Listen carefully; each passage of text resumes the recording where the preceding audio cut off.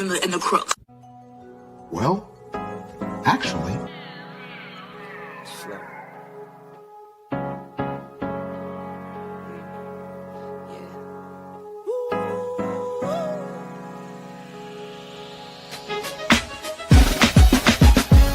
Yeah, I'm watching the rise, and I wouldn't say I'm shocked cause I'm hardly surprised. This one's for the ride, this one's for who knew I'd make it, just needed some time. This one's for my wife, could've left 1,000 times just so by my side. This one's for the grind, I knew it would happen, just had the strength in my mind. It's the Travel OG, and welcome to the Black Manosphere Conclave 5.0.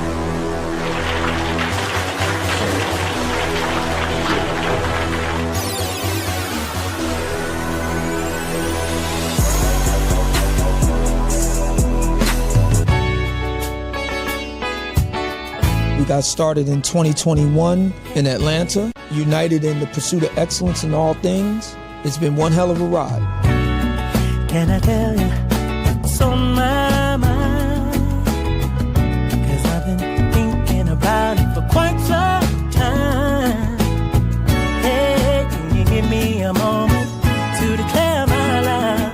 Can I tell you what's on my mind? We're now focusing more on opportunities for men, in particular passport bros. Guys who go abroad, they want to have a different lifestyle, they want to have a different achievement abroad. Oh yeah, there's without a doubt the narrative has changed for us greatly. I just finished speaking and having a chance to tell individuals about how to live the American dream outside of America. And I was here to help so many men when it comes to understanding what they need to do in order to relocate. With the political climate, things that are happening worldwide, guess what? Nobody's coming to save us. So it is indicative that we all bound together, tighten up like a fist, and strike a mighty blow against everything that's fighting to stop us, man. It's nothing but good, positive people, good, positive energy with one goal in mind, and that is to make money, get the hell out the Matrix, and enjoy your life. You dig? So shout out to all of y'all. Theme music. Yo, what's going on, y'all? This is your man Marcus A. Brown, and I'm here to tell y'all that I just got done with my first consultation with the brother Andre of Love Crossing Borders. I just wanted to give him his praises. I need y'all to do two things if you haven't already. If you haven't, subscribe to his YouTube channel, Love Crossing Borders. Also, if you are going to Colombia, if you're thinking of going anywhere, traveling internationally, please consider booking a consultation with the OG Andre of Love Crossing Borders. You will not be disappointed. And y'all, get in tune with him if you haven't already. Tell him MAB sent you. Peace. Where are all the black men? And I'm not talking about the scammers, the drug dealers, the robbers, and the crooks. Well, actually.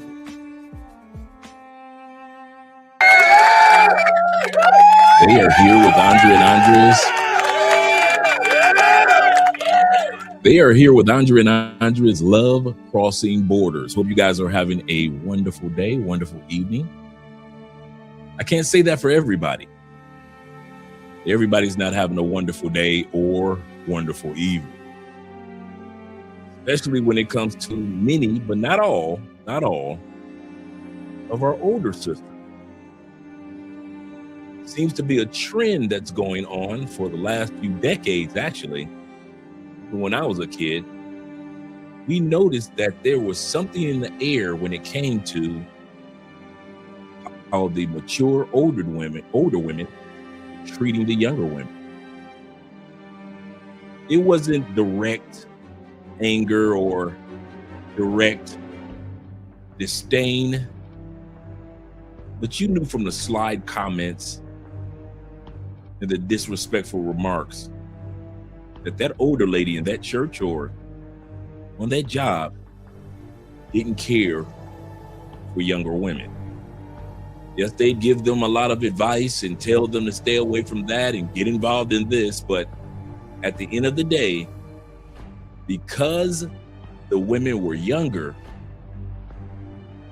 the older women really didn't care for them and gave them bad advice in many cases. So it is today. A lot of younger women are finally waking up before they get older that they do not have to make the mistakes that the women of prior generations made. So shout out to the younger women, not the Keishas that are out there, but the younger women of wisdom, knowledge, and understanding, and know how to carry themselves without being distracted or humiliated by many of the older women that we're going to see today. So the question remains, why is it that older women give such bad advice to younger women? Shout out to all you guys that are here. Oh yeah, we're gonna have a great show tonight. Thank you guys for your patience. Thank you guys for your patience. Salute to everyone. Glad you guys that are here. We're not gonna take too long. Shout out to Mr. Murray in the building. Glad you're here. Appreciate you, brethren. Appreciate you being here. There we go. He said 100%, no doubt about it. No doubts in his mind regarding this. Shout out to all you guys out there. I hope you guys put a 1 in the comment section. Just encourage your boy. Do you like the camera adjustment that I made last night? After the live stream last night, I did a lot of homework, a lot of studying on how to adjust the camera's lighting. We used to have it perfect when we were at the other spot where we're located for 5 years. But since we got here over the last year, it just didn't look as good. And so I figured I'd stay up, and I was up until 6 o'clock in the morning getting this camera lighting correctly. So if you guys appreciate, thank you for the ones that are in the comments. I'm gonna come back up to the shop super chats. But it looks a lot more better. I don't even need as much light. I can even turn one of these lights out. And it still looks good. Let's see how that looks.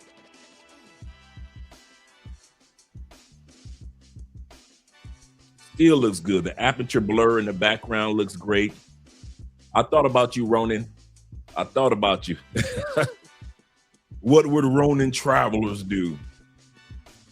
He said the camera looks great. The quality is top. It does, man. I kid you not. I sat here for about 20 minutes just looking at myself in this camera. It almost looks NFL official, doesn't it? It looks 4K. It is crazy how clear and crisp that it is, and it's the exact same camera. It's the exact same camera. That's the crazy part. Let me pull something up for us. I want to pull something up for us, let you guys see and even laugh at your boy in regards to the difference. Even laugh at your boy. So yeah, I was up until about almost like 6 o'clock in the morning getting this ready, getting this adjusted. But it was well worth it. Give me a second, get all this set up. Let me close that down. Go here.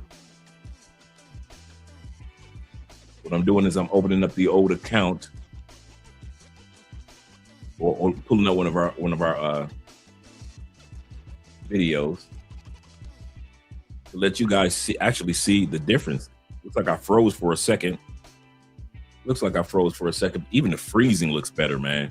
Even when I freeze, it doesn't look as bad. It looks great. Oh yeah, they can see you. They can see you from there. There you go. Much better. Much better. Shout out to all you guys that are here. Give me a second to get all this in order, gentlemen. Get all this in order.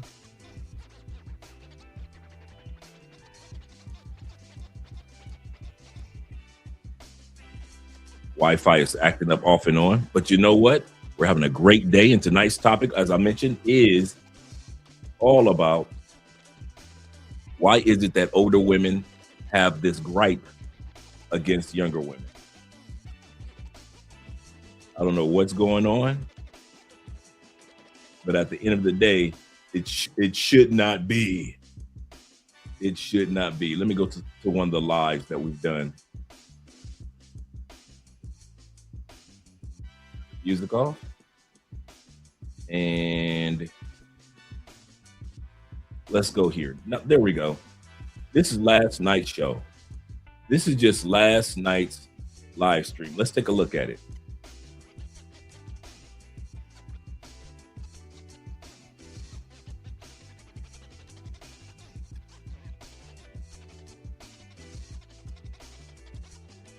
Look at the difference in video quality. Shout out to your boy Dre. Like I said, just give me a minute to give myself a pat on the back.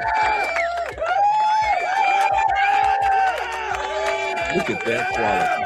Completely different. Completely different. Yes, sir. Adjustments needed to be made, and they were made here on Love Crossing Borders. I appreciate you guys, man. Appreciate you guys for your patience. Ronan said, he said, brought a case of full equipment and lighting with me. Love Crossing Borders. Trust me, I understand. Yeah, everything that I was buying new lights, and I got lights over here. And we were in our other apartment. There was no problem with the lighting. And I was like, something is wrong. And so it took me at least 6 months to try to figure out what's going on with the lighting. That's why it looks like that kind of grayish look, right? And I say, wait a minute, let me do some homework. So I took about an hour and a half, started doing some homework on our camera, and come to find out the lighting adjustments, the lighting and the aperture blur needed to be adjusted. You say, save the Detective Dre for I am. That's a good idea. That's a good idea, Drew. That's a good idea. Yes, sir. Oh boy, yeah, complexion changed. Everything's completely different. Man, I look like I was deceased in that other video, man. Goodness gracious, I did not realize. Side notes, thanks for the video, Dre. Yes, sir, Dave. Yes, sir. I'm glad you got it. Anytime, guys, by the way, let me turn the music down just a little bit, just to let you guys know. And this is what David was reminding me of. Anytime that you guys see a video montage that we do on this channel, and you guys want a copy of that for your Instagram, your YouTube, whatever it is, you know, the montage when I put all those video clips together and we talk about it and we do reactions to, if you want that for your YouTube channel, I might not even use them again. And if I do use them again, it'll be another year or 6 months from now. So if you want any video clip, I don't care, the one that we're going to be doing, talking about the guys getting deported from Colombia, or the ones that we're going to be talking about tonight in regards to the ladies, older ladies giving bad advice to younger ladies. Either way, any videos that you guys see us do, that video montage, not the part that I'm talking, but the part where I just put the clips together. If you want that, those clips are usually like 40 minutes of our show. If you want that 40-minute clip, just shoot me an email anytime. And I mean, from now on, guys, this is not a one-time only. Just shoot me an email and I will email it off to you. I'm probably the only content creator that sits back and say, hey guys, you can, if I use it, you can use it. That means that you don't have to do any editing. You don't have to do any clip work. You just get 40 minutes of just montage of the topic that we talked about that particular day. So shout out to all you guys. Like I say, if you're interested, always just shoot me an email. Any show, any topic. It doesn't matter if it's a year from now or 3 years from now. Make sure that you guys reach out to me and I'll get that over to you. And that's why Dave always has a copy, because he lets me know, hey, Dre, can you send me that particular one that you did? And I always send it over to him. Yes, sir. Let's go back and remove that banner from here. And let's give shout outs. Let's give some shout outs. Man, that looks so much better. Shout out to you, Dre. Shout out to you. Okay. Let's give a shout out to my brother right here, Will. Chill with Will, numero uno in the building, always supporting us by way of PayPal and always supporting us with a super chat. He say, blessings, Andre and Andre chat fam. Please smash that like button. Please do that, guys, as you're coming in. Smash that like button. We've got 22 people in the building. Smash the like button. We like you. We really do. Make sure that you like us, too, by smashing the like button. Support the channel by way of Cash App. Yes, sir. Support by way of Cash App. If you don't have Cash App, so what? Support by way of PayPal and Super Chats. We appreciate that. And once again, he said, or Cash App. Yes, sir. He said Cash App, PayPal, or Cash App. We appreciate that, gentlemen. Round 2. Ding, ding. Let us get ready. Bruh, the lightning is on point. Yes, the lighting is on point. I said lightning, but the lighting is on point. Thank you very much, Will. I feel like I'm doing the show for the first time in this place. I feel like this is the first time in our new place. We've been here officially a year this month. And I feel like this is the first year that we've been, the first day that we've been here, because the lighting looks so well and the aperture blur in the background. Man, I kid you not, man. I feel like, man, I knew this camera could do quality. We've had this camera for going on 4 or 5 years. It's the first Canon, it's the Canon R10, just in case you guys are wondering which DSLR camera are we using. It is the Canon S10, and the Canon R10, sorry, the Canon R10 camera. It was the first camera that Canon came out with, because Sony already had one that stays on more than 30 minutes. The average camera, a DSLR, camera that you put, the big boys, they only stay on for 30 minutes and then they cut off. So what YouTubers used to have to do, they used to have a remote and to keep the camera on. That's what YouTubers used to have to do.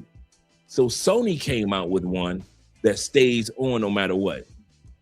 Well, this one was the first one that came out that Canon had, and I'm a Canon man. All my cameras are Canon. Shout out to Sony as well. So we got this one, and it was when it first came out, it was like $1,200, $1,300. But you could tell the quality.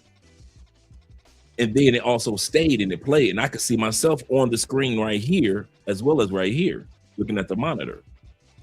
So what ended up happening is we found it on sale, brand new, that year for $800. So I had to scoop it up, and it has been probably for our channel, it has taken our channel to another stratosphere as far as the quality of content. So when we, for the last year, have been giving you guys the kind of like grayish videos, I'm buying new lights and I'm doing all type of things to adjust it. And I'm like, something is wrong. So what I did, I stayed up last night, man, all night long till 6 o'clock in the morning until I got this, what we're looking at right now. Man, that looks so much better. That is crazy, right? Thank you very much, gentlemen. I appreciate that. He said, Dre, you got to break the new camera in with 10-hour live. No, this is the same camera. This is the crazy part. We've had this camera for 4 years. This is the camera that you guys were looking at for the last year. This is the same camera that you guys were looking at for the last year in which I was broadcasting. You see what I'm saying? The difference? I hadn't adjusted the aperture blur. I hadn't adjusted the ISO, which is the lighting. I hadn't adjusted. I'm sitting up here the whole time when we're looking crazy. I'm thinking to myself, like, what am I doing wrong with this camera? The lighting is off the whole year. Like I said, I'm buying new lights. I said, maybe we need more lights. So I'm thinking about we needing more lights. No, all I needed to do was go into this camera that we had the last 4 years, make all the adjustments inside of it. And this is what we have. We've been looking like this for a year. And now we're looking like how we're supposed to look. We're looking like we're NFL ready. We're looking like we're television ready. Yes, sir. So yes, that's the difference between the two. That's the difference. Now y'all can see the real color of my hats and clothing apparel. Now you guys can really tell if I shaved my head that day or not. Shout out to you guys, man. I just wanted to celebrate that moment with you guys, man. I won't lie. I stayed up all night getting this up to par. So I appreciate that I was able to do it. And I appreciate that you guys are enjoying the light. So let's get ready with the shout outs, because we got quite a few things we want to talk about today. Numero uno in the house is Mr. Rayers in the building. Shout out to you. Mr. Eyes in the building. Shout out to you, Mr. Eyes, being here. Salute to you. And he says, yes, 100%. These older women are giving these younger women bad advice. Yes, they are. Kenny Peoples in the building. Shout out to you, Kenny. Glad to see that you're here, brother, as well. Appreciate you being here. Appreciate you being here. Let me close these extra windows out. Kenny says this. He says, yeah, part 2. Yes, sir. We're about to do the part 2. He said, I ain't got no dang popcorn. Somebody got to front me some popcorn. Yes, sir. Yes, sir. Shout out to you guys. And shout out to my brother Slick with the first super sticker of the night. Appreciate you, brother. My dude, Mr. Slick with it himself. Slick said that he said, great stream last night, Dre. We had fun last night. We really had fun. That was a great stream last night. Almost 6 hours, but we had fun, man. We shared information with each other. That's what it was all about. Shout out to my brother Leo. He said, contributing to the lighting bill. Yes, sir. Nice job, Dre. I am so excited that we finally got the camera working right. I kid you not, man. I feel like a little kid, dude. I am having a great evening. I could not wait to go on this live stream and share this moment with you guys and see how it looks on camera. Goodness gracious, it looks so much different. Okay, we're good now. Even the Love Crossing Borders app, look at that blurry background, that creamy blurry background. I am loving it. I am loving it. It's kind of freezing for a little bit, but we're back on track. All right. Looks like I froze for a split second. That's just a Wi-Fi issue. Okay, let's get back to you gentlemen. Thank you guys for supporting the channel. I really appreciate that. And also, my boy Player Mix in the building.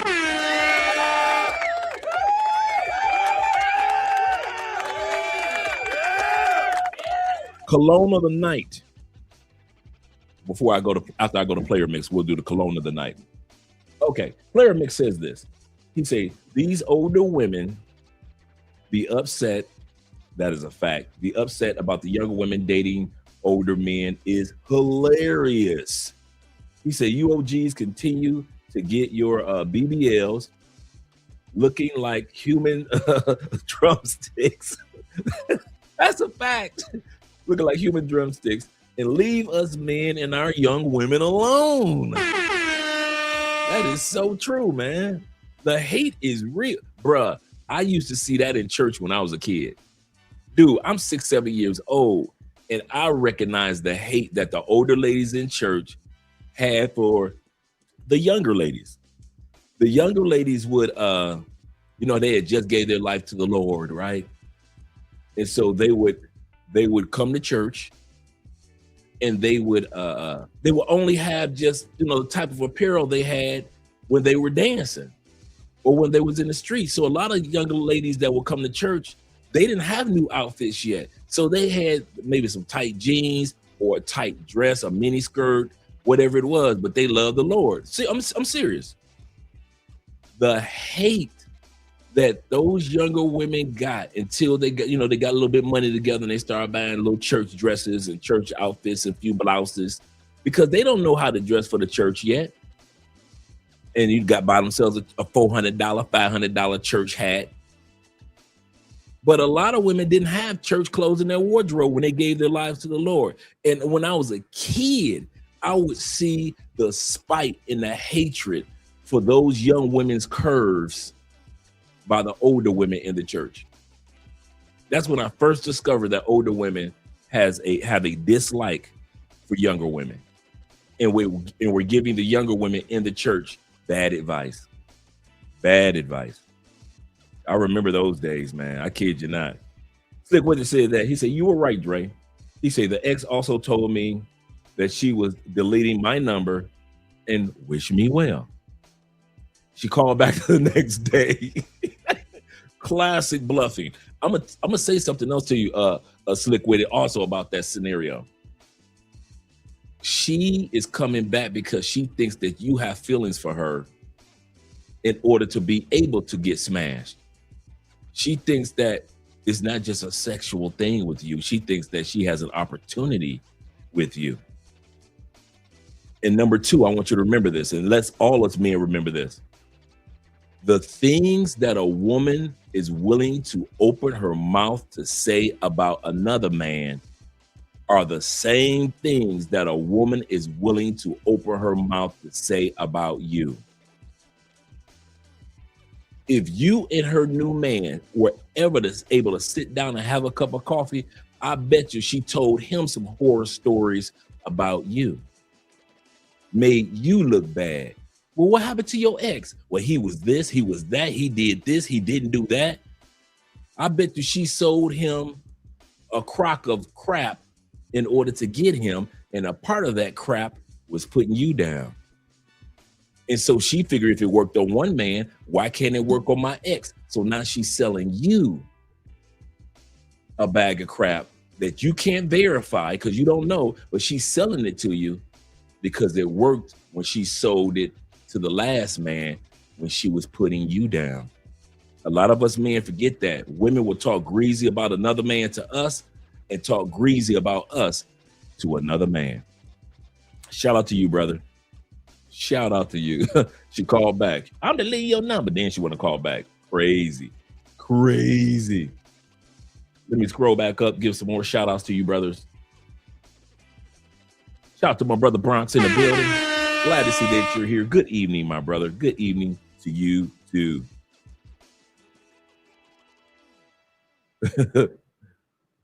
And let's scroll down to my brother Ronan. Once again, Ronan says salute. Salute to you as well. Glad that you're here, brother. He said, good morning, Drake from the Philippines. This is another hot one. Yes, older women are envious of younger women, and they wasted their youth. I think one of the reasons why men aren't jealous of younger dudes, because men, we come into our true fruition as older men. That's one of the number one reasons why men don't get jealous of younger dudes. We support you, young brothers. I'm gonna tell you that now. All you young brothers that are traveling, you Austin Hollemans, and all you positive young brothers, we're not talking about the negative ones, but the positive young brothers, don't you ever think us older dudes are jealous of you guys. You're out there, you're having fun, you're getting beautiful women all over the world. We are happy for you. You know why? You haven't even come into the fruit of what you're about to be as a man. That's why we celebrate men. Because we know if you are having a great life under 30, you're about to have an amazing life over 30. And so we don't get jealous of y'all to where it's backwards for women. Women have their glory years under 30, and then they're on the decline in the marketplace. Like Kevin Samuels say, some of them on a clearance rack. Other ones need to be donated to the Goodwill. Because these ladies know that as they age, they're on the decline. But as for men, we celebrate each other because the older we get, the more value we are. And like I mentioned on last night's show, remember I said, the older you get, one of the things that you can celebrate as a man over 30, over 40, you get to smash the daughter who wants you, the 25-year-old daughter wants you, the 30-year-old mama wants you, the 40-year-old grandmama wants you. The aunties want you. Her female cousins want you. Her co-workers want you.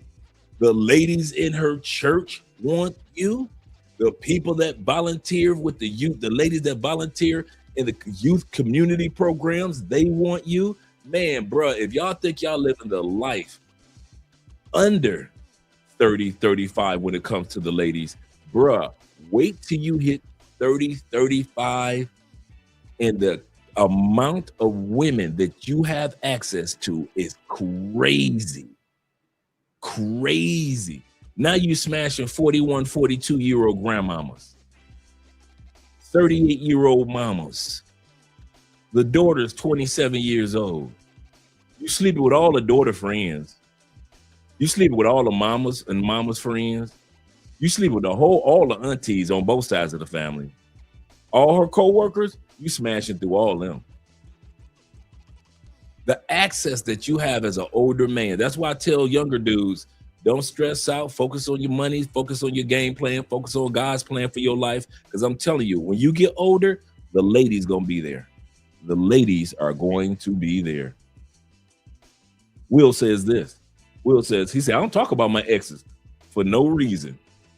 He said, I only talk about my kids' mother in the emergency. He said, my kids are grown. And once I'm done, I am done. You won't know how scandalous are women until you are the side. Bruh, if you don't preach as an ex-boy toy / side dude, bruh, women scurvy, bruh. They will have y'all thinking they're going to the grocery store, knowing that I already had their groceries sent from Walmart to my house. She give me the money for your groceries. And what happens? She takes the groceries home with the receipt as if she went to the grocery store. That woman was at my house for those 30, 40 minutes to an hour. And all she got to say is the traffic was long, or the line in the grocery store was long. And you can't validate any of that. Yeah, they are scurvy. They are crafty and scurvy, boy, when they are on cheat mode. That is so true, bro. That is so true. Let me scroll down, give you guys some shout outs. I don't want to take too long because we got a few things we're going to talk about tonight. Let me scroll down. We got Ronan last. We got LJ, the Southern Vegan. Shout out to you, LJ. Salute to you as well, brother. Glad to see that you're here. Let me scroll down. We got Mr. Blue Collar. Shout out to my blue collar brothers. Shout out to my blue collar brothers, man. I spent more years as blue collar than I have as white collar. Shout out to my blue collar brothers from the Chi. Show some Chi Town some love. And you say Chi City, Chi City, Chi City. I'm coming home again. Yes, sir. Shout out to the Chi. Also, let's scroll down. And I love the Chi. I ain't gonna lie to you. I love the Chi. Bruce says this. He said, I got to make it to the conclave. Yes, sir. Shout out to all you guys that will be making it this September, first week of September, to the Black Manosphere Conclave in Las Vegas. So shout out to you guys. Make sure that you get your tickets. I'm going to drop the link for that today, so you guys will be able to get your tickets before the prices go up. Nice to see Richie, Kingmaker, yes, sir, and Dennis Burley. Yeah, shout out all three of them brothers, man. Classy dudes. Yes, sir. Ronan also says hit the like button, especially since we got our brother Jamon in the building. Good up to you. What up, though, brother? Glad that you're here. And Ahmad Milner. Mr. Milner is in the building. Glad to see that you're here as well, kind sir. Glad to see that you're here as well. We got my man JC. Countdown, Jay. Count down. Can't wait to meet you and hang out, brother. Yes, sir. He said, what up, though, Dre? What up, though, brother? He says this. He said, the topic has many layers depending on individual's mentality. This is absolutely correct. Absolutely correct. I don't think all older women are like that, are haters, but I know quite a few that have been over the years. Once again, David says this. Shout out to David Dice of the Dice family. He says this. He said, the camera looks great. The quality is top tier. Looks brighter. Yes, man, it looks so much better. Goodness gracious. I was like, Dre, what are you doing? But we got it on track.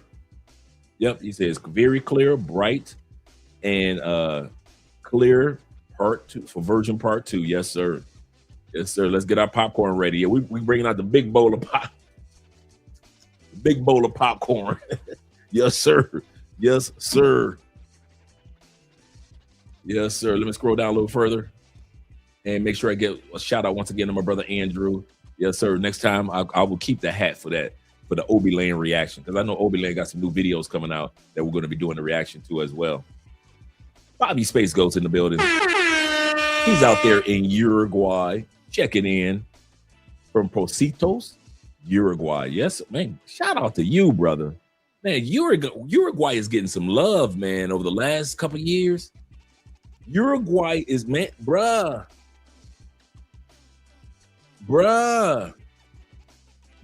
There's a lot of dudes that's been hitting up Uruguay lately, man. Especially if you're already down there in Brazil or in the Argentina area or Peru. A lot of dudes have been hitting up Uruguay, man. Shout out to you, Bobby. YouTubing as a habit is in the building. What's up? Shout out to you, brother. Glad that you're here. Glad to see you here. We got the crew here now, as well as my man, Black Chairman. He said, many blessings to the fellas and the chat and Andre. Yes, sir. Yes, sir. He said, you got to break in the camera with a 10. Now, you know I could do a 10-hour. We did 6 hours just playing around yesterday. So I could definitely do a 10-hour one day. Yes, sir. Thanks, Leo, once again. And my brother T-Mac, fellow Colombian brother. Yes, sir. Shout out to you, brother. Glad to see that you're here. Salute to everybody that's in the building. Let's scroll down a little further. We got my boy Charles B representing. Yes, sir. Shout out to Charles. Shout out to Charles. Let me turn that down just a tad bit. Don't want to be in everybody's ear. El Ham representing. He say, you 3 shades lighter. I know, right? I'm looking like what's a Serena Williams now. I'd have got my Serena Williams on. Yes, sir. Shout out to Chris Jeezy being in the building. What's up, brother? Glad that you're here. Andrew says this. He said, I couldn't imagine as an older guy giving younger men advice. Knowingly giving younger men advice. Honestly, I would tell them to save their money, get your passport. These women in the States are crazy. They're not worth it. Absolutely correct. Shout out to my man, Andrew Craig Jr., looking so fly with the suit on. Yes, sir. Let me scroll back down. Let me make sure I got everybody. I'm almost done. Got my man E-Man, Perry, in the building. Now we can do the show because we got my boy Corporal ST over there on Andrea's channel. Shout out to all you guys that are watching from Andrea Wallace TV. Appreciate you guys. He said, okay, it's time for Andrea and Andrea Love Crossing Borders. Yes, it is, kind sir. Yes, it is. OJ Anderson, the great, that is, the great. Shout out to you, brother. Salute to you as well, brother. Glad to see you're here, bro. He said, hope all is well. Salute to Andre. Andre, Love Crossing Borders. Going to be a great live. Yes, it is, gentlemen. Yes, it is. Let's scroll down a little further. Let's yeah, it's a cold game. How they be treating the young girls? Cold game, man. It's crazy. Let's scroll down. We got my man Bean in the building. Shout out to you, Bean. I was thinking about you today. Hope everything's going great with you. Hope you're just having a wonderful, wonderful day this evening, brother. You know, sometimes people come to your mind. Yep. Shout out to my uncle. What in tarnations? Oh, you better back the fuck up out my face, goddammit. I'm from Detroit, Michigan. Don't play with me. Don't play with them Detroit boys. You know how we get in public, man. You know how we get in public. Shout out to my Uncle Jeffrey, Mr. Ghostface Jeff himself. Jeff's hit me with the Beastie Boys. She's crafty and she's got a gripe. She's crafty and she's just my type. Shout out to the Beastie Boys. Yes, sir. T-Mac says this. He said, if only we can keep the ninjas out of Uruguay. I think we can. I think we can. They will go and mess it up as well. They will go and mess up Uruguay. Anywhere Pookies and Ray Rays go, you can send them to Antarctica. They go mess up the Antarctica or the Arctic. You can pick the Arctic up north or Antarctica in the south. They will still mess it up. Pookies and Ray Ray do not know how to not mess up something. So you are 100% correct about that one. But I'm glad to see a lot more brothers going down there. Yes, sir. Shout out to my man YLE, said it. He said this. He said, how is Montevideo, Uruguay? 4 brothers. How is it down there? Let us know. He said, thank you and appreciate that I'm here for a good show. Yes, sir. Yes, sir. Yeah, definitely let us know how it is, how things are going down there, man. I'm hearing some good things about it. He said a lot brighter and some more lighting. Absolutely correct. Actually, all I had to do was do the camera adjustments inside the camera. That's the crazy part. I didn't have to do it. Dude, the sad part was it took me maybe a half an hour of doing the homework on how to adjust the lights correctly. Then it took me another 2 hours of getting everything just right without messing it all up. So now I finally got it to the point with the lighting. Oh, you said it's expensive in Uruguay, and that helps. Okay, let guys know. Don't come down to Uruguay acting a fool.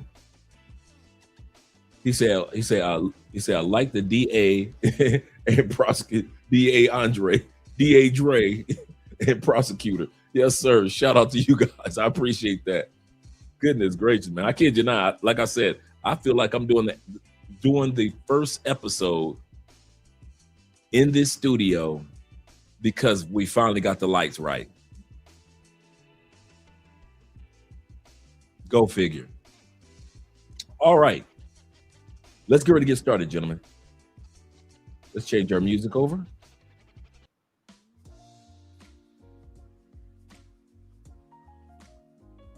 Okay. This is what's going on. First thing that we're going to talk about before we talk about our older women giving younger women bad advice. All of us, for the most part, have seen it, or we've got family members that have talked about that they've experienced it. But before we do that, we're going to talk about with more guys being deported out of Colombia. We're going to hear from your boy Chio Chapo now that he's back in the States. Before we do that, cologne of the night is Cartier's, and it is Santos. It is a very, very leathery cologne.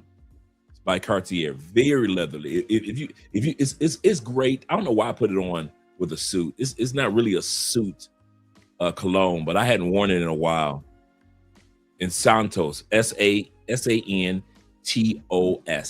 Santos. And it is, dude, this is probably one of the most leathery colognes. So if you got a leather jacket, if it's the fall or winter time, if you're a guy that's just walking around with t-shirt and jeans on, this is a great t-shirt and jeans cologne. It's not made for the gym.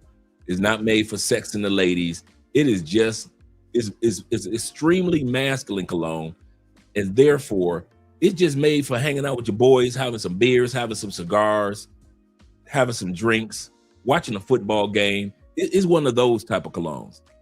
That's how leathery it is. It's just pure 100% masculinity in a bottle.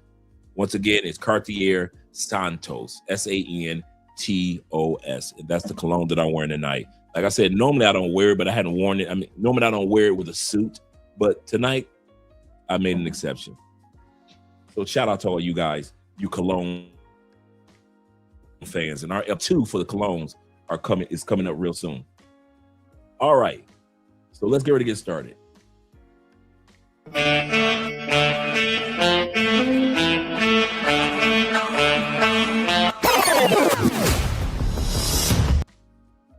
The Russian dude, over the last couple of days, Russian dude was throwing wild parties in in El Poblado for 2 months. So what happens? They shipped him out. So these are the type of parties that he was throwing. And they shipped the Russian dude right on up out of here.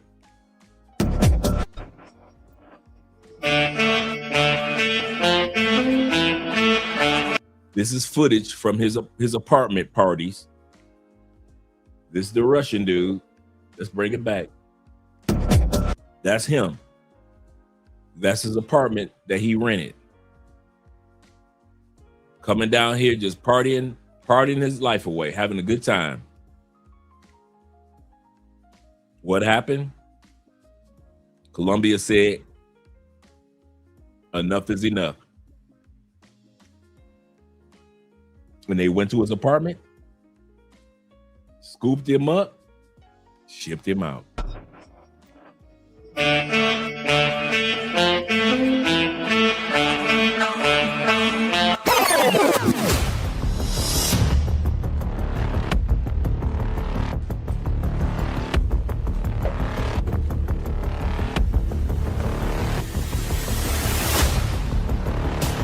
Don't have your face down.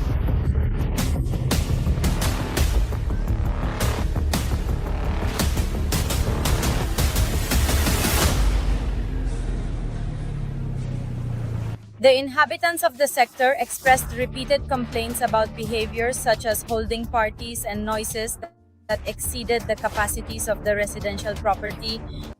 Okay, so he's throwing parties, like she just said, that exceed the residential amount that you're supposed to be able to have for a party. I'm just sugarcoating. I'm not sugarcoating it, but just breaking it down. He's throwing parties. It's not supposed to be that many people over there. A lot of times people that come to Colombia, especially if you're going to be in some of the zone 5, zone 6 areas, they have noise ordinances. I want to say this again. For a lot of guys that come to Colombia, there are noise ordinances. In our building alone, a woman is not allowed to wear a pair of heels after 8 o'clock.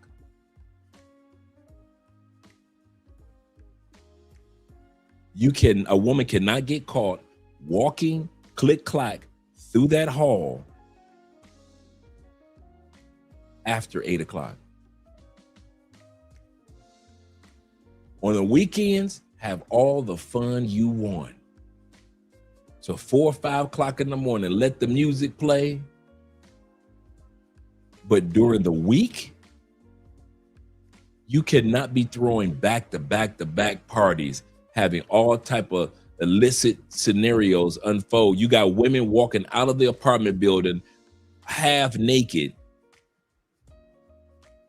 wrapped in towels, and you think it's cool.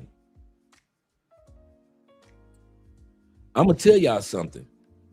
You know what Colombia has discovered over the last few years?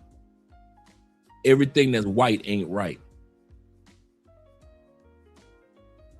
Colombia ain't got no problem with kicking out the white T-boys just as fast as they'll kick out the brothers.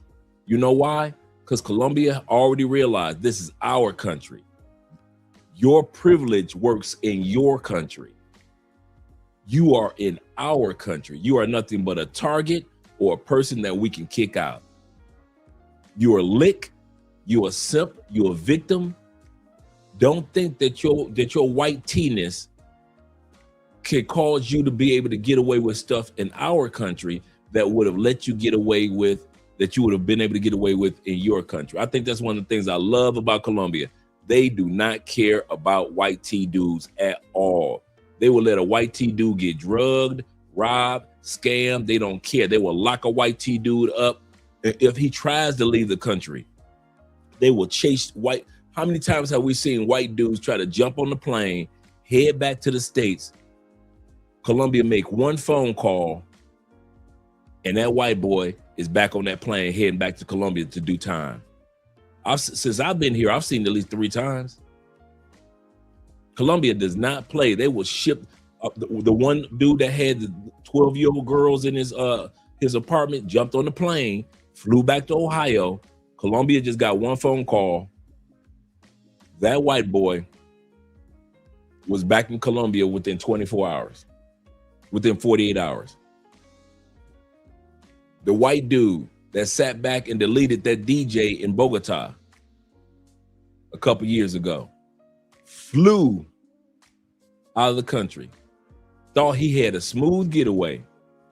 Colombia was calm as can be, made a couple calls, found out where that white boy was. That white boy doing 45 years right now, 47 years in Colombian prison right now. Colombia does not care if you're a white dude. You see how Colombia just shipped out the white dude along with Chill Chapo, the MAGA with the red hat white dude, shipped him out and called the police, the local police in Rachel, New York, and had them waiting on that white boy to lock him up because he had warrants in the States. Colombia does not care if you white. I'm gonna tell you white brothers that right now, they don't care. Do not think that your white privilege, wherever country you come from, France, Russia, Canada, US, does not matter. Australia, your whiteness only works for women that's trying to get money out of you. You a lick, you a target. So yeah, they're gonna treat, oh my God, he blind, blue eyes. We gonna scam him, girls. But as far as the Colombian government, they are not gonna kick out only brothers and let you white boys just still walk around. And we're about to see that on the next part of the video. This video is not too long, but I just want to let you see some of the latest guys to be kicked out of Colombia. Generating disorder and affecting coexistence.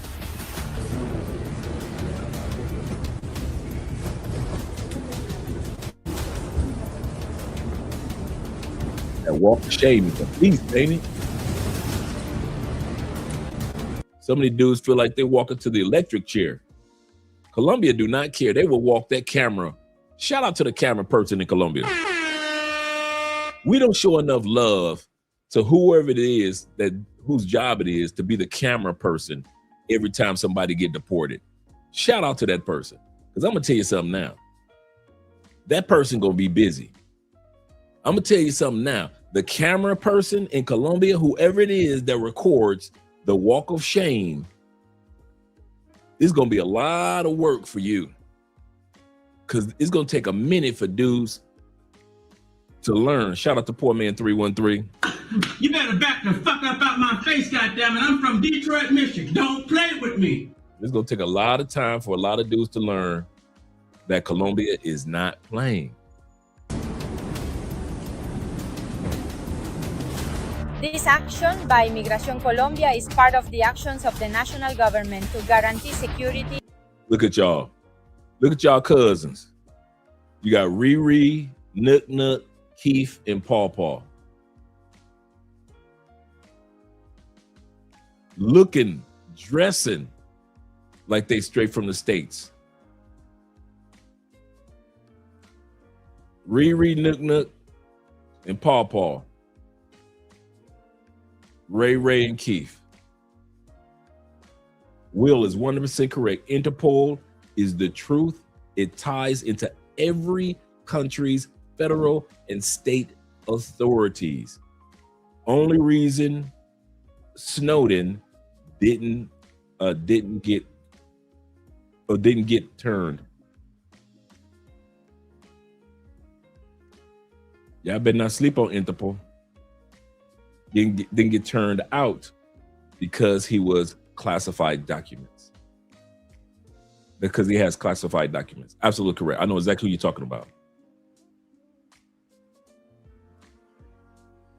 So y'all better, man, they are not playing. And coexistence in Medellin and its metro. And if you think it's just Americans, no. They are shipping Venezuelans back too that aren't supposed to be here. I'm going to say this again. These are all Venezuelans that have been shipped back who are not supposed to be in Medellin or any parts of Colombia. Colombia is serious about their immigration, gentlemen. So those of us, let's put it like this. Most guys that come to Colombia won't experience this.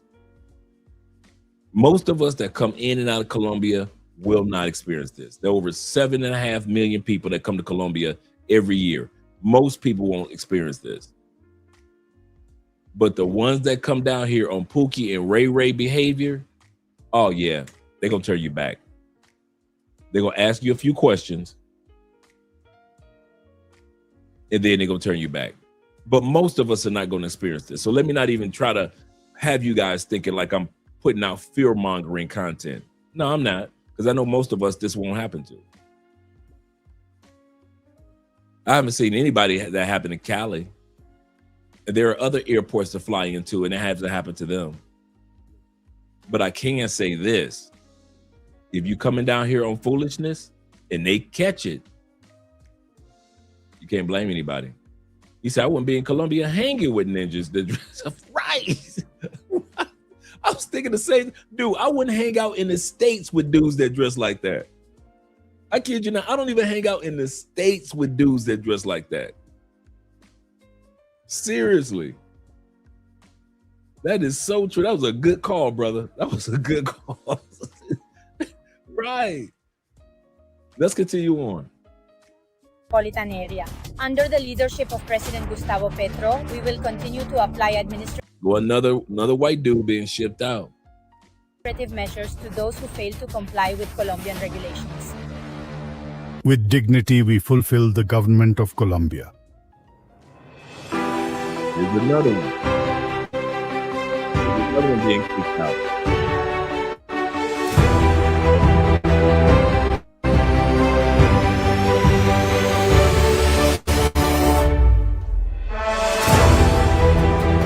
Angels watch list. What is the angel watch list? If you have a predatory background, I'm gonna say this for real, guys. If you have a background on two things, this is what they're looking for. If you are a person on the angels list, and we actually need to do a study on the angels list. You know what? Why play?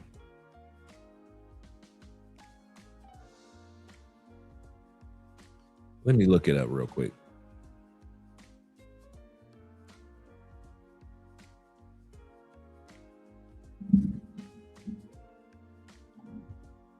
Give me a list of reasons, put it in a list form, of why a person would be placed on the U.S. International Angels list for predators or domestic violence. Give me a list of at least 5 things that can get a person put on that list. Sure. Here's a list of reasons why someone might be placed on the U.S. International Angels list for predators or domestic violence. Conviction of severe domestic violence offenses, repeated incidents of stalking or harassment, conviction for child exploitation or abuse, use of weapons or excessive force during domestic incidents, violation of protection or restraining orders. Okay. For you that didn't hear that, thank you very much. So let's take a look at the list of 5 reasons why you can be on that angels list. We all keep hearing about the list, but none of us know what qualifies to be on that list. So let's take a quick look. Conviction of severe domestic violence offenses. So if you got back-to-back domestic violence issues in your records or in your history, you're on that list, whether you realize it or not. Number 2, repeat incidences of stalking or harassment. If you've been known to be a stalker, kind of like that white dude that they just sent back, the MAGA hat dude, stalking Colombian schools, shipped him up out of here, didn't they? Number 3, conviction for child exploitation or any type of abuse. So if you've been doing anything against children, yeah, you're on that list. Use of weapons and excessive force during domestic incidents. Now that can vary between a male and a female, but any type of violence that you've been involved in when it comes to domestic or at home, yeah, that could put you on that list. And lastly, violation of a protection or restraining order. If you have a history of violating restraining orders, you can be on that angels list. And as you can tell, just like Will said, he's absolutely correct. It is a list that Interpol shares with everyone in the world. Even though the United States created that list, It's shared globally. So I'm telling you guys now, this is going to follow those guys no matter what country they go to. So y'all can sit back and say, well, I'm done with Colombia. I ain't going to Colombia. All these dudes that's being turned around are going to be turned around from every country. I don't think y'all realize how far-reaching Interpol is. This is all the international information. The same information that is accessible to Colombia is accessible if you land in UK. And UK can turn you around just as fast as Spain can, just as fast as Thailand can, just as fast as the Philippines can, just as fast as Colombia can, just as fast as the United States of Canada can. So if y'all thinking about, I ain't going to Colombia no more, you might not be able to go into no country no more. You might not be able to go to any country anymore except your home country. Because every time you go somewhere, there is a probability that they're going to pull you to the side as soon as you land and put you on the next thing smoking back to your home. And a lot of guys don't realize this. It's controlled by the U.S. State Department. That's a good point, Will. Thank you very much for letting us know that. He said shared by every embassy friendly to the U.S. A lot of guys don't realize. He said, I'm glad I landed in Cartagena first. Oh, they're doing it in Cartagena too? I don't know why y'all think that y'all... Bruh. You think they ain't turning dudes around in Cartagena? Okay. All you did was give me some homework to do. I know that they turned them around in Cartagena. I know that they turned the dudes around in Cartagena. Y'all think it's just Medellin? Okay. They just turned a white dude around off the coast of Ecuador. He tried to sneak into Medellin, sneak into Cartagena, couldn't get in, took a flight to Ecuador and tried to sneak in through Quito. I'm telling y'all, they are not playing, bruh. Y'all think y'all got, that's the part that gets me. Y'all really think that is just a one city thing. Okay. Okay. I'm not black, I'm OJ. Okay. I'm glad that you ain't got no issues, Chris. That's what I'm glad about. I'm glad that you ain't got no issues to where you can travel the way that you want. That's what I'm really glad about. That's what they get paid for. That's a lot of work. Yeah, and that's a lot of work that the white dude was doing trying to get into Colombia. Didn't get in through Medellin, couldn't get in through Cartagena, flew all the way to Ecuador and couldn't get in. Couldn't get in, man. Crazy, bruh. I kid you not, crazy.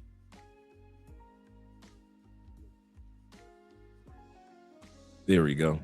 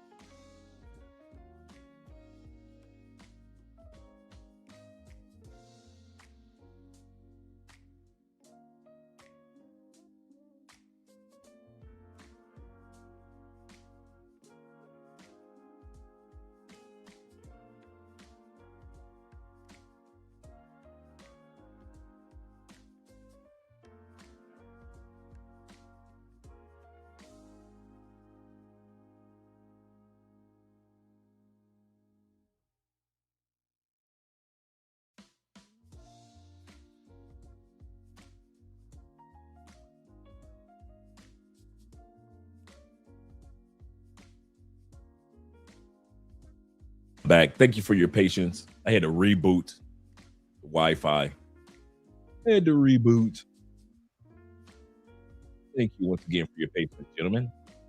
Now, as we were saying, you know, a lot of guys don't realize that they're serious about it.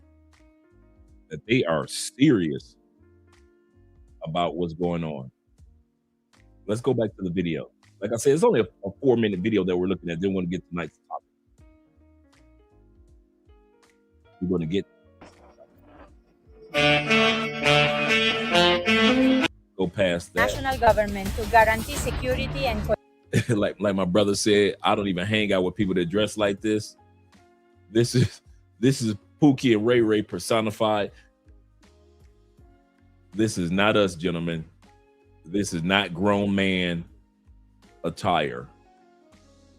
Coexistence in Medellin and its metropolitan area. Under the leadership of President Gustavo Petro, we will continue to apply administrative measures to those who fail to comply with Colombian regulations. With dignity, we fulfill the government of Colombia.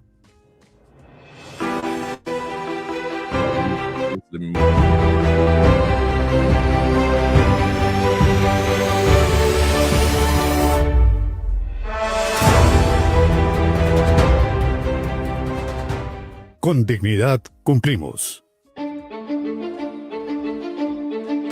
These are those Venezuelans that they just shipped out. One of the reasons why they shipped them out is because of this. Watch this.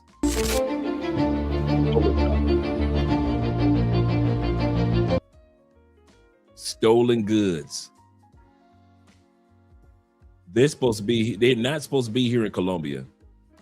And then while they're here in Colombia, they're working for the underground. And so Colombia sent them on back.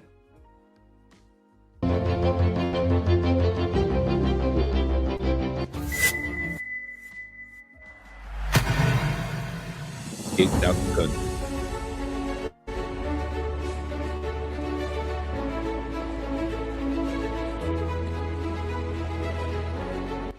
Yeah, a lot of times they think that they can be here for stolen and do crimes.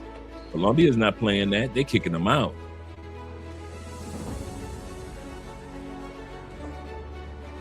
All Venezuelans.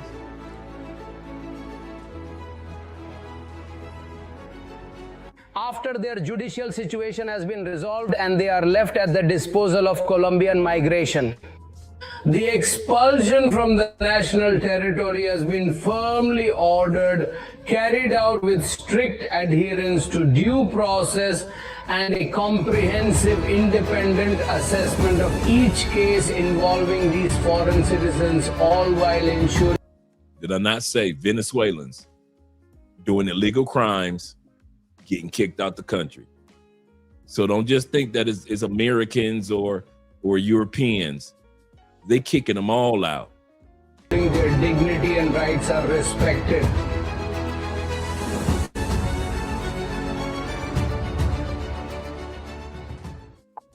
Yo, what's going on, my people? It's your boy, man. I'm back again. It's a movie. Red carpet. And of course, here's your boy, Chill Chopper. Here to make a special announcement. Those of y'all that follow me, you already know what the announcement is.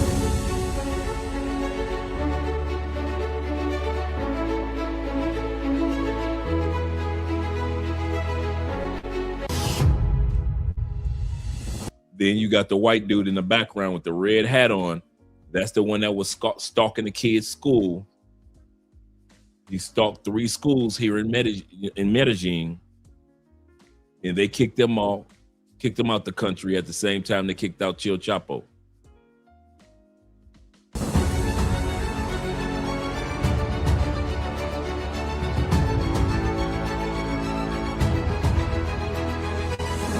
Yeah.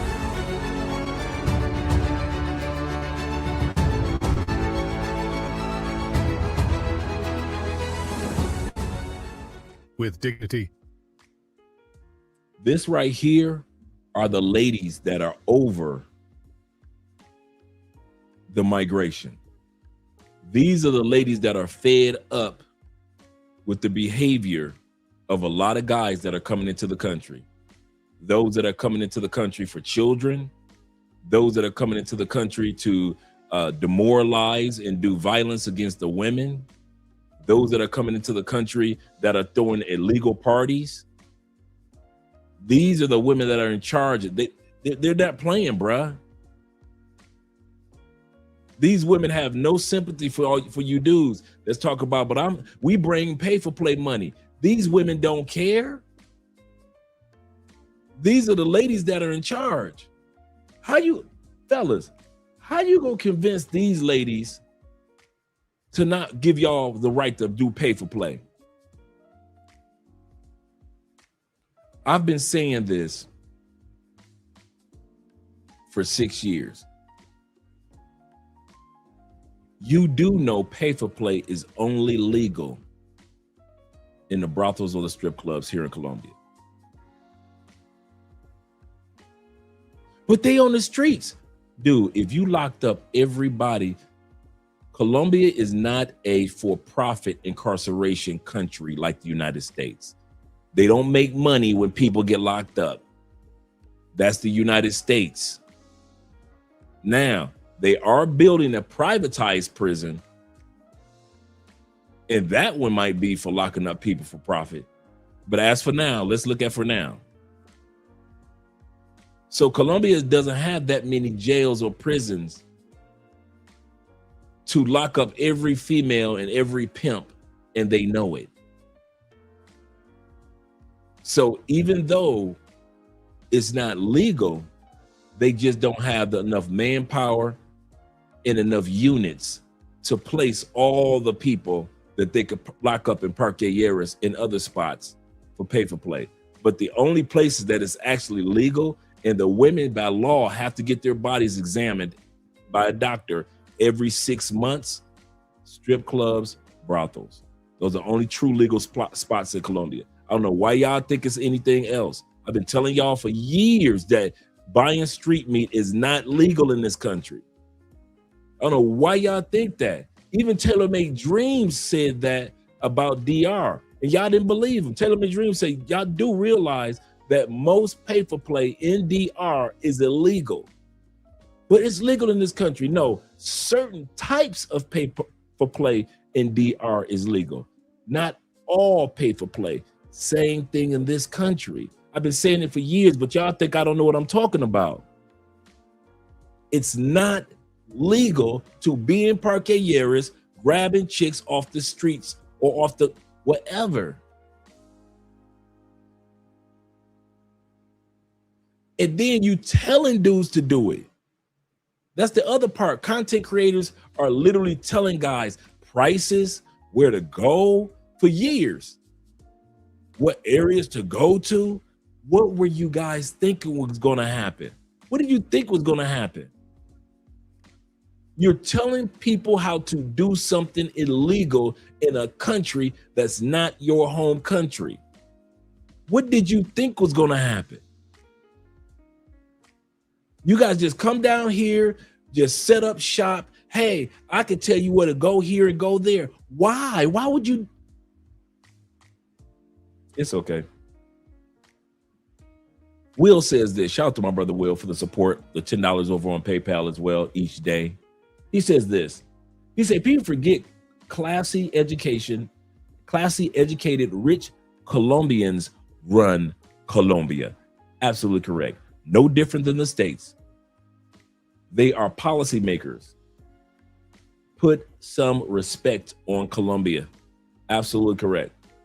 That is 100% correct. Corporal ST said, ST says this. He says, Andre,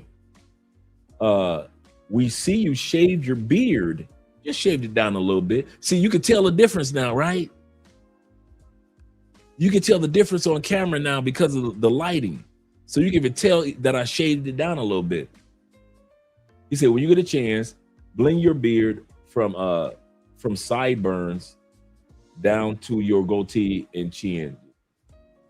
When you get a chance, blend your beard from the sideburns right here down to the goatee and chin. Oh, right here. Blend right here. Is this what you're talking about, ST? Let me know. This area here.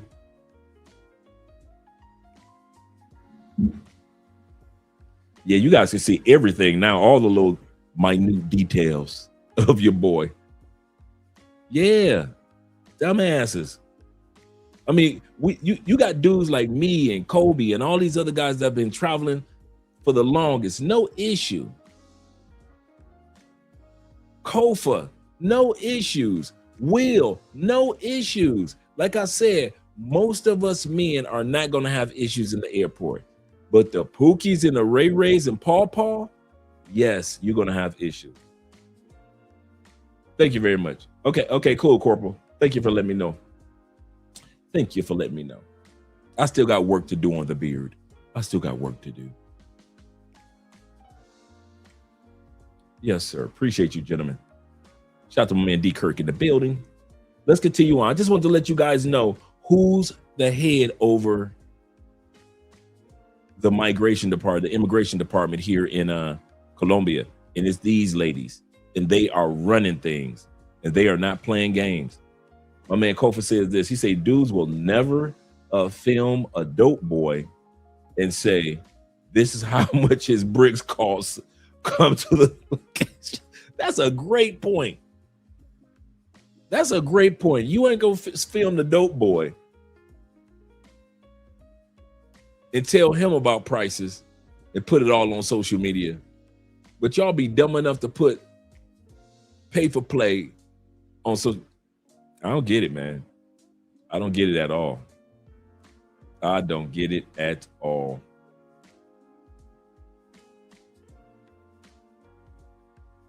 Let's see. Let's go back to the video. Like I said, it's only like a 5-minute video, but I know I'm kind of like making it a little longer, but it's this very important, man. Let's continue on. Because we're going to hear from Chill Chapo what his life is like since he got back to the States. What's going on?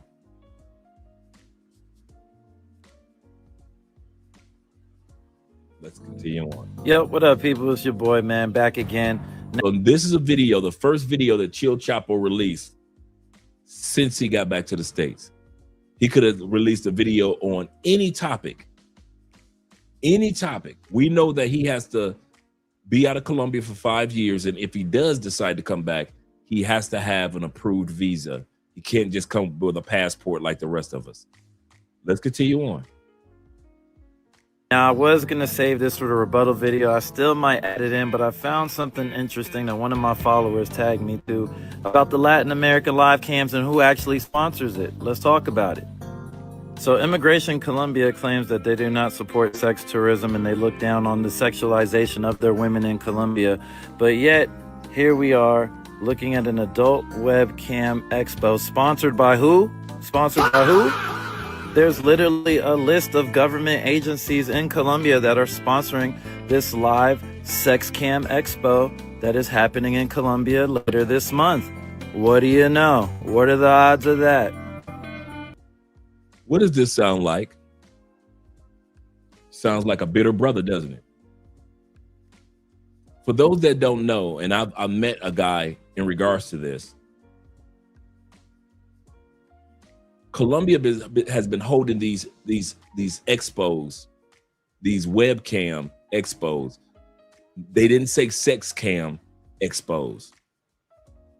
They're called the webcam. Now, you have the choice to use your webcam for how you want, but these are called the webcam expos, not sex cam expos. He's trying to promote it as if Immigration Colombia is promoting online what they say that he was promoting in the streets. I'm gonna say this again. He's trying to say they're promoting online, on camera, what he was promoting in the streets. It's not the same. I've known about the webcam expos for years. So this is not the first version of it. Secondly, when are we going to come to the conclusion this is these people's country? Until I get my citizenship, till T-Mac get his citizenship, this is still their country. Once we become citizens, we got a little bit of a say-so, just a little bit of a say-so by way of vote, right? But for all the rest of us that travel to these countries, if I go to Italy, one of the ways I stay out of trouble, I stay out of people's way. This is their country. So if the migration department wants to be one of the sponsors of webcam, they can do it. Now, like I said before, how the young lady or the young men use that webcam, that's not on immigration. But they are one of the annual sponsors. But this brother, because out of his bitterness, tried to sell it as if it's the sex cams. Maybe it is. Still ain't your country. Let's say it is. This still is not our country. We have no rights in this country. I've got a little bit of rights. T-Mac's got a little bit of rights, but we don't have full citizenship rights. So who are we to sit? And this is the other part. I'm going to say this. What's the number one thing that I've been saying that black men do too much? We're talking too much. If this dude did want to come back to Colombia, he ain't coming back now. He talking too much. And most of his talking is out of pain. Once again, I don't know this brother. I'm not coming at this brother because I don't know this brother. I've never seen him before outside of a couple of Instagram videos. I've never seen him before. I haven't seen anything negative too much about his Instagram except for a few things that he said. But other than that, bruh, you are back in the States. Find you another country. Let it go. Sometimes we got to have the last word. Let it go. You sound like a single mother. Let it go. You sound just like a single my brother. Sometimes we got to sit back and just wallow in that pain. Bruh. For some of you that already know this, we lost 5 YouTube channels in one day 2 years ago, about a year and a half ago. We are still fighting to get everything back on track. You have never heard me come on here criticizing any of my friends that are blown up on YouTube. Yes, if we hadn't lost those 5 channels, we would be heading towards the 600,000 subscriber mark too. Easily. But we aren't right now. We're great. We're better, but we're not what we would have been. I could have went on YouTube and all of the platforms and cried till the sun came up. And until I got an approved appeal, doesn't matter what I do. Why? YouTube is a platform that I am borrowing for free. I don't pay to be on their platform. They actually pay us to be on their platform. So if they say, Andre, because you had all these channels up under one umbrella, in other words, under one email, that's why I tell YouTubers, don't put all your YouTube channels under one email. Don't do that. You lose all your channels if anything happens to one channel. Anything happens to one channel, we lost 5 channels. I could fuss about it. I could cuss about it. But you guys have never seen me do that, have you? You know why? It is not going to help anything. And YouTube is not my country. It is not my corporation. It's not my business. They're allowing us to do business on their platform.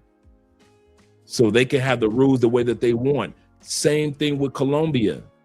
Same thing with any country we go to. It's amazing how much we cuss and we fuss about countries that have the right to change the rules at any point in time in the middle of the game. And we get mad. We get mad. And I'm going to say this to you guys, and I mean this. There are going to be more. There are going to be more content creators shipped out. There are going to be more content creators that are going to be crying their blues after they shipped out. They're going to be, I've seen this brother on so many comment sections on different YouTubers channels that he would have never gone to. And now he's all over social media. Bruh, you at home. No matter what you say about Colombia, in Colombia, it doesn't matter. It's their basketball court. They make the rules. And I think a lot of us who are traveling have to come to that truth. Have to come through that truth. Shout out to my man African Arizona being in the building. Shout out to AZ. He said, we riding with you. I appreciate y'all riding with us, brother. Yeah, talking. He's still talking, belittling Colombia. That's the crazy part, gentlemen. That's the crazy part. Will says this. He said, you think that these people are going to let foreigners come into Colombia and continue showing disrespect? Absolutely correct. I give you a perfect thing before we go back to his video. One of the reasons they shipped him out because he was promoting and throwing parties that he says that Colombian businesses were telling him to do, and to a certain extent, or recommending to him to do. And to a certain extent, I've heard of that before. That, hey, you got so many connections, could you promote this event at our club? I've heard that before. Here's the part. If somebody came to our country in the United States on a passport and they took a promoter's job on a passport, is that not illegal in the United States to do that? Put a yes or a no in the comments. I'm going to say that again. Let's say a person from DR went to DR with their went to the United States with their passport. They knew a lot of people. A business owner in DR, a business owner in the States tells this Dominican, hey, since you know a lot of people, I know you only here with your passport. Could you promote my party for me? Is that illegal for the Dominican to take a job in the United States? Yes or no? Put it in the comments.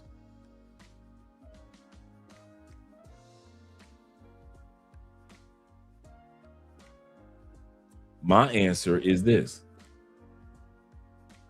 Yes, it's illegal. Shout out to you, T-Mac. T-Mac said, it's illegal to work in a foreign country without authorization. Couldn't have put it any better than that. I couldn't have put it any better than that.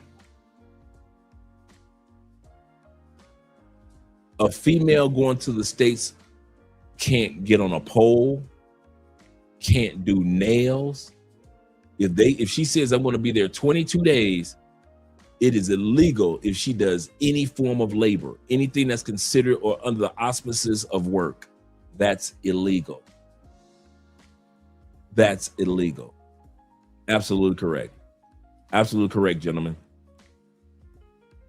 No work permit. Great point. Great point. Every country requires a work visa. Great points, gentlemen. So we're all on the same accord. But this brother doesn't realize that that's one of the reasons he got shipped out. Number two reason he got shipped out is this. He overstayed his passport. His passport and or visa. You can't stay in a country and think going to keep you here. And you're all this. I know I sound a little frustrated, guys.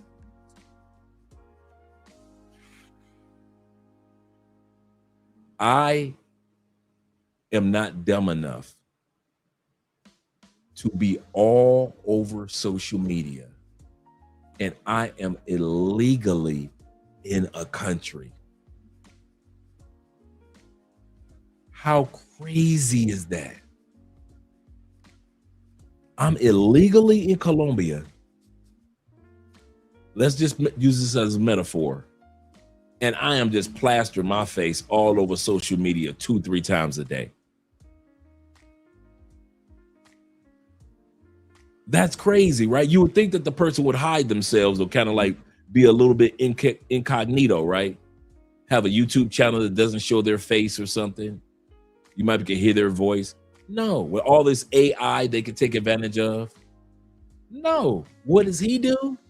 Plasters his own face all over social media every day on an Instagram platform that immigration has been following him to validate if he was legally in the country. So that's the number 2 reason why he was kicked out of the country. And the number 3 reason was because he was giving advice on how to get through immigration a lot easier instead of staying in the long line. That is violating the safety and the policies that Colombian immigration has set up for each one of us. I'll give you a perfect example. The one time I got into the wrong line, Colombian, immigration informed me you are in the wrong line. That's policy. Now, fortunately for me, it was good news. I landed in Medellin. I'm in the long line, the long wavy line. I get to the front of the line and the immigration officer, customs, tells me, Mr. Spence, you are in the wrong line. From now on, you go through the short line with the Colombians. You are a resident, sir. You are not a visitor. You are a resident here. So you no longer have to stand on lines. You stand in the short line. That's Colombia's policy. Just like the same policy we have for different lines in the States. You can't tell people how to go around a policy and it's not going to get back to immigration. They already watching you. They already watch us. You think immigration doesn't watch us? We're one of the longest running YouTube channels in Colombia. You think they haven't watched us and followed us to see what we put out there? Are we going to say something crazy politically? Are we going to say something against the country, against the women? These dudes put themselves out there and think that only Americans are. I guess we think that the only person that sees us on these cameras are Americans or people in foreign countries. Colombians don't look at YouTube. They don't have TikTok. No Colombians don't have Instagram. They're too primitive. Is that what y'all think?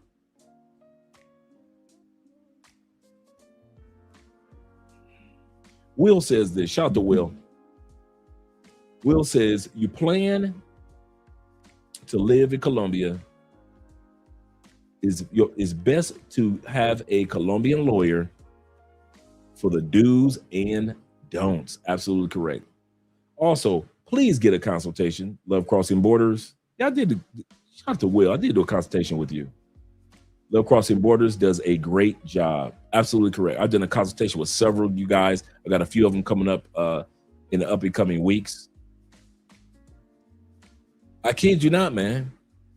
With Andrea knowing the details of visa work, because she's done so many visas, and then with me in regards to the consultation, the information, and we do work with attorneys, we do work with lawyers, and I have good friends in my phone in the immigration office. So for those that try to go around it, why you think I've never started a business or done business here in Colombia? I don't do any tour guides, do I? I don't do everything that I do is American based, and our corporation is set up in America. Our platform that we work on YouTube is an American base. Our websites, our Patreon, everything that we have is American, but yet I still, because I'm in Colombia, I still file my Colombian taxes and my US taxes. I'm not going to have a bunch of people running after me saying, hey, we've called him Interpol. I do not want the term Interpol to be a part of who I am as a person. Shout out to Crypto Dragon. Good evening to you, brother. Good evening to you. I see crypto is starting to creep on up again. Creeping on up again. Shout out to XRP. He said, Dre is right. He said, their Colombian government and people are watching everything that you're doing. You better believe it or never, ever forget it.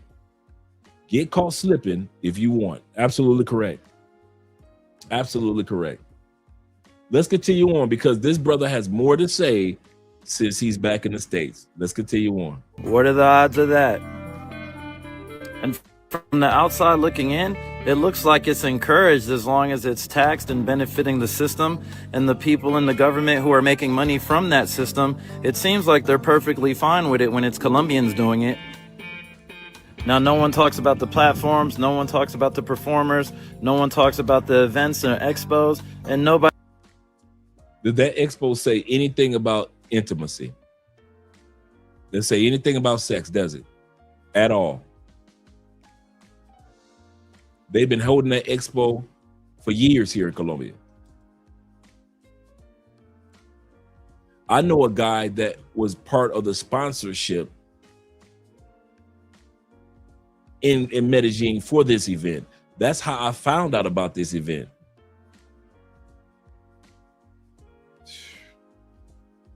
That's crazy. This brother is hurt and his pain is showing. He's definitely talking about how the government is one of the prime supporters and sponsors of an adult sex content event.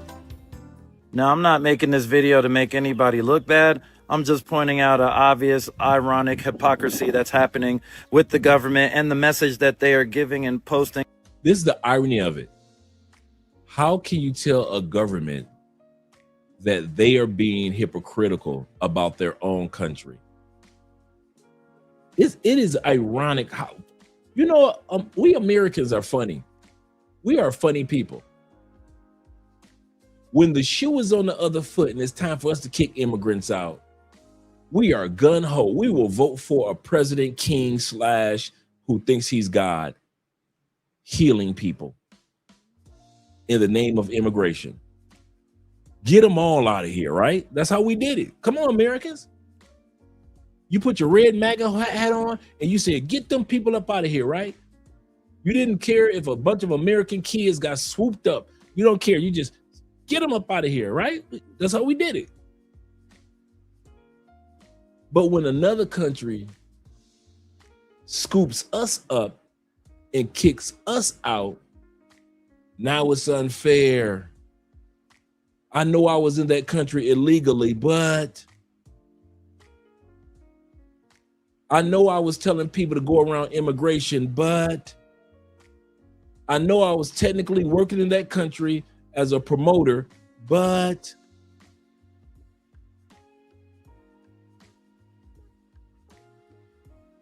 I just saw an Instagram video of it looks like I froze. Oh, I just saw an Instagram video of a young lady. She's Afro-Colombian. She is throwing her first Afro-Colombian city tour event in Medellin.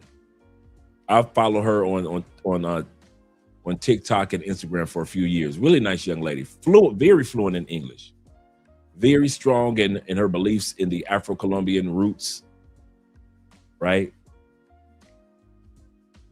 And she's throwing an event. Come on down to Colombia. 5 days of learning Afro-Colombian influence here in Medellin, right? What's the difference? Do you think any of those brothers that's going to come down for her event in 5 days, they gonna get some coochie? Yeah, some of them brothers gonna get them some Afro-Colombian coochie. Yes, they are. Do you think any of the sisters that's coming down 5 days, one or a few of them Afro-Colombian brothers gonna smash them American sisters? 5 days. What's the difference? This sister is a Colombian. This is her country. B, she knows where to go and where not to go. She knows what to say and what not to say. She knows what to promote and what not to promote. Even though the brothers might come down and the sisters might come down and get freaky with their Colombian cousins after they get done with the tour and the celebrations and all that, right? The 5 days of learning Afro-Colombianism, if you will, in Medellin. Once again, what's the difference? How they present the package. If you guys did like Richie Mack and work with the Colombian community like he does in Thailand, and have a golf tournament or bowling tournament here in Colombia, come down for the Colombian golf tournament, first annual, blah, blah, blah, blah, so forth and so forth. For men of or women of first prize, second prize, third prize, sponsored by, right? Colombia ain't gonna trip. Why? It's a golf tournament. Why? You've worked with a local Colombian, and that local Colombian made sure that you made the right connections for the golf tournament. Once you're done playing golf, are y'all not gonna do some freaky stuff with some of the Colombianas? Yeah.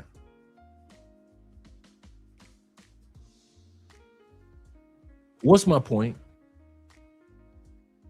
My point is we have to respect these countries that we're going to. We can't be coming to these countries being disrespectful. It's just not called for. You can't do it. Even I, as a husband, still have to respect this country. If you think it's a joke, how many times have we heard that ICE has gone to the house of a married couple? She has her American residency, and ICE still locked her up as if she was an immigrant. Took the wife. How many times have we heard about ICE taking husbands that are married to American citizens? Oh, so they can do that? What makes y'all think I would be stupid enough to think that Colombia can't do that either? Just because I'm married, I'm supposed to be able to, I've got the black card, the get out of jail free card, just because I'm married? Well, if that doesn't work in the States, in other countries, it doesn't work either. They could put me on a bus and on a plane just as fast as they did with this young man. Until I get my citizenship, I gotta act like I got some dang sense in my head.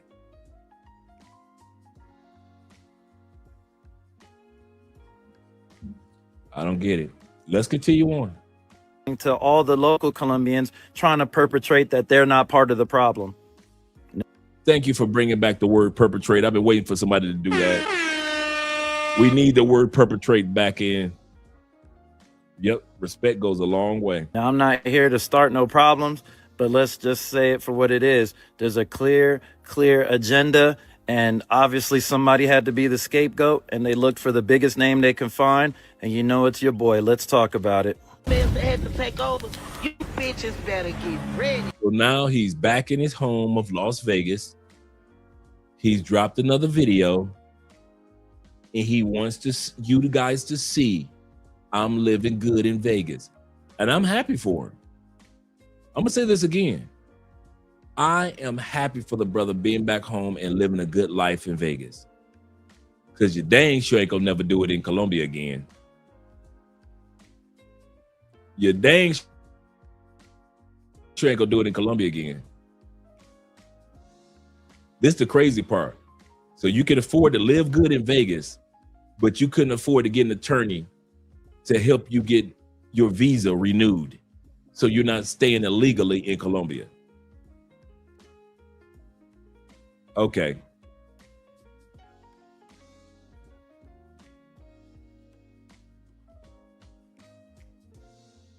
Y'all counted us out. Come on now. While we was counted down. Whoever was scared. I'm talking about whoever was scared when he went to the bed. Go on, make your bed.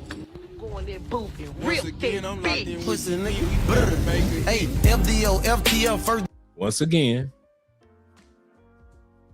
I'm gonna show y'all I'm all right at home, but I'm hurting on the inside. I'm gonna show y'all I'm back in Vegas. I'm all right. I'm at home. I'm flexing with my friends. And yet I keep putting videos and comments out on Colombia, because no matter how much I try, I'm hurting. I am hurting.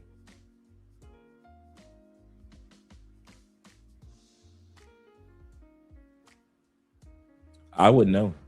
I wouldn't know. I wouldn't know if AJ is from, I think AJ is from Vegas. You're right. I think AJ is from Vegas. He said Raiders hat is a clown saying that he's the greatest MF on earth. These social media clout chasers are insane. Yeah, man.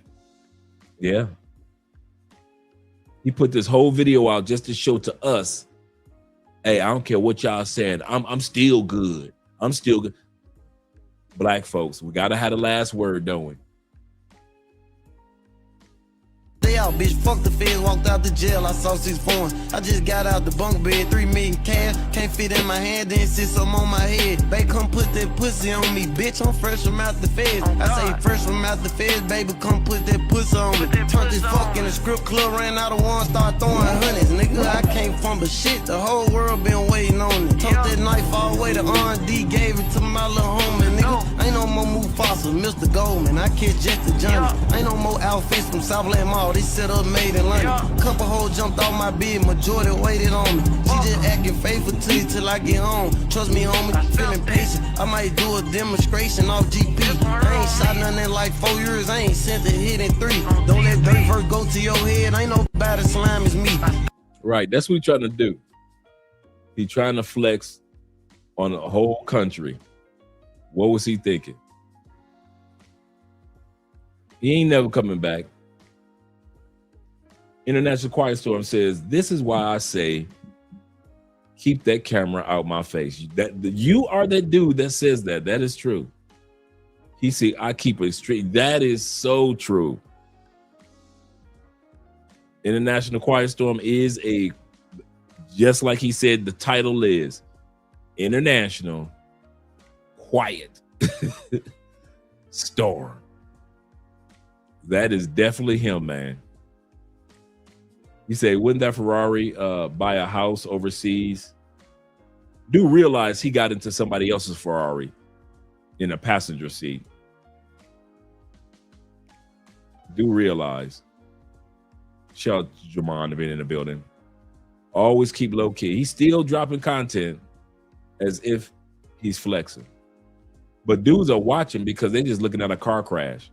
Because that's exactly what he's doing. He's crashing out. What's that garbage crap that he's playing? Just trash. I don't know what that is. I guess that's some Vegas music. I don't know. I'm the one around the corner where they snake Martin Luther King extra aggressive. Out in traffic cause Hank ain't in the back seat. Everywhere I go is cars trailing cause reckless ain't driving me. I get mad when I look around and my members ain't what they supposed to be. What's going on? I'm stuck in the cage. It drove me crazy.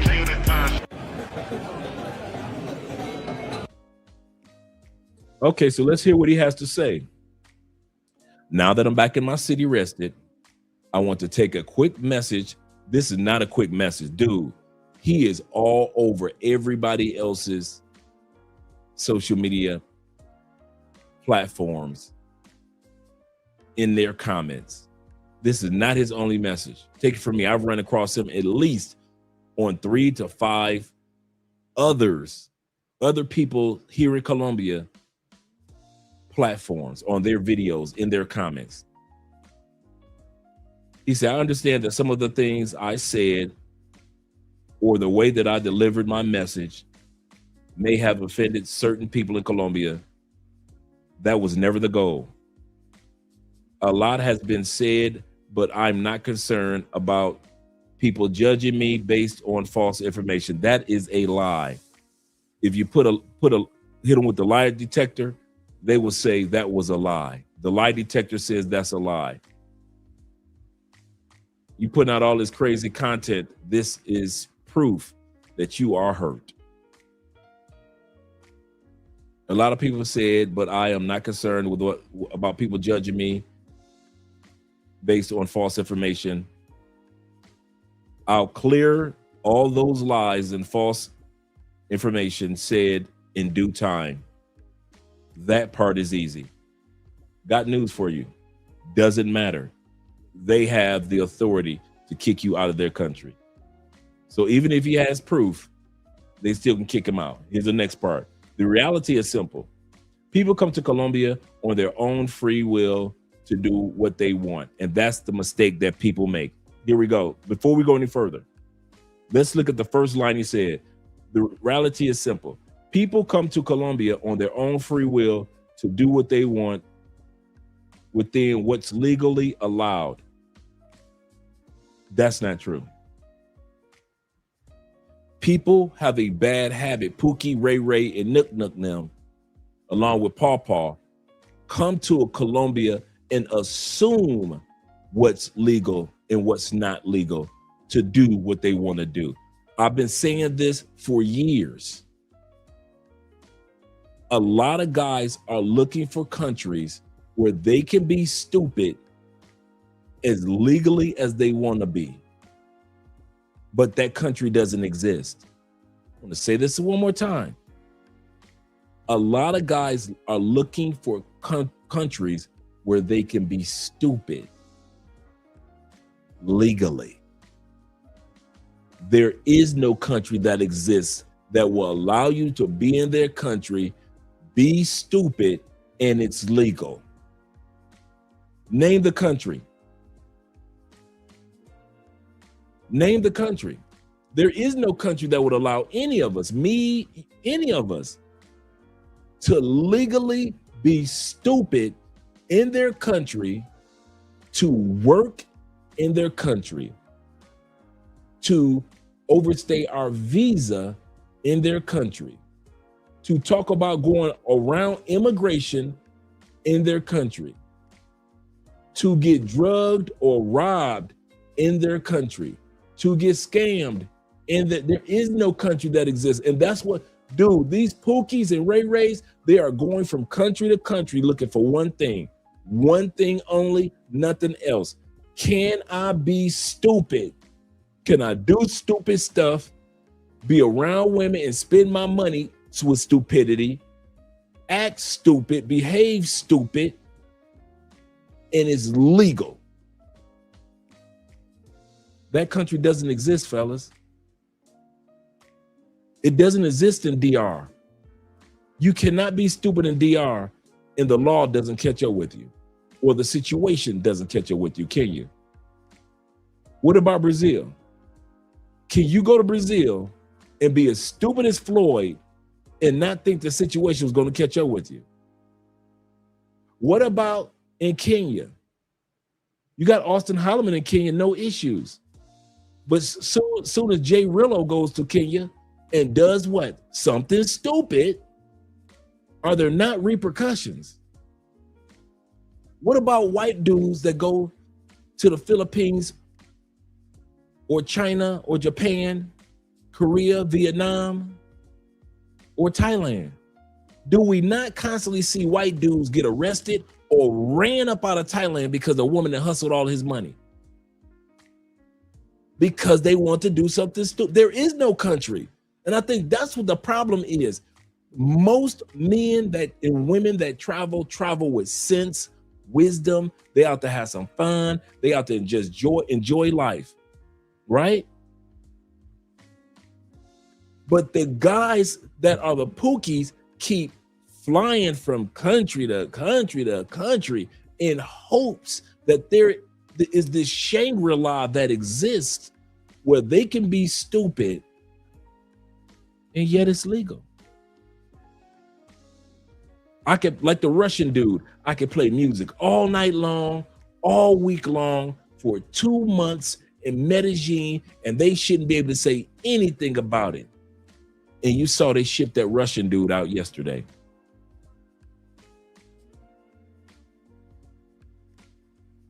There is no country, and I don't know why y'all sit back and continue to think that that country exists. It doesn't. Yes, it does. It's called your house. If you want to be stupid, go home. Go to your own house. You can be as dumb as you want to. That's your house.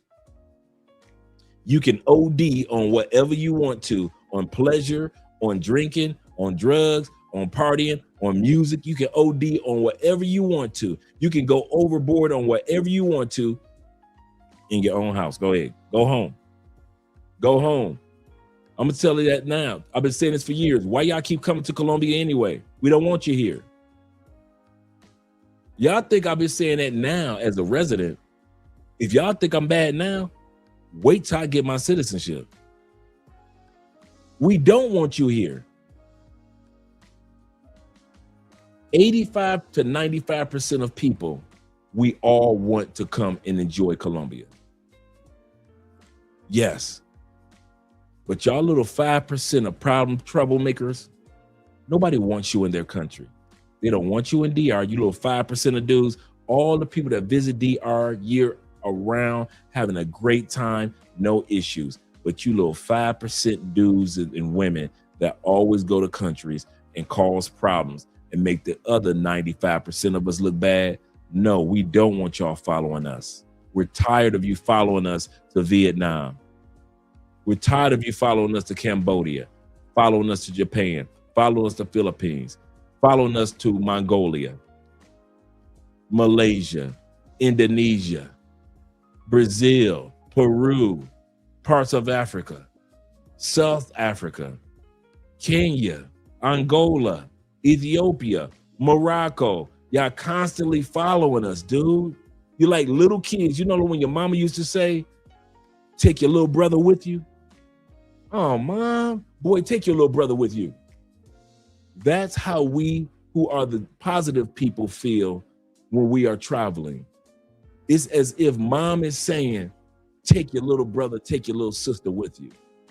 Knowing that y'all nothing but troublemakers, just like the little brother, just like the little sister. That's what we're tired of. That's why I say we don't want you here. The locals don't want you here, and we're not mad at the locals for saying we don't want you here. Y'all can sit back and say, well, Andre, you since you moved to Colombia, you done forgot all about that. You're American. No, I'm American that is about to become a Colombian. But we're not talking about exploits in America. We're talking about your behavior in Colombia, and nobody likes it. You make us look bad. You make the Colombian people seem like they're stupid, which they're not. And when they don't allow you to do foolish things, here you go, putting out videos, trolling and mad. So here you go, putting out videos and giving comments talking about how mad you are. It don't faze me. So let's read it. The reality is simple. People come to Colombia on their own free will to do what they want. No country you can do what you want.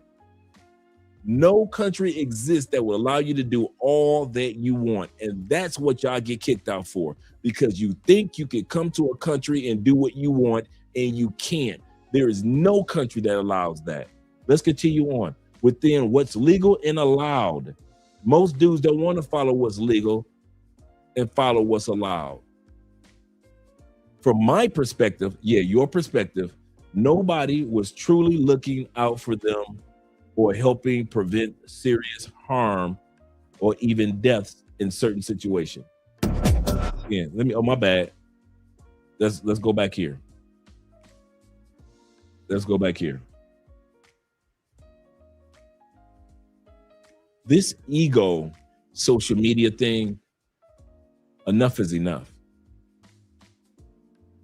Chill Chapo, when you were still in the States, washing your ass in stateside shower in your home, a lot of us were already here with content. Before you dropped your first social media video, a lot of us was already on 1,000 videos on several platforms. All this acting like I'm the first, I was the one, I'm the first. I'm not even the first. What I say has been said before. I just was among the few that were here, but I'm not the first. I'm not the first. So to act like nobody was warning people, no, you dudes don't listen. I want to say this one again. The warnings have been on out there like on a pack of. You know how people get lung cancer from smoking? Was not that warning on the side of that package for years? Was not that warning on the side of that damn package for years telling you don't open up this package? Oh, okay, you're gonna open it. Okay, don't grab one of these cigarettes. Okay, you're gonna grab one. Okay, don't light that cigarette. Oh, you're gonna light it? Okay, do not smoke that cigarette. But you smoked it. Every single pack of cigarettes on the side was telling you, don't put that to your mouth. You better not inhale. Don't hold it. You better not breathe that out. I'm gonna say this last thing. You better not do it again. Was not all that on a pack of a side of cigarettes for years. Then how did people end up with lung cancer due to cigarettes? Because they ignored the warnings. Chill Chapo, you are not the first person on the side of a pack of cigarettes here in Colombia. You are not the first person to warn somebody about stupidity in Colombia. If anything, you should have been finding out what can be done in this country and what couldn't be done in this country and sharing that information, but you didn't. You were too busy being on Pookie and Ray Ray mode. You walked the line. I give you that. And I'll be honest with you, brother. I'll give you that.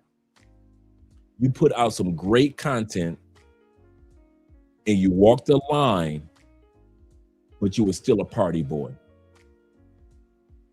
You were still known as a party boy. Yes, you walked that fine line of look at my content is mostly positive. And everybody said the same thing, including me. Most of your content is positive, but you still was a party boy. And you still overstayed the country. And you still gave advice to people on how to get around immigration. You broke the rules. Not one time have you said, put in the comment section of anything that I've seen, of all the I've seen at least 20 different comments on different people's videos about what happened that you've spoken, and not once have you said, y'all right, man. Y'all got me, dog. I was there legally, man. I did overstay my visa, man. Y'all got me on that. I did tell people how to get around immigration. You know, okay, love crossing borders. Y'all got me on that one. And I did say that one. You know what? Let me stop lying, bro. I know I was in the country and I know I didn't have a permit or I was legally allowed to work a job as a promoter, but you know, the Colombian told me, hey, promote this for me. And since, you know, I went ahead and promoted, they throw me a few dollars. I did it. Okay, I did. I worked in the country when I wasn't supposed to. Okay, I did it. I haven't heard you say that one time, brother. Not one time. Not one time. As a resident, I have the right to work. I have the right to collect Colombian Social Security. I can start collecting Colombian Social Security. T-Mac can, and a lot of guys that have their residence, Jay Clyde, a lot of us, we have the right to actually collect Social Security in Colombia. The only thing that our next step is of citizenship is it'll give us the right to vote and the right to get a passport.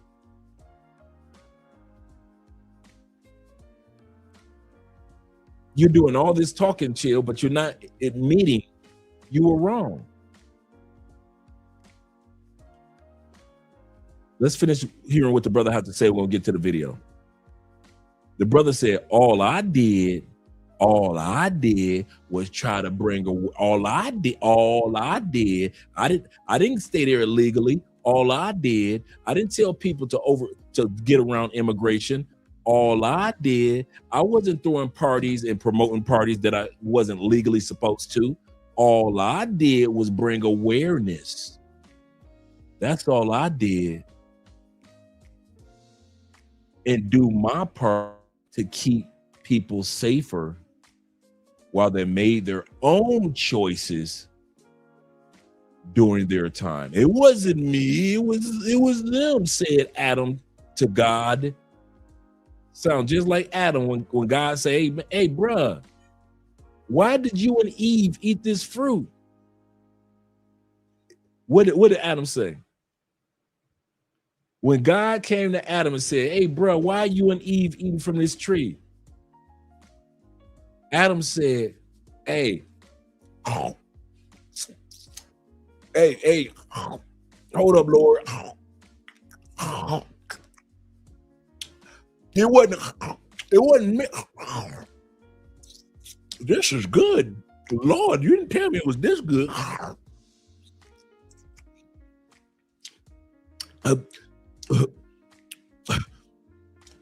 It wasn't me. It was the woman you gave me. It was her fault. She made this choice of us eating this delicious fruit, juicy fruit. This is juicy, Lord.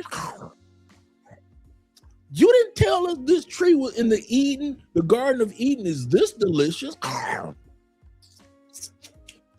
It wasn't me. I was over there. Her and Satan was over here. I heard her talking to somebody, but I figured she was talking to herself again. You know, this is her first time on earth. She just been talking to herself. So I thought she was talking to you, Lord.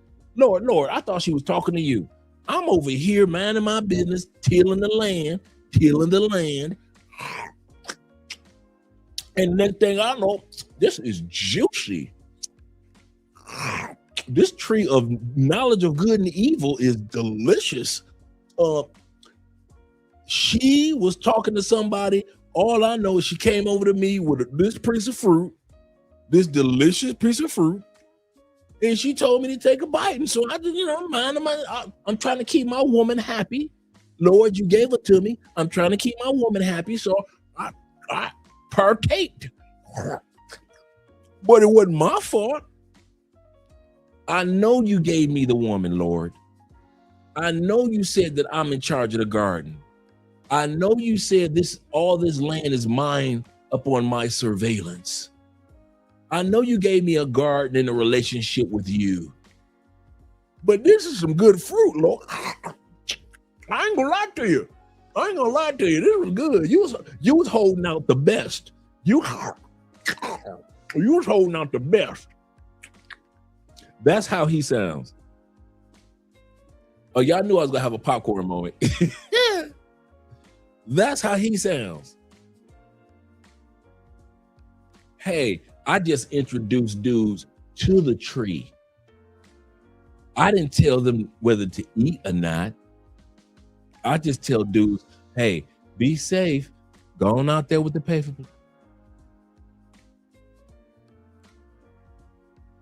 He sounds just like Satan sounded. Hey, I didn't tell her to eat it. I just told her if she ate it, what could happen? Why you want to curse me? I'm already cursed. I've been kicked out of heaven. Why you want to curse me, Lord? Well, I just told her about the tree. I didn't tell her to partake of the tree. I just said, if she just so happens to partake of the deliciousness of this particular tree in the Garden of Eden, certain things of good and evil knowledge could happen. And so she realized how much knowledge and slickness she had. So she walked over to her husband and said, "Here, eat this." And now you see it over here. He got the juices going all down his arm. Adam got the juices, just he over there just enjoying just the juiciness going on his arm, just full of juices from the tree of good and evil, of the knowledge of good and evil. And we've been using excuses since then. Because that's exactly how the brother sounds. Once again, I'm not coming at the brother because I don't know the brother. But what I'm saying is, let's not play stupid in these other countries. Can we finally stop playing stupid in these other countries? If we're going to travel to these countries, I am not traveling to France and playing stupid. I'm not traveling to Spain and playing stupid. We are not flying to the Philippines to visit Ronin Travelers, and then we're going to play stupid. We are not flying to the Philippines to Thailand to see Richie Mack, and then we're gonna play stupid. We are not flying to Kenya, hanging out with Austin and his girl, but then we're gonna play stupid. We're not doing that. We are not doing it. And most of us who travel don't play stupid. It's always that small percent that make us all look bad. Let's finish off what he said. All I did was this: bring awareness to do my part to keep people safer while they made their own choices. I did my part, but they made their own choices during their time there. If trying to help, here we go. We need some American music in the background. Ba-da-da-da, ba-da-da-da, ba-da-da, ga-da-da-da-da. If doing my part to help protect Americans and international tourists, here's a falling on the sword paragraph, in other words. Sounds like he's falling on the sword. If doing my part to try to help American and international tourists while they visit Colombia is considered a crime, then I guess I'm guilty. There we go, falling on the sword, straight through the chest like a samurai. But I'll say the full breakdown for my official response video coming soon, coming to a theater near you. Chill dildo in full caps. No accountability at all. Spoken like a man that sounds like a single mother. He sounds just like single mothers. No accountability at all. We all can do, he said, all we can do is help the ones that want to be helped. Absolutely correct. This dude came down with a cape on because he said nobody was helping. Nobody was giving information. Zeta said, well, Dre, unfortunately, many Americans don't know what accountability is, both men and women. Absolutely correct. Let's not harp on this brother any longer. Let's get started with our part 2.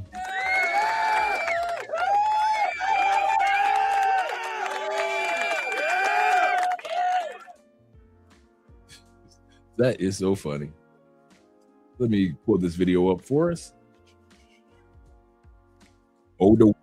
Like the female loneliness epidemic that you're going to see. Older women versus younger women. Why are older women giving bad advice? One of the reasons is that the female loneliness epidemic for older women is at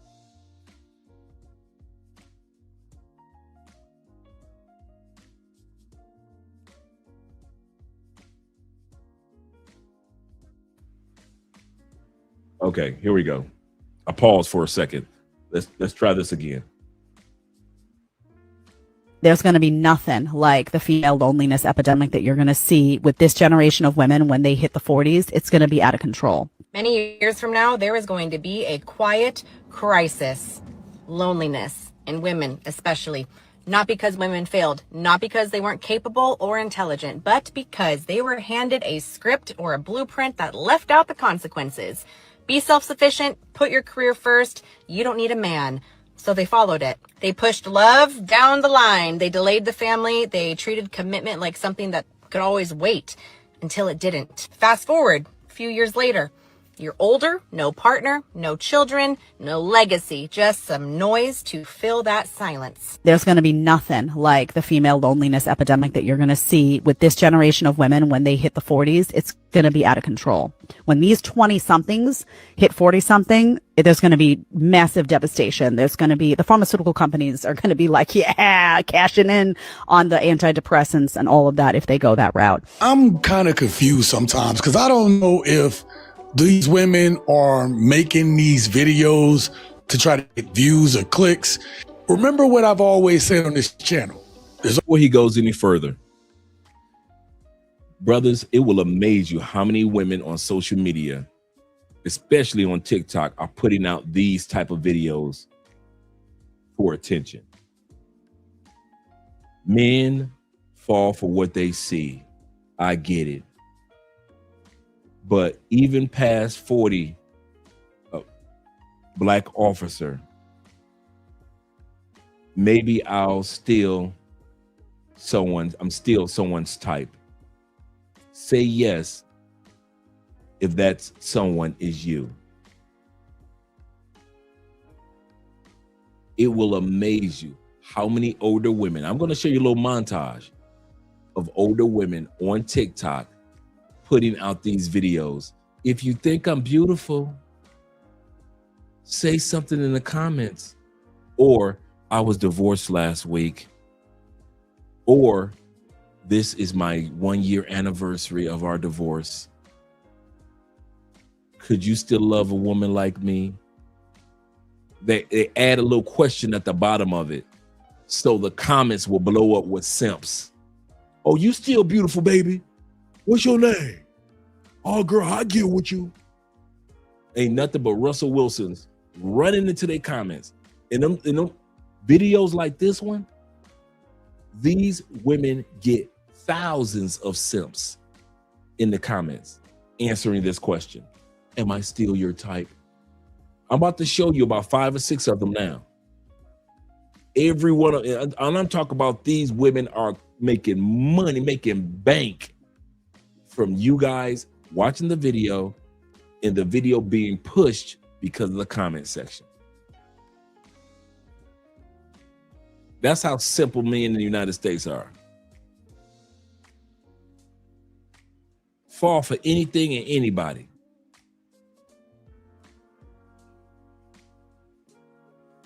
Let's continue on. Always the truth from these women, and then there's the lie. The truth is that men were going out there hustling. I'm warming up to being single after 4 years and realizing that 42 is not too late. And then guys will go in the comments and say, "Oh, girl, you look good for 42, blah, blah, blah, blah, blah. Can I get with you? Oh, you divorced for 4 years. You've been single, girl. You don't need to be single no more." It's a whole genre of women marketing to simps with these type of videos. I've run across tens of them, bruh. I could have did 40 minutes of just these videos by themselves. That's how many are out there. And doing the things to try. I'm 40, been divorced for a while now. Some days I feel strong. Some nights, notice she put some nights, I just miss having someone to talk to, asking for a friend. And a bunch of simps ran into her comment section like crazy. Will says this. He say, Damn it. He said, that's exactly what these women are conning on. Simpology at its best, as a description of the plantation bros, black or white. Absolutely correct. Absolutely correct. Zeta says this. He said, okay, cool. Let these simp hounds keep falling for the government's, the government will collect, and these dudes will keep going to the going to family court and have no self-respect. Absolutely correct. Absolutely correct. Had to be providers for women. Men even were working on doing things to be better providers for women because that's what was happening within the market. But that's not. I'm 40 years old, 5 years divorced, no kids. Men don't ask me on a date. They look for your sympathy in their comment, and then they'll ask you a question or give you a statement.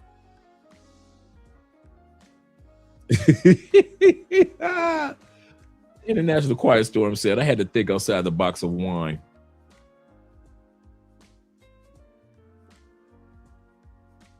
New. The thing that changed was she said that men looked around and that I'm very tired of being lonely, strong woman. I want a man's attention so that I can be safe behind a real man. Do I look that bad? You see how they play on the sympathy thing? And then a bunch of dudes go into the comments. Oh, baby, no, you don't. You gorgeous. You sexy. Oh, my God, I can't believe it. I'm like, man, men in America are weak as F, bruh.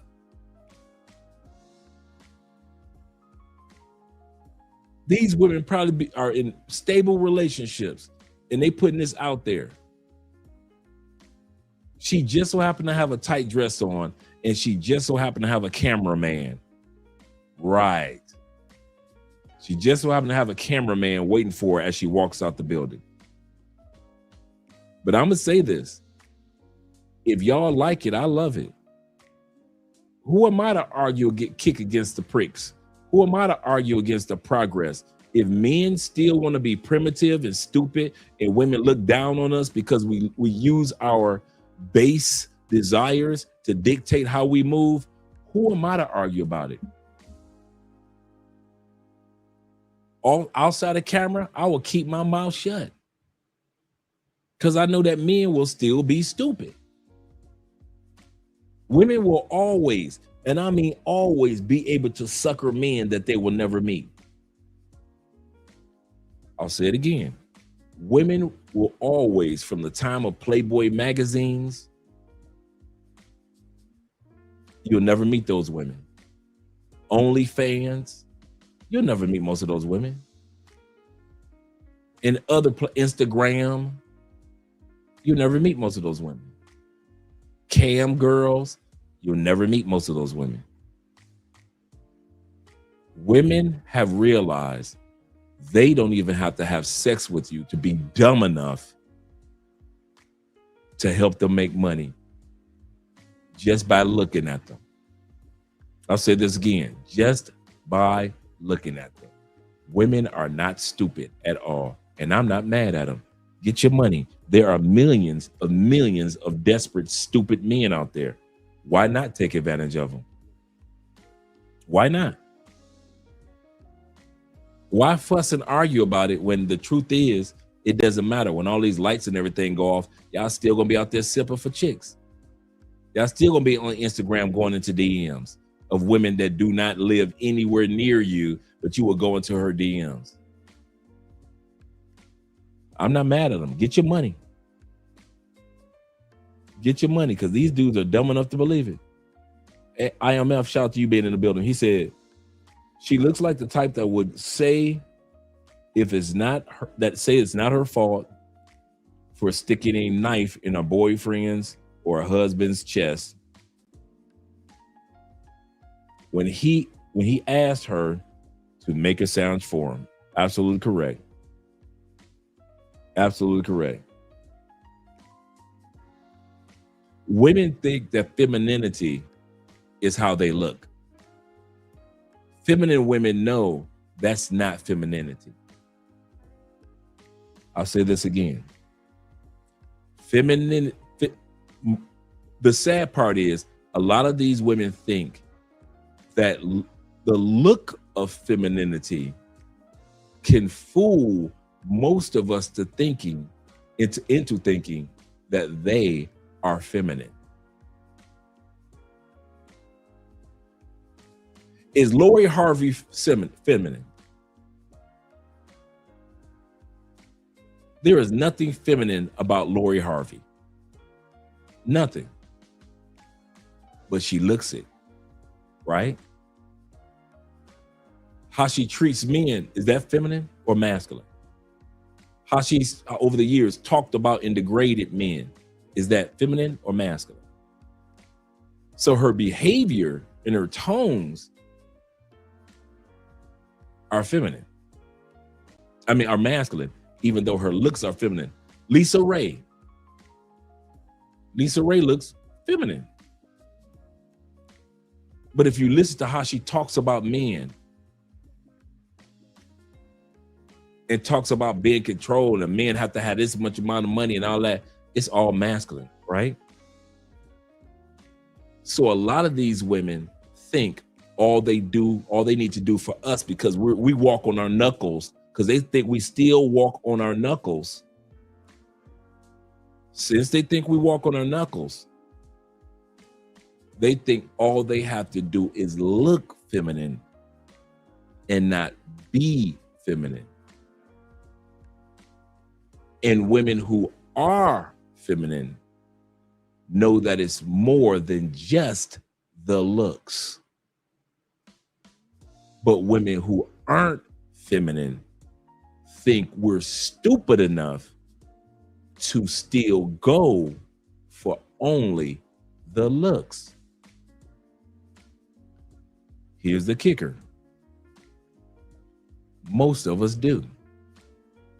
Most of us are still stupid enough that a big butt and a smile causes us to marry a woman, have children by that woman, her divorce you, take your kids, and half your money just because she looked feminine. But when the rubber met the road, there was nothing feminine about her except her look. We are too easy prey, gentlemen. That's the mistake that we men are making. We are too easy prey. All this woman had to do, and she know it, and all the other women I just showed you, all they had to do was look feminine. Whenever I see women like this, okay, let's say this woman is single. She said, I'm tired of being single. Let's take a look at it. I'm tired of being single. Strong, lonely, independent. I didn't need no man. She got the look for you, right? If the internal person was feminine, she'd have been off the market a long time ago. She'd have been married already. These wouldn't be setting y'all up for the views, and y'all be going for it, man. That's the funny part. He said, don't fall for the nonsense that these ladies looking for attention. Absolutely correct. Salt looks like sugar from a distance. My man mentioned that the other day. Salt looks like sugar from a distance. Yes, sir. Oh, yeah, here we go. Let's bring out the Chantel. I haven't used that one in a while. Stone me if you must, but point out where I lie. Stone me if you must, but point out where I lie. I forgot I had that one off in there. That's absolutely correct. Stone me if you must, but point out where I lie. I see why foreign men laugh and call American men weak. The amount of simping American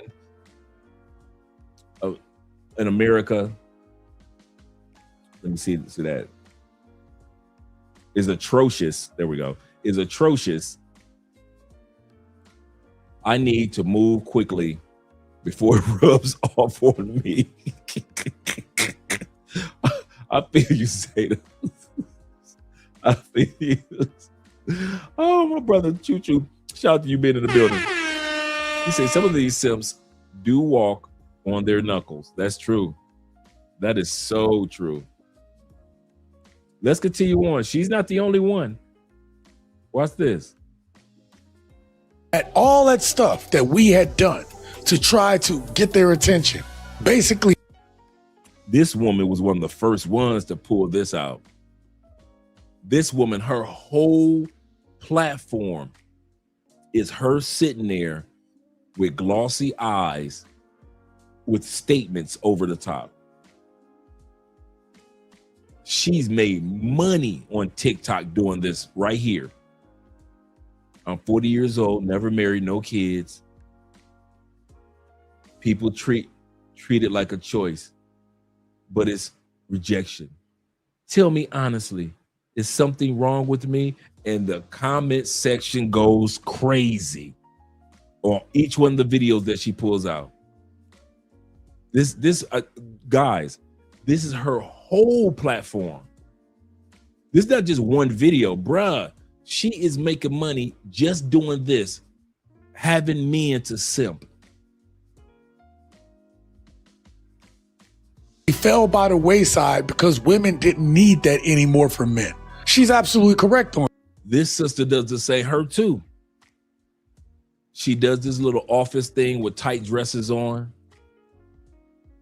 She just so happens to have a camera set up. And she puts these little statements up there. And this sister been making money off you dudes. All she does is make videos in the break room. That's it. That's all she does. She's at work and she makes videos in the break room and you guys go for it. On that. Women have decided, women were the one who changed the market. The dudes, as she even talked about. I don't care how old you are, rich or poor. I just need a friend. I live alone, divorced. Tell me I'm beautiful today. And dudes run, bruh. If y'all only knew 2,000, 3,000, 10,000 comments telling these women that they are beautiful, or I want you, or here's my number. All in the ladies' DM sending messages. On TikTok, bruh. Man, y'all super simps, bruh. He say simps are like they can't F the crazy out. Yup. Right. Stupid, just stupid. We're going out and doing what they were supposed to do. Women got into the same market. And then because they got a few dollars in their pocket, they felt that they were better than the men that they want to come after them. This type of exact woman went to college, got her education, thought she was doing better than everybody, and then she looked back and then she wanted to judge you as a man because you didn't want to play the game no more. And then to sit here and say that, well, men are just sitting back now and they're just on these apps, they're just picking and choosing all the women that they want. That's not even remotely true. The men that she's talking about are out there. Did I just see what I thought I saw? Fellas, how come this woman is holding the handle but not pulling the grip to put gas in the tank? Look at her hand. She's not pulling the grip to even put gas in the gas tank.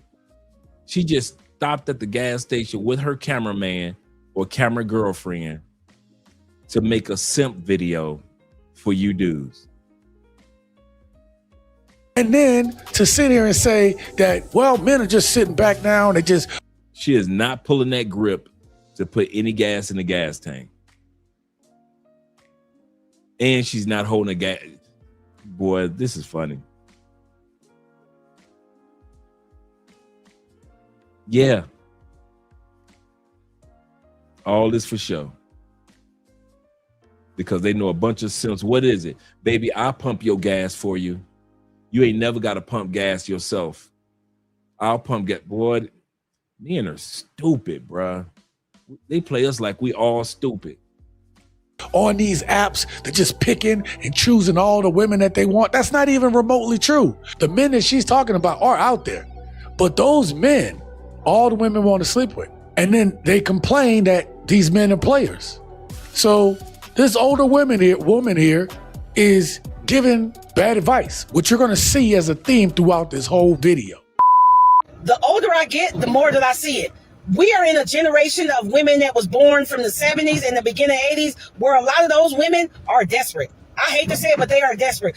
Desperate times call for desperate measure. You got a lot of women that's that 45 to 50-year-old range, where those women are so desperate and lonely that even though they leave the men that they claim that's treating them bad, they will still go right back after with the same pair of knees if they still in good condition, run after them same goddamn men that they was claiming so bad. But then you come to realize them men don't be as bad as the women claim that they were from the very goddamn beginning. Because what sane woman in her right mind is gonna go and chase back after the same man that they claim was a bad man? Only a broken woman or a desperate woman is going to pursue and go back after a man that they claim was bad. But then it also lets us know the same women that bash men and claim that those men are bad and they treated them like this and they did that to them. They the same goddamn women that lets us know that they was the goddamn problem in the relationships, the fallouts and the situations, the divorces, the every goddamn thing. Like, yeah, the men might have did what they was doing, but ain't no way in hell a same-minded woman that's learning lessons in her life is going back to a man that she claimed that treated her bad. Only a desperate-ass woman move like that. A lonely, desperate-ass woman.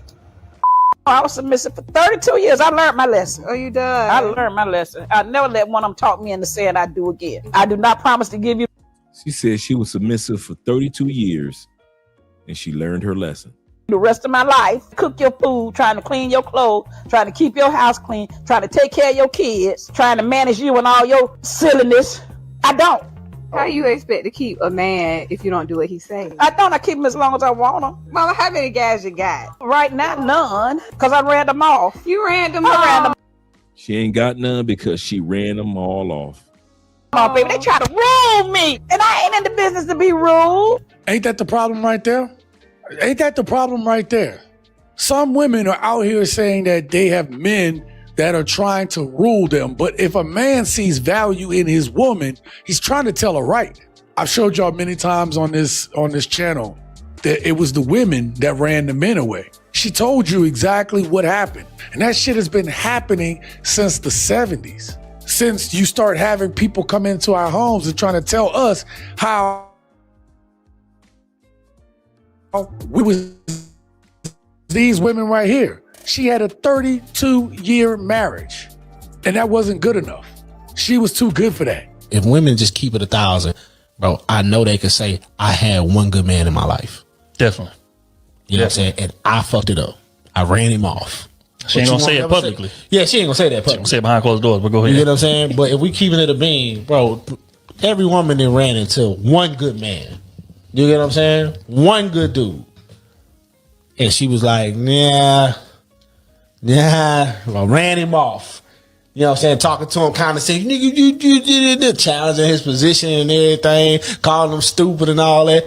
That man gonna leave and go give another woman the life you were supposed to have. Facts. And then you're gonna be fighting in these streets Facts. for the rest of your life. And that's what we see. We see a lot of bitter women that's fighting in these streets. God damn. Let the internet trick y'all into believing that it's cool to be outside. Because being outside draining for real. It's only so much turning up you gonna be able to do. Talking to different people is draining. You on the phone with one. Now you tired, you just want to go to sleep. Another one calling your phone. She ain't never lying. She said, you on the phone for hours with one? Yeah, shout out to Trill and AC. These women be on the phone with one guy that they met online.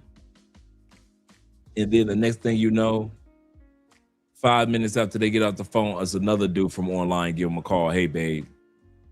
So now they got to talk to him for another 30 minutes. remember one time I was on the phone with this chick for about 20, 30 minutes, right?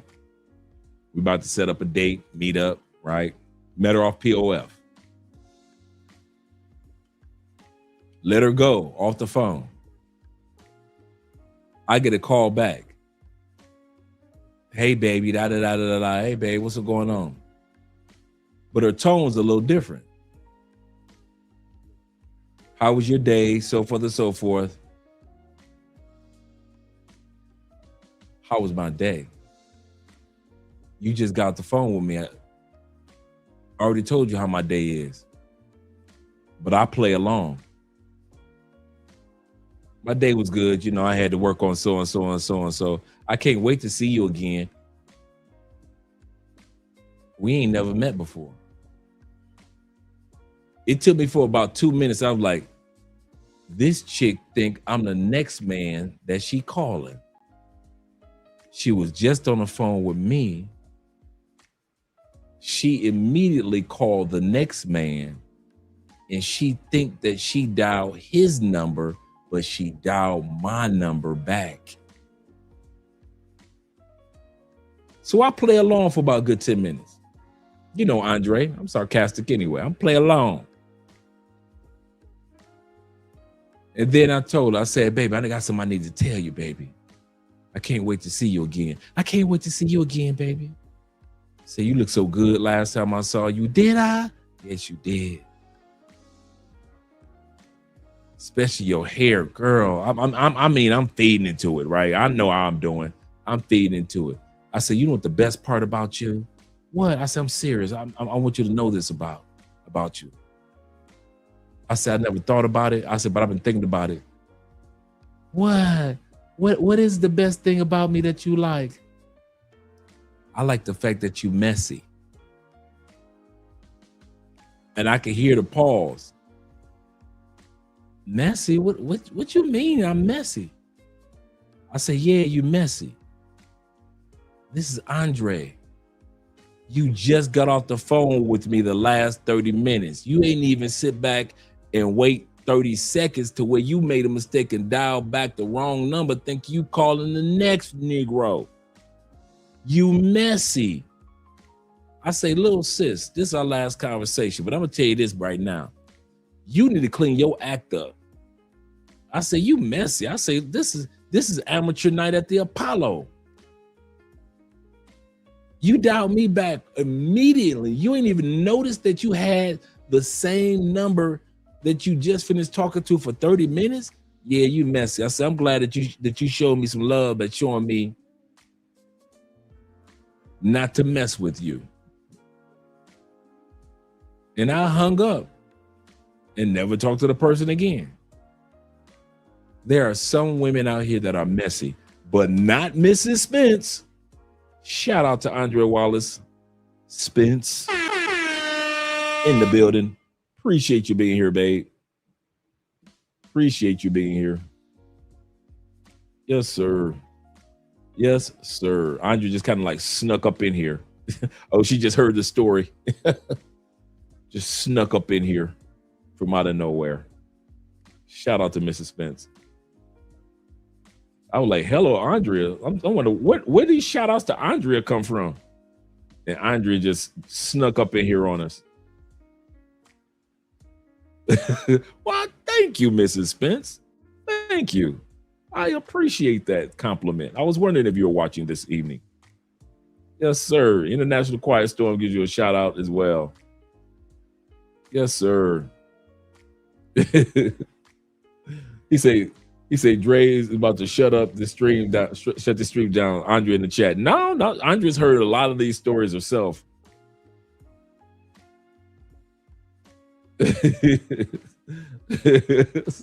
I know she watching in silence like a ninja, watching in silence.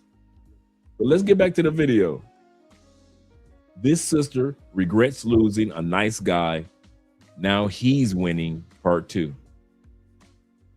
You don't got the energy to get to this person because you just got off the phone. So now they in their feelings. That's draining, man. I can't wait till I just get that one and we locked in on each other. Now we just doing bullshit. If I'm outside, we outside together. It's over with. I'm not saying go for anything because I did leave my marriage. But if you in a relationship already, let this be your sign. She said, don't go for anything, but I did leave my marriage. I did fumble the bag on my husband.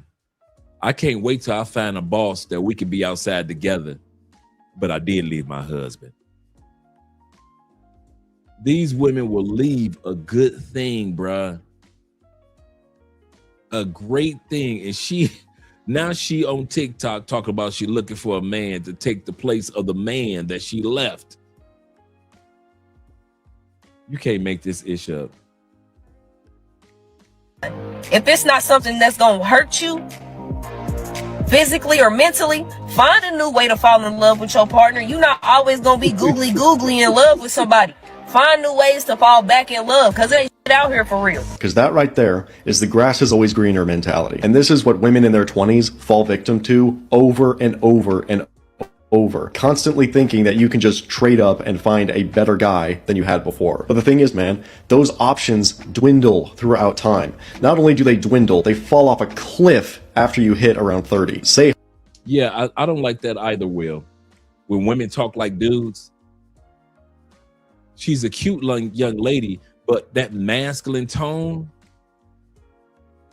makes her unattractive on the inside. Yes, sir. Shout out to Andrea.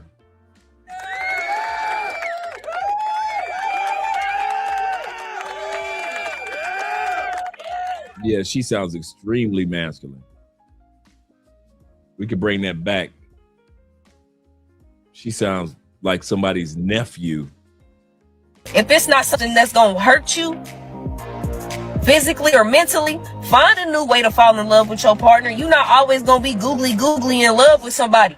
Find new ways to fall back in love, because it ain't shit out here for real. Because that right there is the grass is always greener mentality. And this is what women in their 20s fall victim to over and over and over, constantly thinking that you can just trade up and find a better guy than you had before. But the thing is, man, those options dwindle throughout time. Not only do they dwindle, they fall off a cliff after you hit around 30. Say hypothetically she had 1,000 options when she was in her early 20s. Now when she's in her 30s, there's maybe 50 guys. She's not able to select from that same high value pool that she was before. And dude, you can just see it in her eyes on this one. You can see all of the experiences. Just look at that, dude.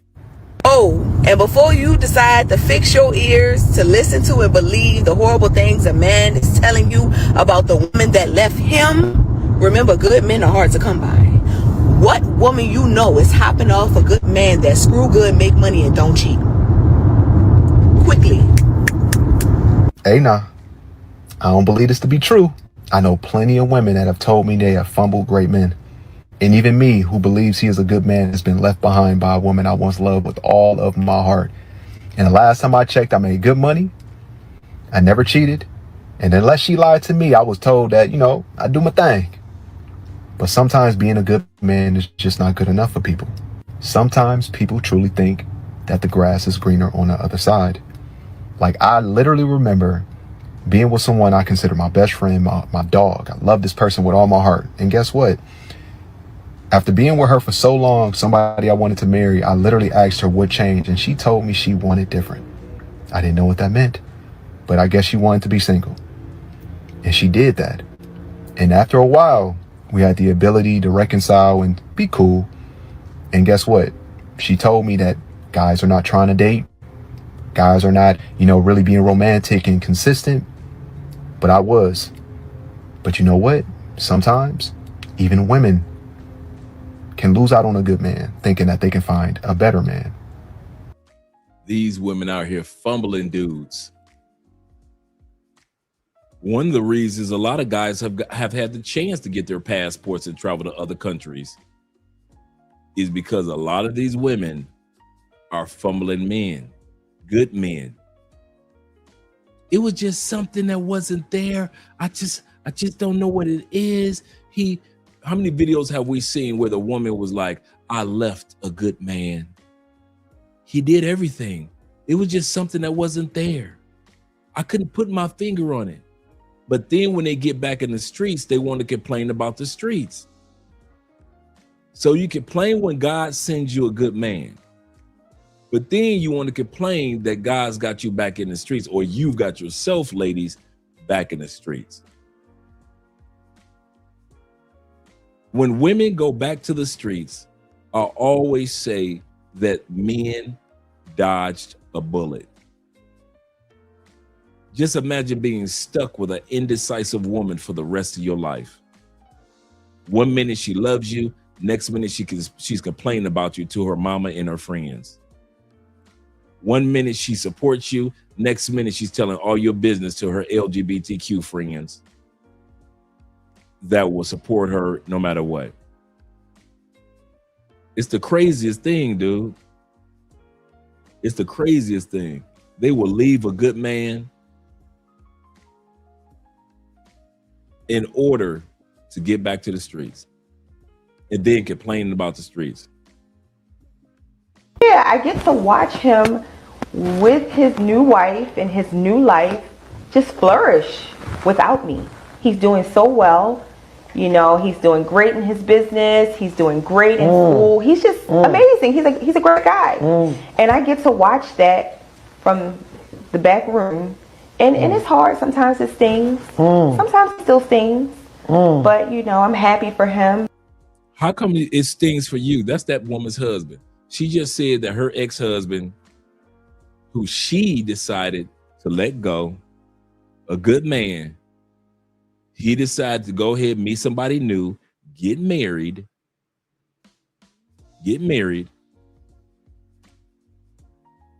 She said his business is flourishing.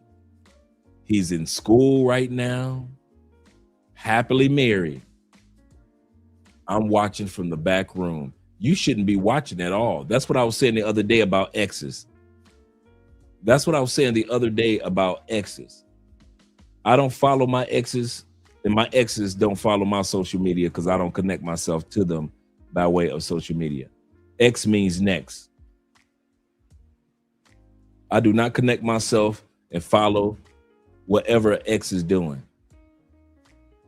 And now she's talking about it stings sometimes. No, baby, it stings almost every night knowing that you going to sleep in that cold, lonely bed, and that other woman who has the fat ring on her finger is enjoying the man that you should have been married to.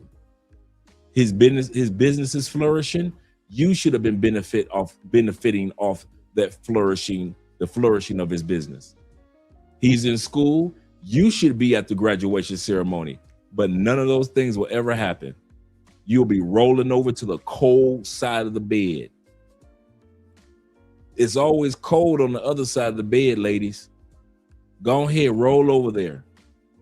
Roll on over there. The other side of the bed, the other pillow is cold, ice cold pillow on the other side of your bed because you decided that you didn't want to have a good man. So be it. Nobody's going to argue your choice. But we all see the pain in your face that you express as you're describing this. He said, I don't connect with my exes following their lives. He said, I don't care. They left me. So why care now? Absolutely correct.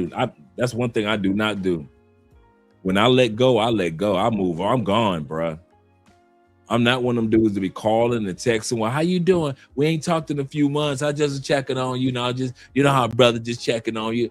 Happy birthday. Tell your mama I said hi. That ain't me. Ain't no female ever had me come back and say, tell your mama I said hi. I saw an ex one time. I can't say I'd never seen an ex before. You know, I got a story for everything. Had an ex crazy chick. I never had crazy chicks in my life. This was a crazy one, right? This was the one I had to get 2 restraining orders put on her. I come from, it was an ice storm. Fort Wayne, Indiana, ice storm. Trees falling everywhere. Because you know ice is heavy. Wires falling to the ground everywhere. I go to church that Sunday. Trees are down all over the city. Around the corner was my ex. And I knew that she lived alone with her daughter after her mother died. And so as a Christian, I walked around the corner just to check, just to glance. And it was a huge tree that landed on her roof. It didn't damage the house or anything, or the roof, but it landed to a point where it could have just destroyed everything. But fortunately it didn't. Once again, this was an ice storm. And if you live up north, you know what I'm talking about. So I go knock on the door to check to see if everything is all right. She opens up the door. Now this is the ex. She left me and I had to leave her alone anyway. Well, actually I left her, come to think of it. And open up the door. She's in a bathrobe. Come on in, Andre. You know, I'm suited and booted. I'm feeling like, you remember that scene in the movie Malcolm X where he went to go see his old boss and his boss was on drugs and, you know, he couldn't hold his arm up and Malcolm X was trying to help his old boss. Remember that? His West Indian boss. That's how I felt.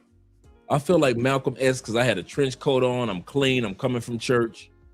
I'm on my spiritual journey. And I'm seeing her in rags. The electricity is off in the house. It's ice cold. She's got to use the gas from the stove. You know how it is. Times are tight. Her mom had died. She had told me that her brother got killed in a liquor store hold up. Her hair's looking crazy. I mean, it was the same scene for Malcolm X. I mean, literally the same scene. I probably was there maybe like just like Malcolm. I probably was there 2 minutes, 5 minutes. Her daughter was there. Her daughter's probably like 19 at that time period. I told her, I said, well, just came to make sure that you guys were all right. I see the tree on the roof. I got up and I walked out. She started asking me for money. You ain't gonna get no money from me. You the ex. You're the ex. And if it wasn't a tree on top of your roof, I would never stop by here anyway. I mean, her house was literally on the corner from my church. That was the only convenient of it. So you could turn around from leaving church and look down the street. You could see a roof on top of the house. That's the only reason I walked down there. Just being human. You know, you ain't go just look at somebody's house, got a tree on it. And I'm a Christian and just walk and get in your car. No, I just went to check. So she started begging me for money. And as I walked back to the church I walked back to my car and I sat back and I just drove off. I don't act like exes still exist. They don't still exist in my life. A lot of you dudes, y'all still got exes in y'all phone. Me and my ex cool. That's still an ex. It's good that it's cool that it ended like that. That's still an ex. Why is she still in the phone? If she truly an ex, why is she still in the phone? No men have been able to explain that to me. Why is she still connected to your social media? She's an ex, right? Now, I'm talking about ex-wife and all that. Other than having kids together, why? What you hope you're gonna smash it again? Why? All she's gonna do is remind you of why y'all broke up in the first place. Why? I don't play that. That's one thing I don't play with. I do not play with having exes in my phone or connected to my social media. And I hope my exes don't play that. I'm gonna say this again. I personally hope my exes have deleted me from their phones like I've deleted them from my phone. I hope my exes have blocked me from their social media like I've blocked them from my social media. A lot of guys ain't got the balls to do that.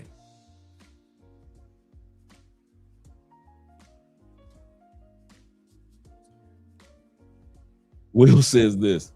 He say, Dre, every man in Indiana knows Fort Wayne women are crazy. This is true. Stay away. Stay away from the fort. Yes, sir. Jay Cool says this. Shout out to Jay Clyde in the building. I saw you up there early, Jay. He said, I wouldn't even walked over there even when the tree was on the roof. I know, and 99% of the time, I wouldn't have. But, you know, like I said, I was on my spiritual journey at that moment, just walking out of church. I was having one of those, what would Jesus do moments? Because you couldn't miss it. It was right there. Her house was like maybe three doors down from the church, so you can't miss it. And I was like, okay, what would Jesus do? So let me at least go down and make sure ain't nobody deceased in there. Okay, they okay? And she was looking bad, bro. I mean, bad. Just like Malcolm X, West Indian boss, when he was on the drugs. And I'm like, dang.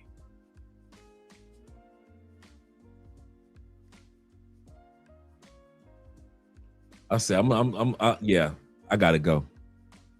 I said, I gotta go. Shout out to man Cool in the building. Zayda say, yep, facts. Stop effing with your exes.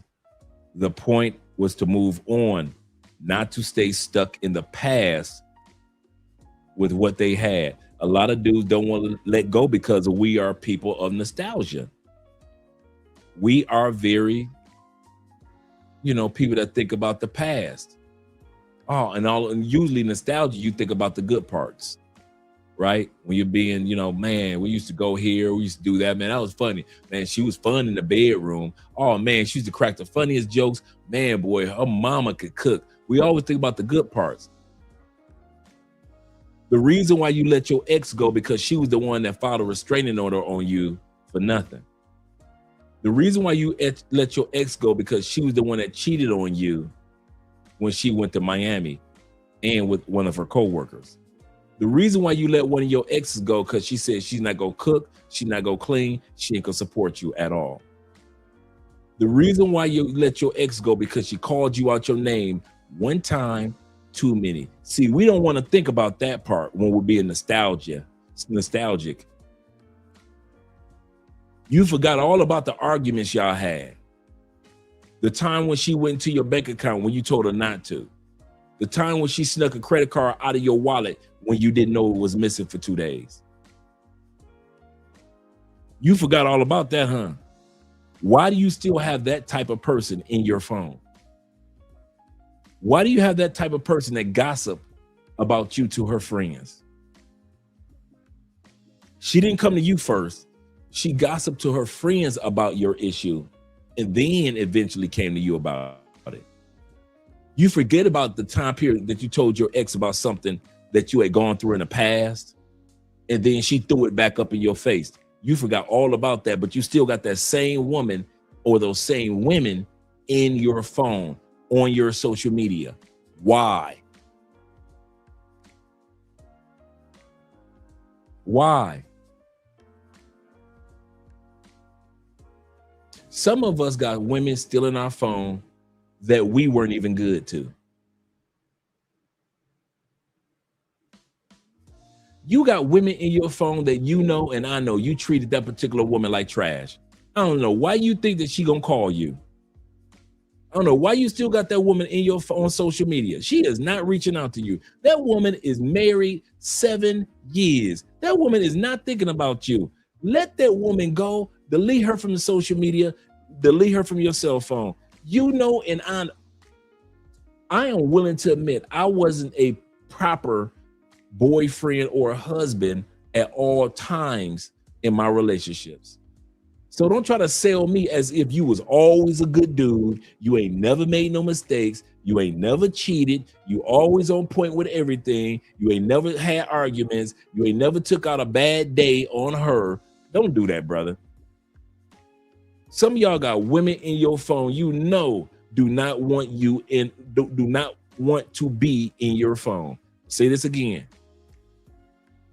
There are women you have in your phone that if they could get a hold of your phone, they would delete their number out of your phone themselves.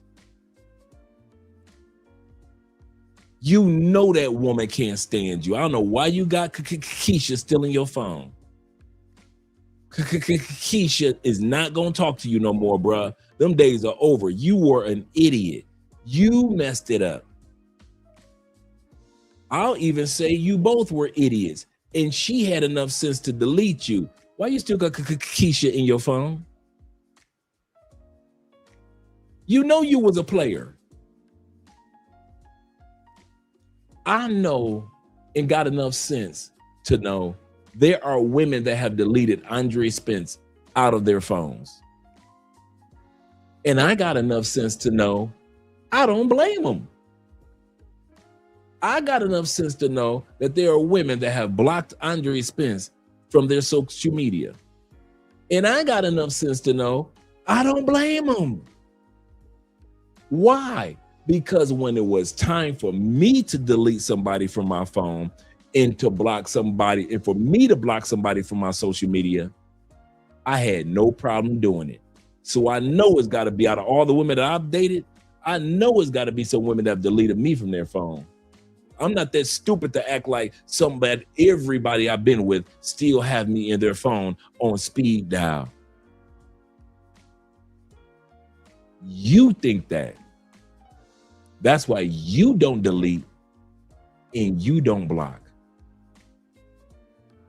I bet you after we had that conversation late last night about this particular topic, I bet you a lot of you guys still got them same heifers in y'all phone. I don't blame you, because you don't know how to let go. And people that know how to let go, let go. But people that don't know how to let go, even after we talked about this topic late last night for about an hour, you dudes still got them same chicks in your phone 24 hours later. So everything I'm saying right now, basically, is just entertainment. You are not going to delete them chicks after this live stream. You guys ain't going to delete them chicks from y'all phone. And I know it and you know it. I know it and you know that you are not going to block them chicks from your social media tonight. Or ever. Man, it ain't all that serious. I ain't got to do all that. Sure you don't. Whatever makes you sleep at night. Whatever makes you feel good. But don't think that she hasn't blocked or deleted you already. A lot of women have. Zeta says, I know this is off topic, but fellas, if you don't use Usher and Chris Brown doing the concert for real together, so to get ready for the amount of breakups about to come. That's absolutely correct. That's absolutely correct. Ain't no way in the world your girl supposed to go on stage with Chris Brown or Usher and making out in front of thousands upon thousands of people, and that's supposed to still be your woman afterwards. Corporal ST says this. He said, no, Dre. He said, I was always a good man to my exes. Because the ladies love Big Sherm. Shout out to you, brother. Yes, sir. I was good to my exes by letting them become exes and letting them remain exes. That was the best thing that I could ever do for any of my exes. Make sure that they remain exes. Some dudes don't care. They will drag a chick in and out of their life back and forth. Me, I cared enough not to mess with you no more. I'm done with you. Goodbye. Arrivederci. You see what I'm saying? I'm out. Vamonos.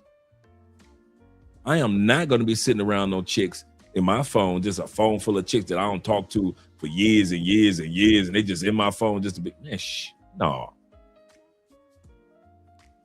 Yeah, the Raymond Brown show ain't on relationship menu. Seriously.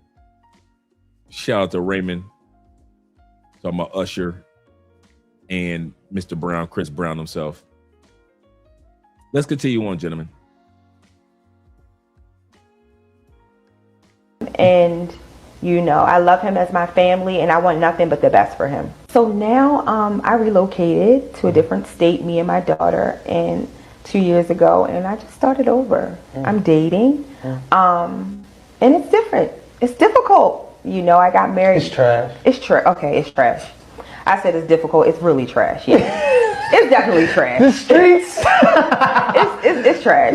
They say the dating pool has pee in it. I say it's straight sewage. It's not even a pool. It's sewage. Seriously. Oh my God. I hate it for everybody that has to be out here dating. I don't recommend it. 0 stars. Not even a half. You have a lot of women with this mentality, but let me tell you something. I don't care how much shit she talking right now. I know how this ends up. I know how this ends up because I see it in my own family. A bunch of older women who don't have a lot of options, and the options that they do, there's a reason she can manipulate the options she have, because she don't have the value options for the cash shit that she's talking. And that is the fate of a lot of these women. But then there's another problem that we have. We have literally the old woman men hater club. And these women are doing more harm to dating and relationships than anything else. They literally have no souls, and they're literally profiting off of people's hurt and despair and their anger. Why are men in their 50s only want young women? Because they're going through their midlife crisis, darling. When a man hits 50, they think they got one foot in the grave. And when they go get a young woman, they're trying to still keep their youth. So instead of going gently into that good night, they go get them a young woman to make them feel young again, because they know they got that one foot in the grave. Literally, her profession is her confession, because this woman right here, just like so many other women, as she moving that wig along on her head, trying to tell you that we won't go as men when you get over 50 into that good night. What about them? What about women in their 50s still up here trying to get their boobs done, trying to get them BBLs? I get it, ladies. If you want to do those things to keep yourself looking good, that's fine. But to sit here and then you want to rag on a man for taking care of himself, for wanting to look good too? You don't want him to look good. But then if he don't look good, what do? Y'all get online and y'all talk about the dudes anyway. Y'all, oh, these old men are busted and they think they can talk to me. Bit, you trying to get your shit done too. You don't want to go gently into that tonight too. You had a table full of you old ass witches sitting together looking pissed because nobody wanted to talk to you. Y'all, I'm about to go on this date and there's a lot I need to think about. I had 3 weeks notice of this date and I still had a hard time getting ready. I don't know how to date. This man is dating this woman and it's taking 3 weeks for the first date. And she says she still don't know how to date. Will says this with the 10,000 Colombian pesos. He said, I bet her husband married a younger and smaller woman, just relaying for a friend. I agree with that, Will. I agree with that. These women are funny. I don't know how to even dress like I'm going on a date. I forgot. I put myself in a corner. I've pigeonholed myself. Is that what they call it? Because I don't date anymore. I have to start going out on more dates. If you have done that, we got to stop. I'm 48 years old and I'm already I want to go home. I want to put my sweatpants back on. That's not okay. What am I doing? This is a reality check. I got to do better. I got to go on more dates.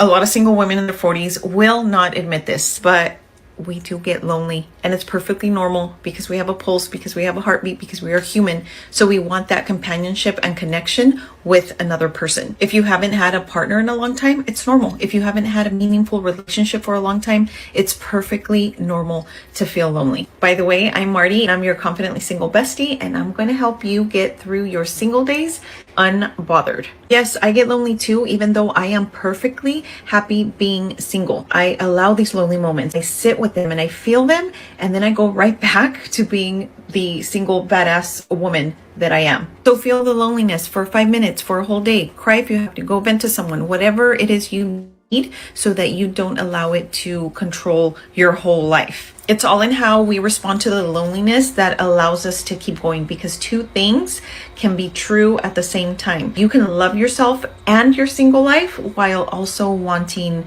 a companion. On the topic of mothers who absolutely hated their daughters, have y'all heard about this true crime case? This woman slept with both son-in-laws, both her daughter's husbands, before she was deleted.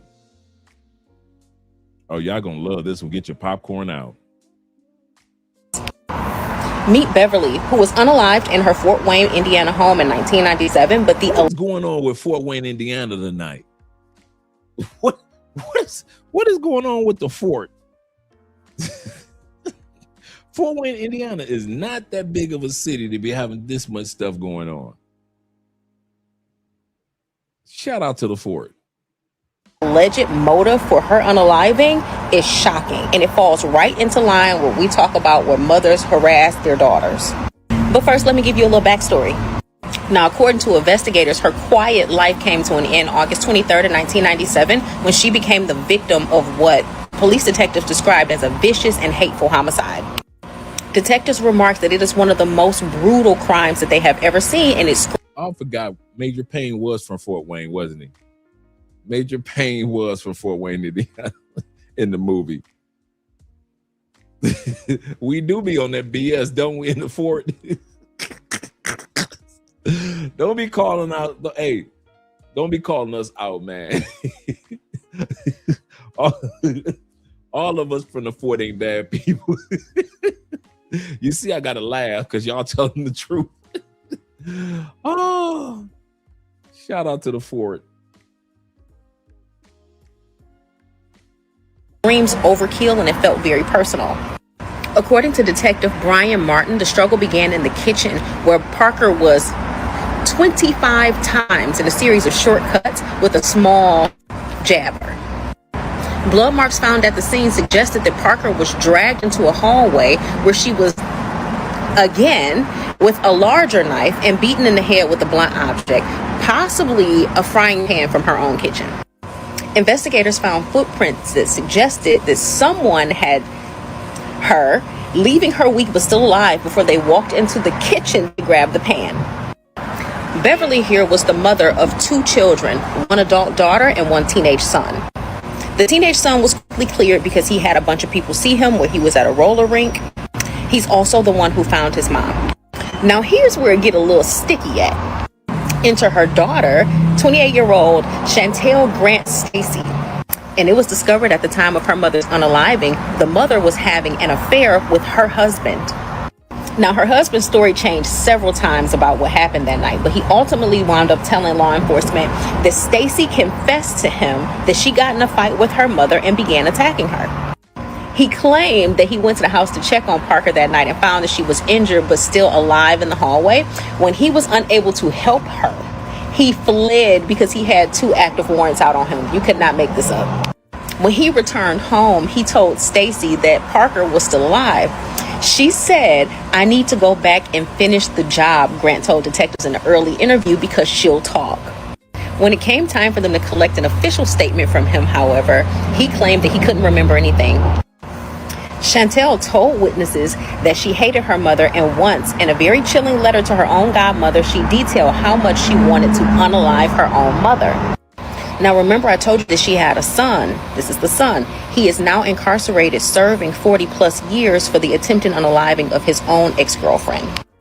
He alleges that not only did his mama sleep with one of her men, she slept with the first husband too. That family is full of demons. That family got demons galore. Goodness gracious. He also described their relationship as very toxic. And I can't imagine a mother that would hunch her daughter's husband not once but twice, was a great mom to begin with, but whatever, rest in peace. Now, when the ex-husband, a literal motherfucker, couldn't confirm what he was saying to the police, the case went cold. The police didn't have enough to charge the daughter, and her last known whereabouts are in Vegas living her best life. And she said, if you ask her about her mother, don't. What's going on in Vegas? She up there with Chill Chapo chilling. She up there with Chill Chapo chilling. Now, Stacy told the investigators that she once suspected Grant, the motherfucker, of killing her mother, but she also made it clear that she didn't care. When asked, she said, I do not want to talk about Beverly Belt Parker. And at one point during the conversation, she said she's hoped she's burning in hell. Also, that her mother had caused her a great deal of pain. She also insisted that she did not kill her. Child, I am not here to judge. What y'all think? And if you are a true crime fan, let me know, because I've been thinking about starting a whole nother true crime page just because I enjoy the storytelling aspect of it. So let me know in the comments what you think. Y'all didn't have that look like y'all did 20, 30 years ago when y'all would be sitting at the table and then he hid, wondering if somebody gonna come talk to y'all. Nobody come and talk to y'all. I worked in a nightclub. I'm telling y'all, nobody was coming up to y'all. And this woman out here is gonna be telling the young women some of the worst advice, stopping them from finding their husband. I had to unlearn is the strong black woman title. And I've had to take the S off of my chest and replace it with safe, seen, and soft. This whole moving through life, I've never heard strong white woman, strong Asian woman, strong South Asian woman, strong Spanish woman. Never in life. Just your only was a black just woman. strong black woman. And so therefore, a lot of us are moving through life, have to be strong. We're denied medical attention, have to be strong. Right? So all of in our relationships, not being able to be submissive, all the things, right? So there's a lot, we actually mirror one another in that sense. And for some reason, we haven't ended up together. And now it's time, like, all right, you know what? We have to dismantle this whole thing. My heart breaks that women like this have finally figured it out. But in all likelihood, it's far too late. She's gotten older. A lot of time has passed. A lot of the things that men are attracted to about women have already started their decline in her, right? Some of them are already gone. Black men are moving on to different races. The younger generations coming up behind us, they're more open to dating outside their race than any other time in history. It turned out to be too much. The bad behavior that mothers pass down to their daughters, it turned out to be too much.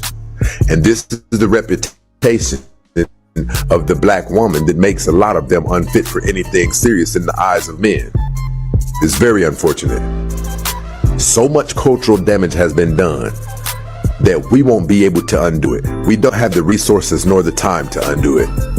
From here, I guess the only thing that is left for us to do is be honest with the generations that are coming behind us and tell them how their lives will most definitely turn out if they do not rebel against this thing called black culture.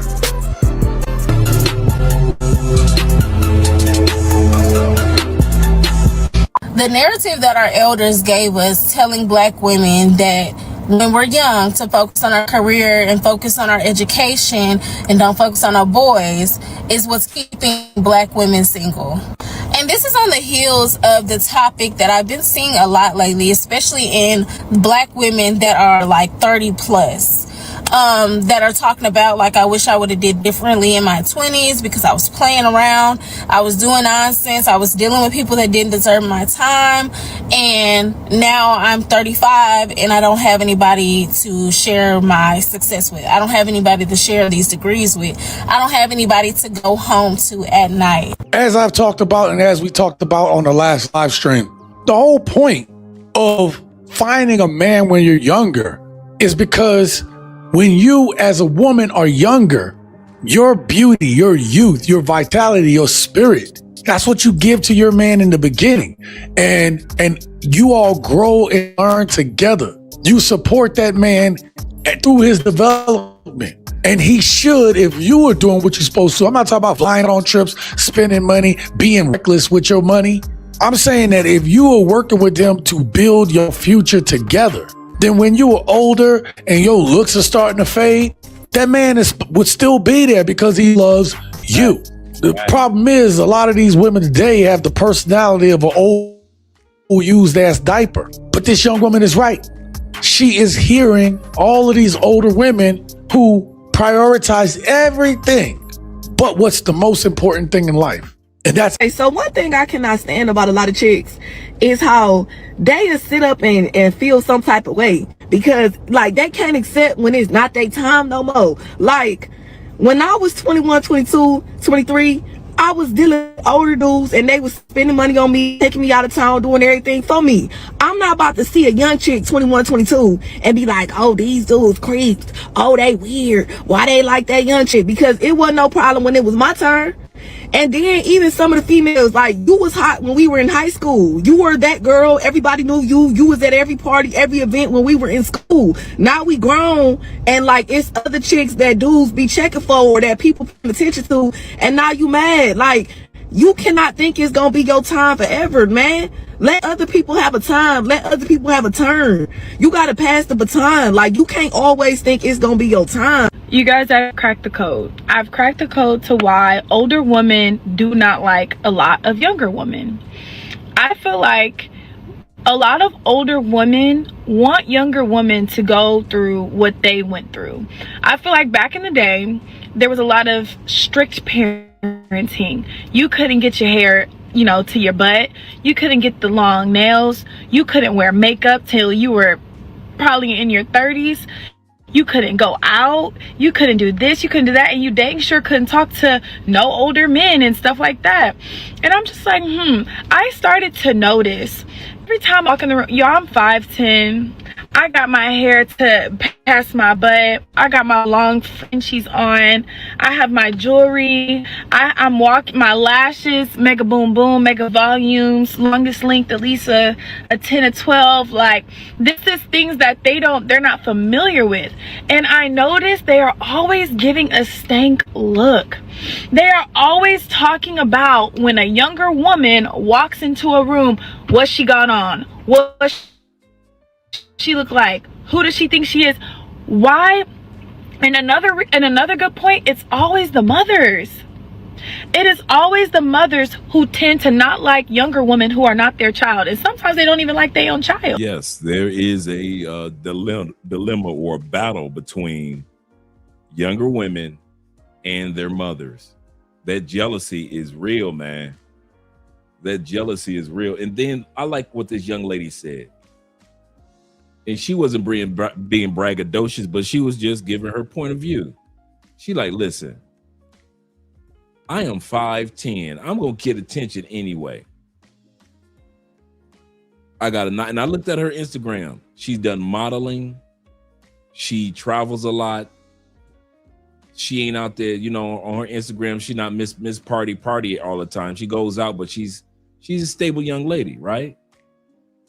And she's talking about as if, listen, even us regular everyday women, we got older women that just hate on us for no reason at all. No reason at all. I kid you not. That's one of the reasons why I say I enjoy being a guy. Because guys can be happy for each other the older we get. We can be happy for Bill Belichick with his 27-year-old. We could be happy for Robert De Niro having a brand new child. We could be happy for Al Pacino having 2 new children in his 70s. You don't hear men saying, man, why this man having kids in his 70s? Men don't care. We're glad to see Arnold Schwarzenegger and Sylvester Stallone still in the gym, still exercising, still taking care of their health in their 70s. Because men are like, listen, when I get there, I'm trying to, stay in the gym too. I want me a nice young lady too. Men know how to appreciate each other as we age. Women, the older women get, the more they detest the age gap. They detest it. They can't stand it. It's the craziest thing. And as you guys were saying, it's jealousy. He said, ladies, we don't care for the lashes, the fake hair, the raptor nails, absolutely correct, the BBLs, and the K-cup. That's the only thing I said about her that I like. Her height and the fact that she doesn't, from what I've seen in most of her Instagram, she didn't wear too much makeup. But the nails and them lashes, her lashes, she's not too bad with the lashes. And at least she's wearing braids. Usually she wears, on her social media, she wears her hair short. So she has a short hairstyle, almost a pixie cut. But yeah, she's right. Those women out there jealous. Yep. Jealous as can be. Let's continue on. Why is a random 45-year-old woman named Linda beefing with me for no reason at all? In the least shocking turn of events that's ever happened on the internet, mean older white women in corporate America are not very receptive to hearing how people perceive them. And I want to talk about it because their response on my video and other videos similar to them trending right now perfectly highlights why everyone has an issue with them. And I chose this comment as well because it's a valid interpretation. It's really anyone who's in a position of power above you, you might also experience this from. But I and many other people have been sharing their stories about these like random older women who just like came out of the woodworks, made it their full-time job to just make our lives hell in the corporate workspace for no reason. Stop listening to older women tell me not to date older men when I realized that they didn't care about me. They were just trying to protect their investment.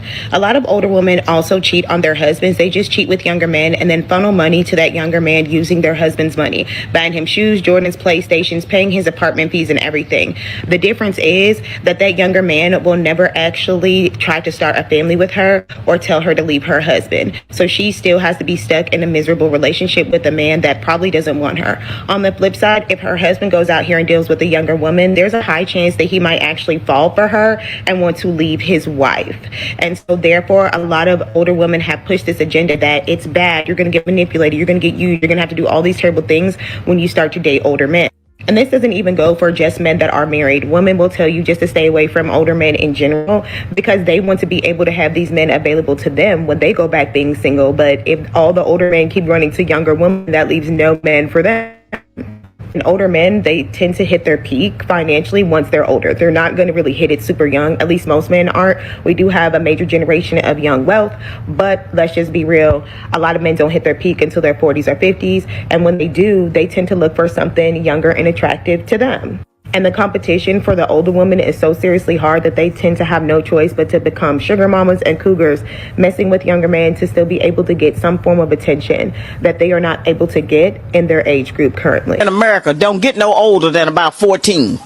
Hey, stop it. So just talk to. We gotta listen to what she said. She said the average black woman in America, because many of our sisters that are raised in other countries, they're raised with certain principles, certain morals, how to take care of a household, how to wash, cook, clean. Like you have to do manual labor. You don't have many countries, besides European countries, women could do whatever they want in East Coast countries. But in a lot of the countries like Africa, the Caribbean, things of that nature, young sisters are raised, especially countryside. I'll say that. Not city girls. Right. Countryside.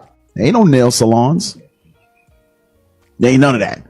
So your main focus is not your outward adorning. Right. It's learning how to maintain and sustain that house that your future husband can be proud to come home because you're taking care of what you're supposed to take care of. Right. But so it says the average woman in America, the black woman, Babylon has effed our sister up. Yep. I'm gonna tell you straight, and we go over this all the time. Sisters are like children.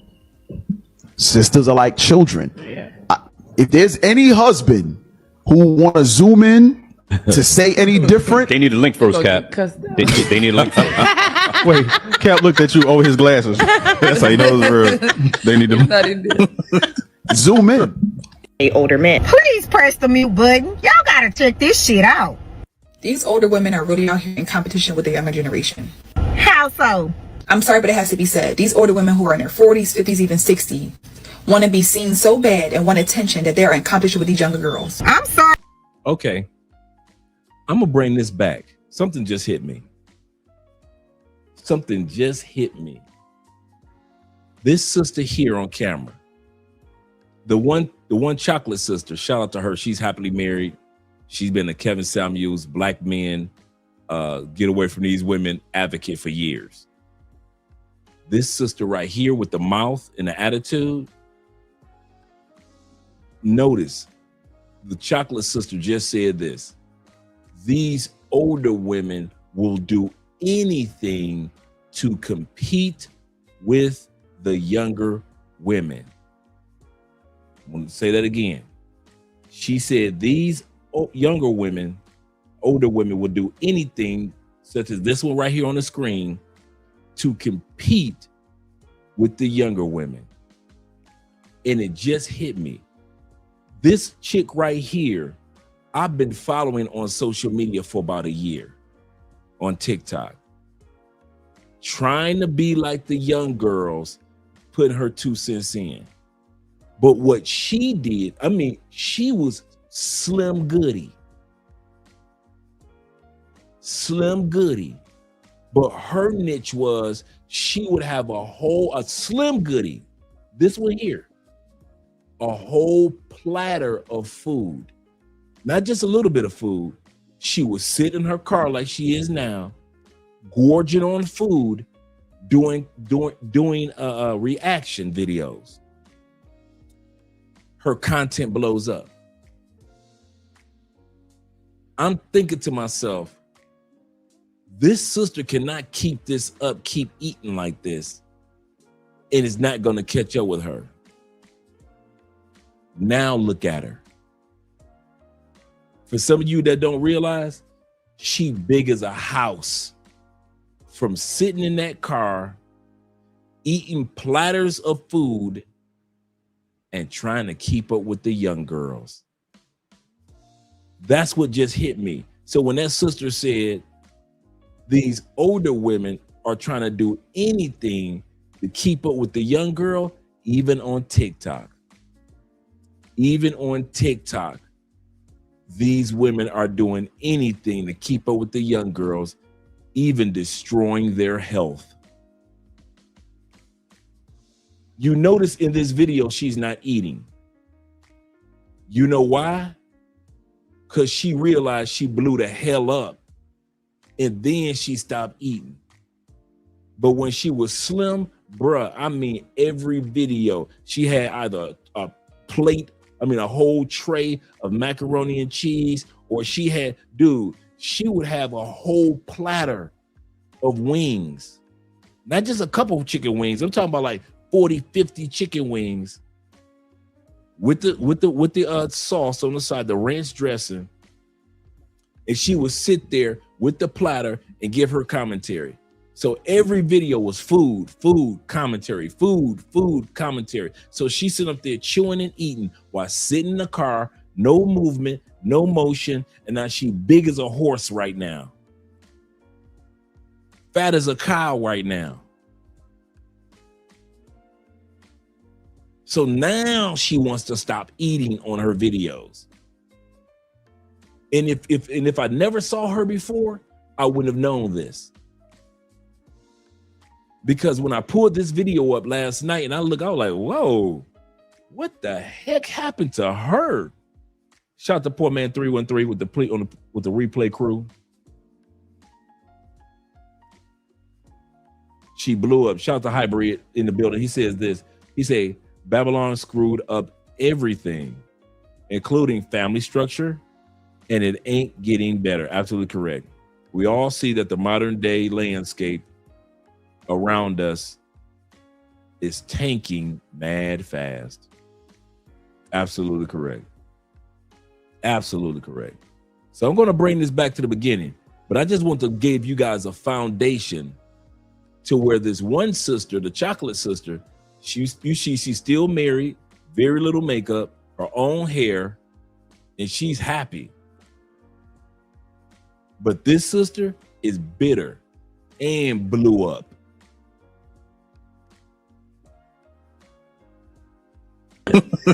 Zoom in.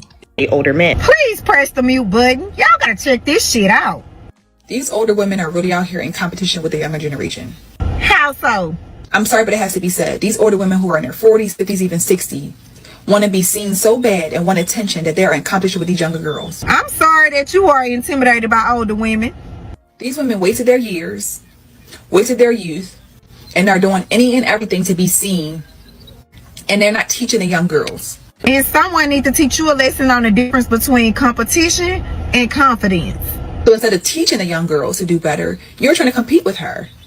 You're in denial that you're getting older. You're doing things with your body, driving for attention, over-sexualizing yourself at that age, all because you don't want to accept the fact that you mess up your life. And you doing things with your mouth, thriving for attention, all because you are not comfortable with yourself. Ladies, embrace who you are regardless of your age. Confidence will kill the weak every time. Hey, one thing about a hit dog, that motherfucker gonna holler, baby. Baby, check this out. I'm convinced these older women really be in competition with the younger girls. Why? Like, I don't understand. Y'all be in the workplace giving these young girls hell. Why do y'all do that? Okay, so I'm about to clock some of you older women, T. And when I say older women, I mean like in y'all late 40s, 50s, sometimes even 60s. I be seeing what y'all be commenting on people videos, okay? I swear, every time I go and look at somebody comment section, say if it's a young woman, a young lady or whatever, and it's a rude comment, whether the person is fat shaming, saying something rude about their hair, whatever it may be, and I click the profile, it's always a older lady in her 40s, 50s, or 60s. Okay, it's just look like you shouldn't be acting like that, basically. And when they say that older women be hating on younger women, I didn't really want to believe that. Y'all know I love my older women, but I'm really thinking that y'all really do be hating on younger women. Okay, like y'all really don't like to see younger women. And my whole thing is, even if you don't like what they post, y'all too old to not know. If you don't got nothing nice to say, don't say nothing at all. Y'all too old to not know that. I'm sorry, you're too old. Looking at how you're looking at that age group to not know better than to comment something so disrespectful on somebody's video. So yes, I'm calling y'all out. All the 40s and up, late 40s and up, do better. Please do better. Because we definitely can see who you are on your page, okay? We can see you. Do better. Why is it that the older women are competing with the younger generation? You guys are competing for the same men. You guys are competing to run and go the same look. This woman is 40 years old. The woman on your screen is 40 years old. I want to go back to what my brother Hybrid said. Babylon screwed up everything, including the family structure. I want to take a few seconds out to give you guys a little bit of what he's talking about in regards to the United States compared to other empires. We talked about this the other day. What was some of the signs that an empire was about to collapse? Roman Empire, the decline of the birth rates and the traditional family structure contributed to shrinking population and strain on the economy. Persian Empire, the shift in family dynamics caused the population to decline and weakened the labor force and the military recruitment. That was the Persian Empire. These are all empires that ruled the world, it seemed, at one point in time. The Mesopotamian Chaldean Empire, reduced family cohesiveness and lower birth rates disassembled the whole society. The Greek Empire with Alexander the Great. Decline in family units and birth rates led to smaller citizenry, reducing political and military strengths for the Greek Empire. The Ming Empire. The Ming Empire declined in family formation, fewer birth rates contribute to a shrinking population, and the shrinking population caused the economy to shrink, and the military strength began to shrink. Last one, the Ottoman Empire. Failing birth rates and family instability weakened the empire's demographic base, making it harder to sustain imperial power. Countries that are empires rarely fall apart from attacks from the outside. There won't be an attack from the outside that humbles an empire. Not most of the time. Most of the time, an empire destroys itself by destroying the family dynamic. Just like the United States is doing right now. Just like UK did in other empires. The decline of birth rates automatically is one of the fastest signs of the decline of a society. Will says this, you can't make this up. I had a cousin who had a BBL at 54 years old.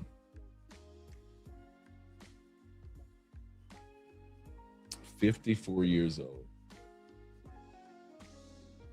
And then had the nerve to want to borrow money from me because she didn't have more money after her surgery. Damn, remember that. Shout out to you, Will. Don't forget the Romans were invaded, absolutely correct, by some slaves they made into soldiers from other conquered armies, absolutely correct. And the men were treated how men are being treated today by law.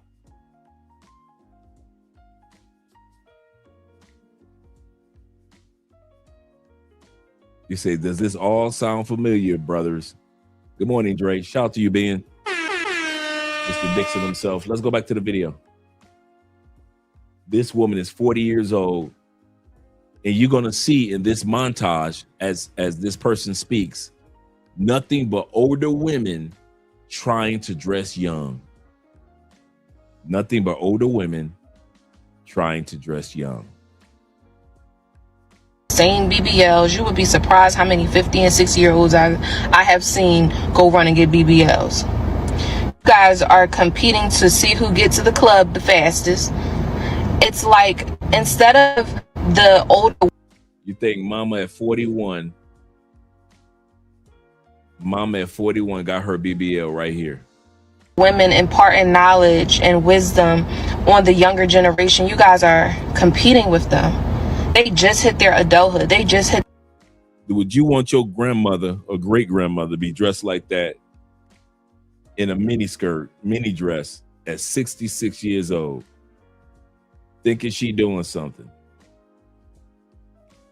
She wore her glasses to drive in, but she thought her glasses would make her look old inside the restaurant.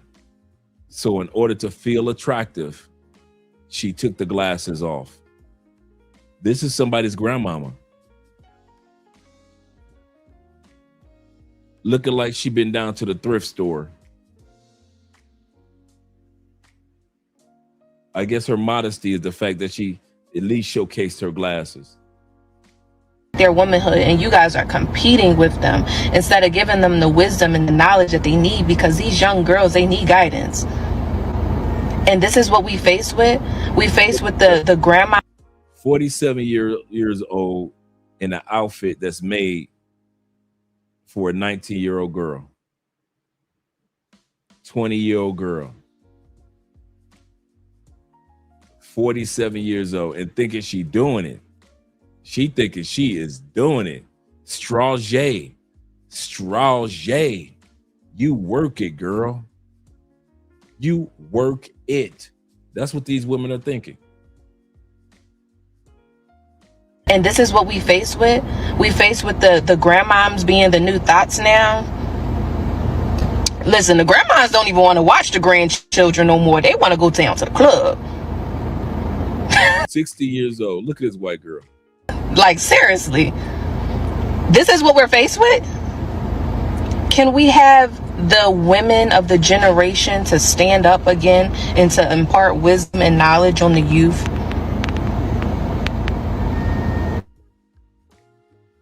Gotta do better. I just sometimes feel like as I get older, I don't know what's appropriate, what's not. So I'm in my mid-30s, and I'm like, kind of look like I'm in my 20s right now. You in your mid-30s, meaning that she probably 37, 38 years old. Probably 37, 38 years old, and trying to dress like she's 23. But she expects you men to respect her like she's a 37, 38-year-old woman. See, she can dress like she's 23, but don't you approach her like she's 23. Don't talk to her like she's 23. Don't put your hands on her or spank her behind like you might do a woman that's 23. Don't do that. Treat her like a grown, respectful woman that don't have her breasts hanging out and booty shorts on. I don't know how to dress. Look at me, guys. Look at my body. Just so a bunch of simps can go in the comment section. Oh my God, my chocolate queen, queen, chocolate queen, queen, chocolate queen, chocolate queen. Man, American men, gotta love y'all, man. I love y'all, brothers, but we simp too much and too easy. Shout out to my man AM, my brother. I'm Collected Data in the building. Dressed like this. But like, what do you wear? My question for older women is, do you have a problem with the man your age dating someone younger, or do you have a problem because you want him and someone younger got him? Shots fired in the sisterhood, young versus old, but this is a young lady who is finally saying what men have been saying all this time. The hatred from older women about age gap relationships is not some sort of big sister looking out for small sister. It really is about competition. Now listen, little girls, respectfully, Gen X women are not competing with you guys. In fact, we're not competing with anyone other than probably ourselves. The fact that you all even think about us, I find... You thought about them and you got on the young person's TikTok. I'm gonna say that again. You thought about what the young women were saying. Quite obviously, you're on the young folks' TikTok. And now you mad that the young lady on TikTok has told your old self that y'all haters. And y'all are. To be mind-boggling. But at this point, older women, wonderful women and 46-year-old women trying to look like and act like the 23-year-old. And how do you know? Because when you're young, you don't think there's consequences, right? Yeah. The only way you know there's consequences is someone, like you said. If y'all don't get y'all grandmama an apron and get your grandmama out that kitchen, get your grandmama an apron, stop playing. Get her an apron. What are you thinking? She can stay in the kitchen making cookies.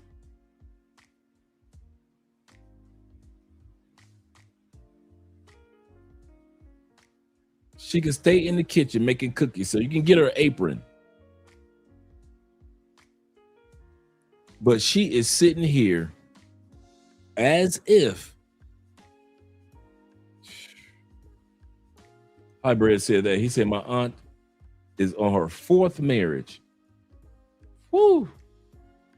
I have a feeling that she's going to screw it up again. Being a little spoiled, ratchet, child.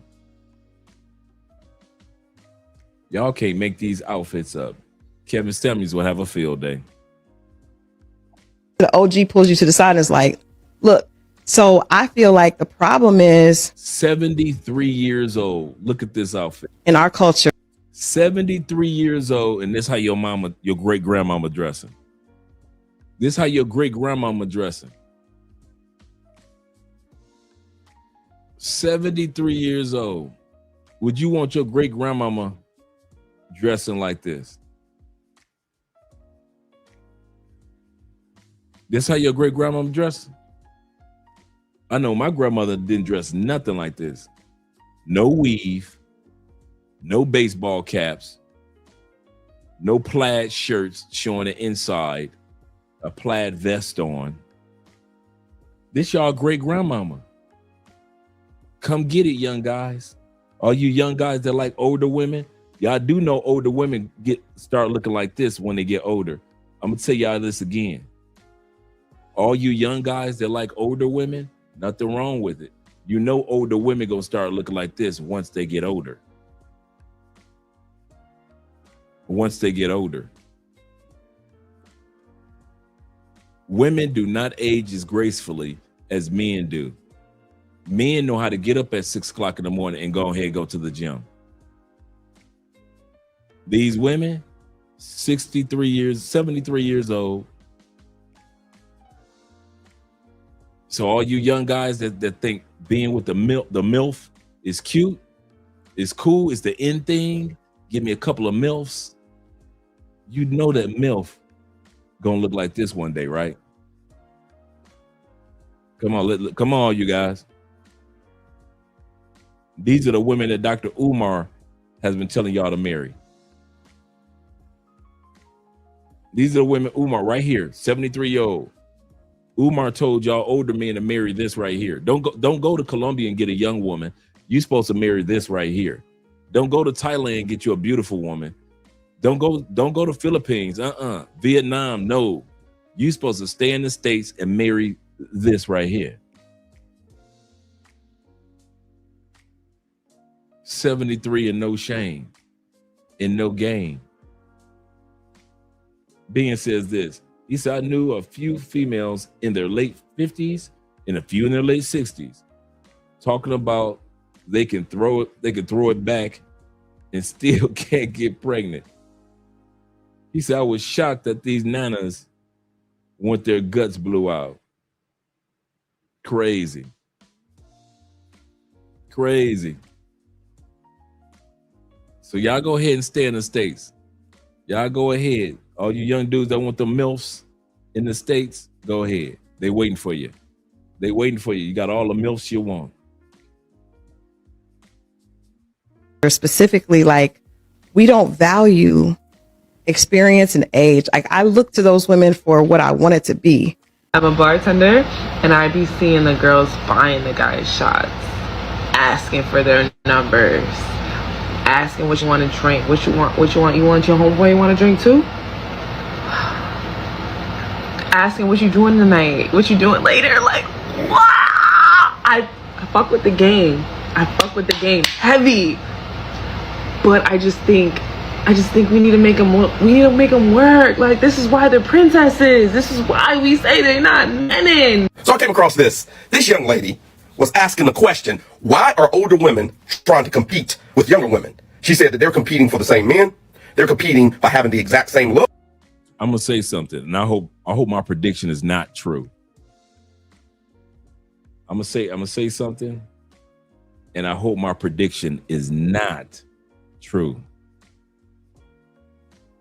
This brother here, he's a good dude.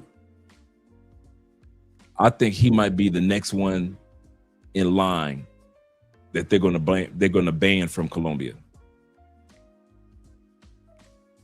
I think he's the next one in line that they're gonna ban. You heard it here first. And like I say, I hope that it does not happen. I think he puts out some good content, but he also puts out content that promotes those type of parties.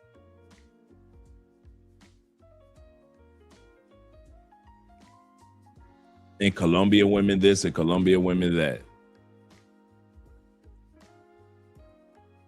I really think that they're going to be coming after him next.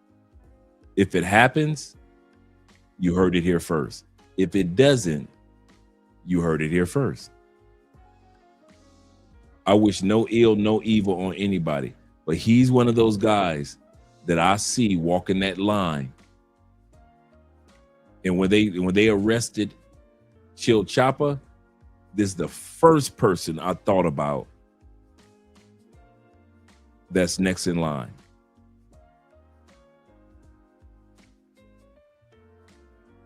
So you guys be careful with who you kind of hang out with in these countries, because these other countries are not playing anymore. Like I said, let's continue on with the video, but I just want to give you guys a little public service announcement. They're competing by trying to see who can get to the club first and the fastest. She said 50 and 60-year-old women are getting BBLs, and instead of imparting wisdom and knowledge to the younger, they're trying to do is compete with that generation. I want to answer this question. It's because women in their 40s and some of them in their late 30s and 50s waited too long to get the man that they wanted. They thought that they had all the time in the world, wasted their 20s, wasted their 30s. So now they're going after the same men that the women in their 20s want, because that's the type of man that they want. The men in their 40s are taking women in their 20s all day, every day, twice on Sundays, especially if they have no kids or they only have one.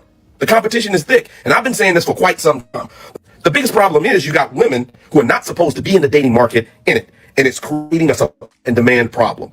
So the top echelon men are just smashing everybody. 20s, 30s, 40s, the hot 50-year-olds, they smashing everybody. Because you got women who've been married for 20 years, should still be married, but they left because they were bored. Or because, quote unquote, they weren't happy. Happiness resides inside of you. You need to make changes within yourself. It's not your partner's fault. It's on you. That's why we have a competition, because women that should be in committed relationships waited too long, and now they're past the age of having kids, or it's going to be very difficult. And women that want a certain type of man are in their 20s, 30s, 40s, and 50s. So you got so much competition, and the issue is for men, can she have babies for me? Can she create a family for me? So men will go through and smash everybody. And then at the end of the day, when they're 7, like my cousin, they're marrying a woman who's 28, 29. Why are young women attracted to older men? It goes deeper than you think. It is not because they're broken, gold diggers, or being manipulative. It is because older men activate something that young haven't developed yet. Young women bring youth, beauty, curiosity, softness. Older men bring experience, confidence, emotional control, and safety. That pairing has worked for thousands of years because of what? Biology and polarity. A young woman is wired to seek a man who can guide her, protect her, and elevate her. Not control her, but teach her. And this is the part that a lot of people ignore. Older men teach. They teach emotional maturity. They teach communication. They teach discipline and long-term thinking. They can show her calm leadership and what masculine reassurance actually feels like. She grows up faster beside an older man than with somebody who is still becoming himself. And what does he get in return? She brings him back to life. Her softness, her energy wakes up parts of him that he forgot. Her femininity sharpens his masculinity. This isn't a transaction. It is pure polarity and human nature.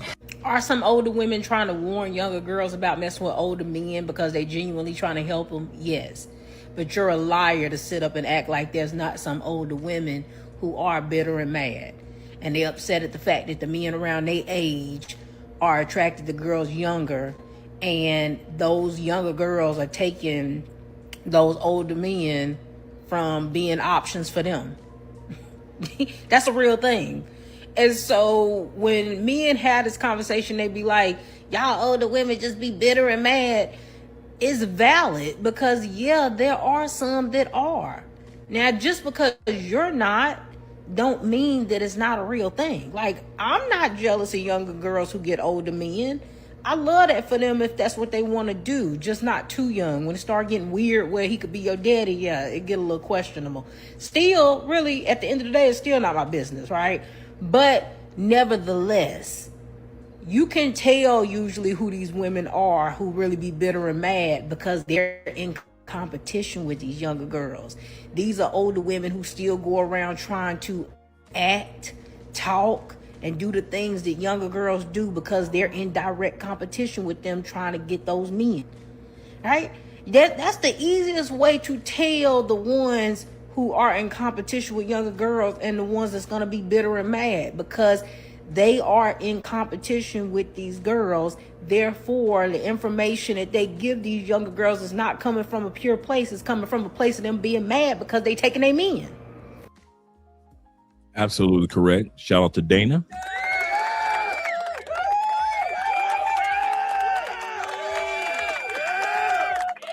It is not often that we can agree with some of what Dana has to say, but in this instance, have to agree with her. And Dana is an older woman. She's past that 35-year mark. She realizes that 9 times out of 10, she is going to pass alone. She doesn't have any children. But the way that she behaves, maybe I don't know her in real life. Maybe she's different from her social media persona. But her social media persona does not give her leeway to be able to find love. So she spends her days criticizing dudes on whatever it may be. She might be one of those sisters that maybe to find a smash partner, but I'd be surprised if anybody other than a simp marries Dana. Zeta says this. He saw also a post that showed the previous era versus this era of grandmothers. That'd be a good video to do. It shows our grandmothers as grandmothers. This era grandmothers looks like young chicks. Absolutely correct. Looks like young chicks. So at the end of the day, I kid you not, guys, do not fall for this or allow women to sell you this narrative that is something wrong with you being with a younger woman, and it's something wrong for a younger woman being interested in you. Now, if you're a guy, you like your MILFs, you like older women, so be it. And I'm gonna be honest. Let's be honest. There are some guys that like women that are around their own age, maybe about 2 or 3 years younger, 5 years younger, 7 years younger. I'm with that. Do your thing, bruh. Most men will marry a woman around their age, even though we all know most men would prefer to be with a younger woman. Oh yeah. Let most men get some money. Do we cheat with a woman that's around the same age, or do we become sugar daddies? Oh, we become sugar daddies, huh? When we come to these countries, do we date women that are around our age, or do we normally date younger women? That's at least a 10-year window.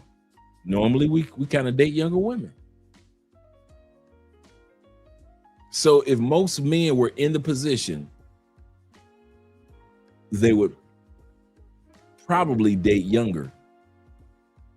The only reason most men don't date younger in the United States, even though they desire younger, is because in the United States, dating a younger woman is still considered somewhat taboo, when that's not the norm in many other countries. So guys, date who you want to date. Be with who you want to be with. Do not let these women in the scenarios dictate who you're going to be with. Because a lot of these women are in competition for you. They are in competition for you. My brother Will says this. He said, most of these grandmothers today don't even want to be called. Yeah, like, call me a glam ma. I'm a glam ma. So you don't want to be called grandmother? Nope, I'm a glam ma.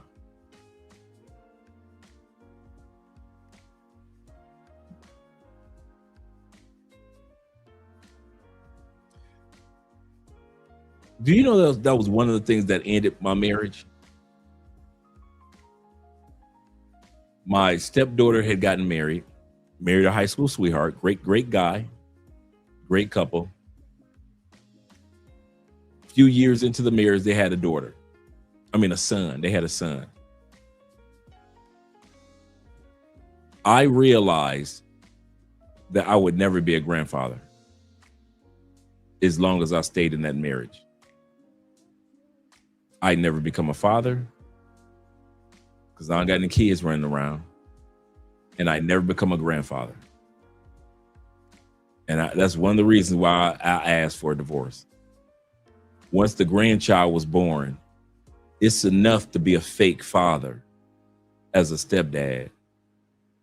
And now I got to fake being a grandfather as a stepdad. It was enough for me. True story. That's the first time I ever told that story. One of the reasons why I filed for a divorce is because it was one thing to be a fake stepdad, a fake dad, a pseudo father, if you will. But I never thought about, and a lot of you guys that become stepdads, you don't think about that you got to be a stepdad. Now you got to be a step grandfather. And if you're a dude that ain't got no kids at all, so you wait a minute, I got to not only have raised kids, now I got to raise grandkids. Oh, hell no, I'm out. All you dudes that mess with women that got kids do not realize those women are going to get older. Those kids are going to have kids. Now you see, we only think about the first generation, the kids. Now you got to raise the grandkids. That ain't yours. So now you got to be a step granddad. You ain't even got a chance to be a dad. That woman ain't give you no kids. Even if you got kids outside of the marriage, before you met her, in other words, she's got kids, you got kids.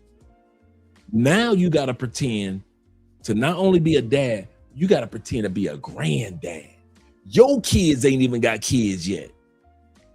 You marry a woman that got kids, and you got kids, and your kids ain't even got kids yet. But now you got to pretend to be somebody else's granddad.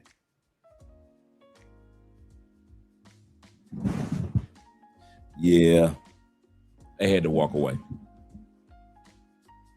I ain't gonna lie. I am so excited that we got this camera color finally corrected.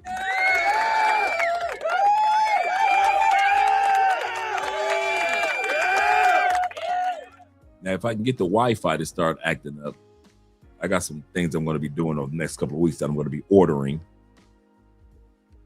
But I kid you not, man. And a lot of dudes don't think about that. They don't think that it goes that deep. I was like, man, soon as the shorty, good family, don't get me wrong. They're still together years later. I think they've been married 10 or 12 years. They had a daughter after that. So now they got a son and a daughter. We talk about my former stepdaughter, married her high school sweetheart. They've been together, started businesses. They just doing their thing, right? I'm here to tell you, one of the things that caused me to say, oh, hell no, I'm out. And I'm going to say this, and I mean this. At that moment, I thought of my exit plan like a woman does. Women don't divorce you the day that they say, I want a divorce. They may have divorced you 6 months before and they're starting their exit plan. A year before, but they're starting their exit plan. 2 years before, but they're starting their exit plan. Once the exit plan is in place, then they say, baby, let's sit down. I want a divorce. I found myself doing that. When the first child was born, as time was going by, I found myself subconsciously preparing my exit plan. It wasn't because of the child, so don't think I was putting it on the child. It was the fact that, wait a minute, I haven't even been a father in this family. And now I got to pretend to be a grandfather? Oh, hell no. Now I see why 61% of blended families 67% of blended families end up in a divorce. And of those divorces, 61% of the divorces are filed by men. And that's the only time where men file more divorces than women, because men are stepdads. Kid you not. Kid you not, man. He said women in the West try to make you look dirty, and some try to perv because you date younger. Yep, younger. She's almost your daughter's age. I've heard trying to make it seem unnatural and some kind of pedophile. Outrageous. Yep, that's outrageous.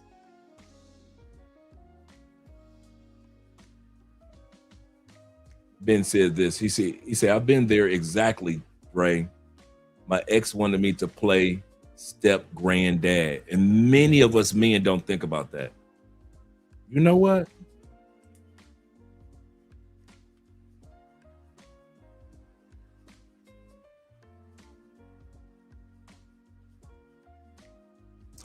We need to do a video on that.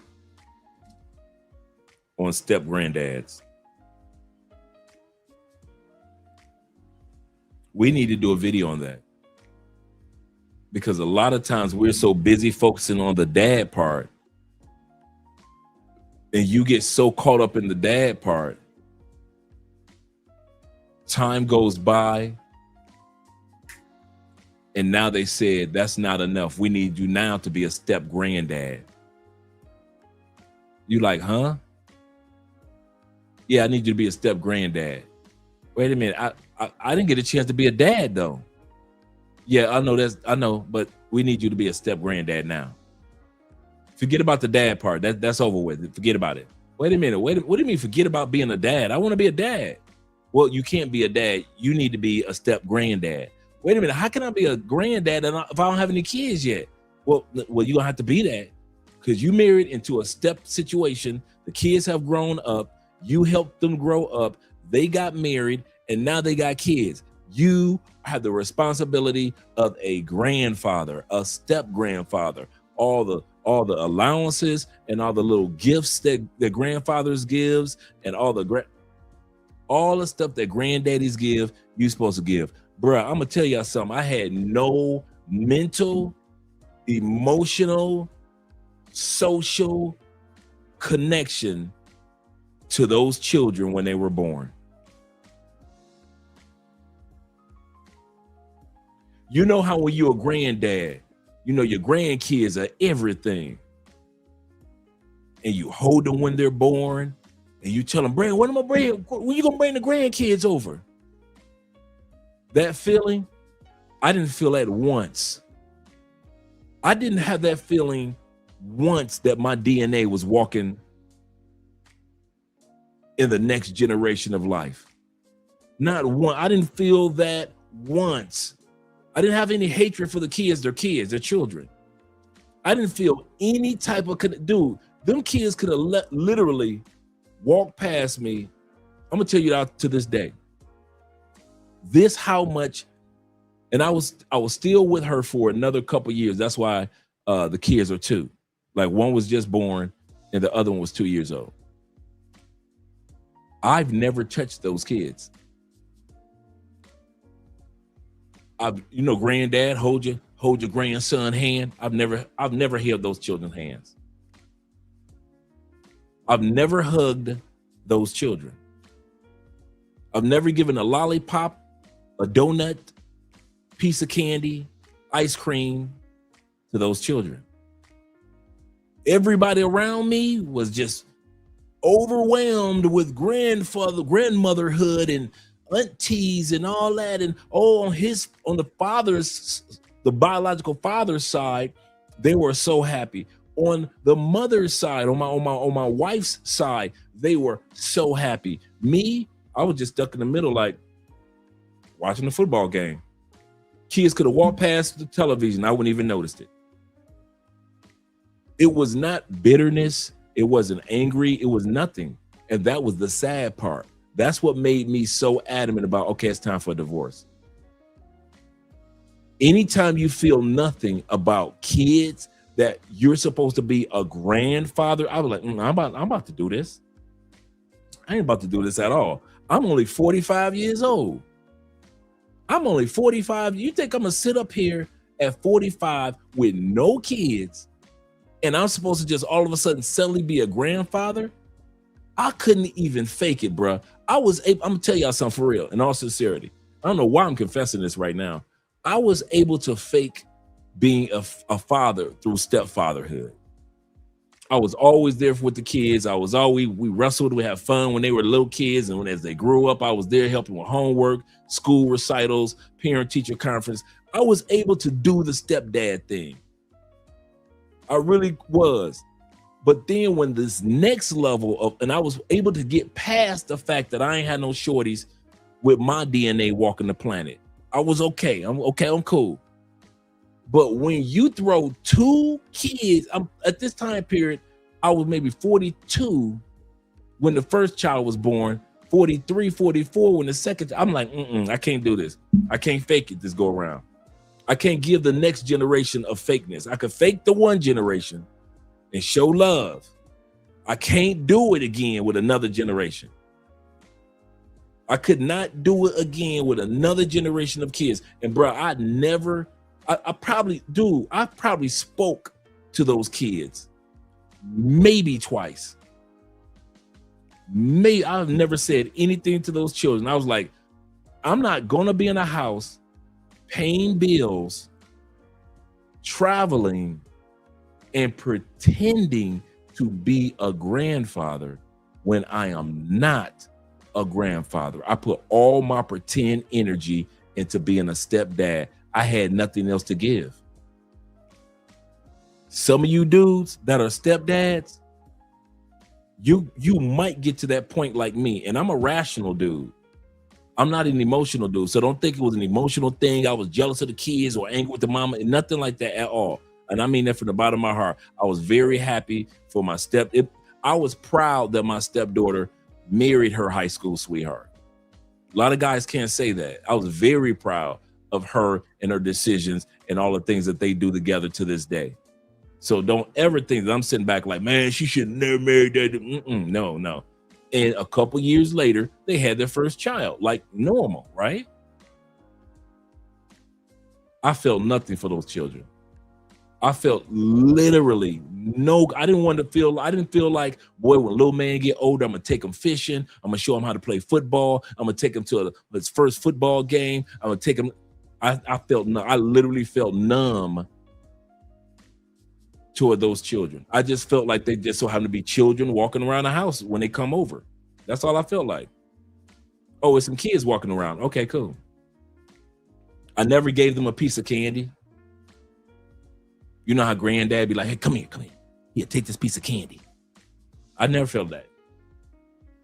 And I know how grandfathers are close with their grandsons because me and my granddad was like thick as thieves. That's how I got turned on to NASCAR and different things. And he always would go because they had like this little jar of Hershey's in the bedroom, the little small Hershey's. And we would sit up there and watch NASCAR. And he would say, boy, go get that jar of Hershey chocolates.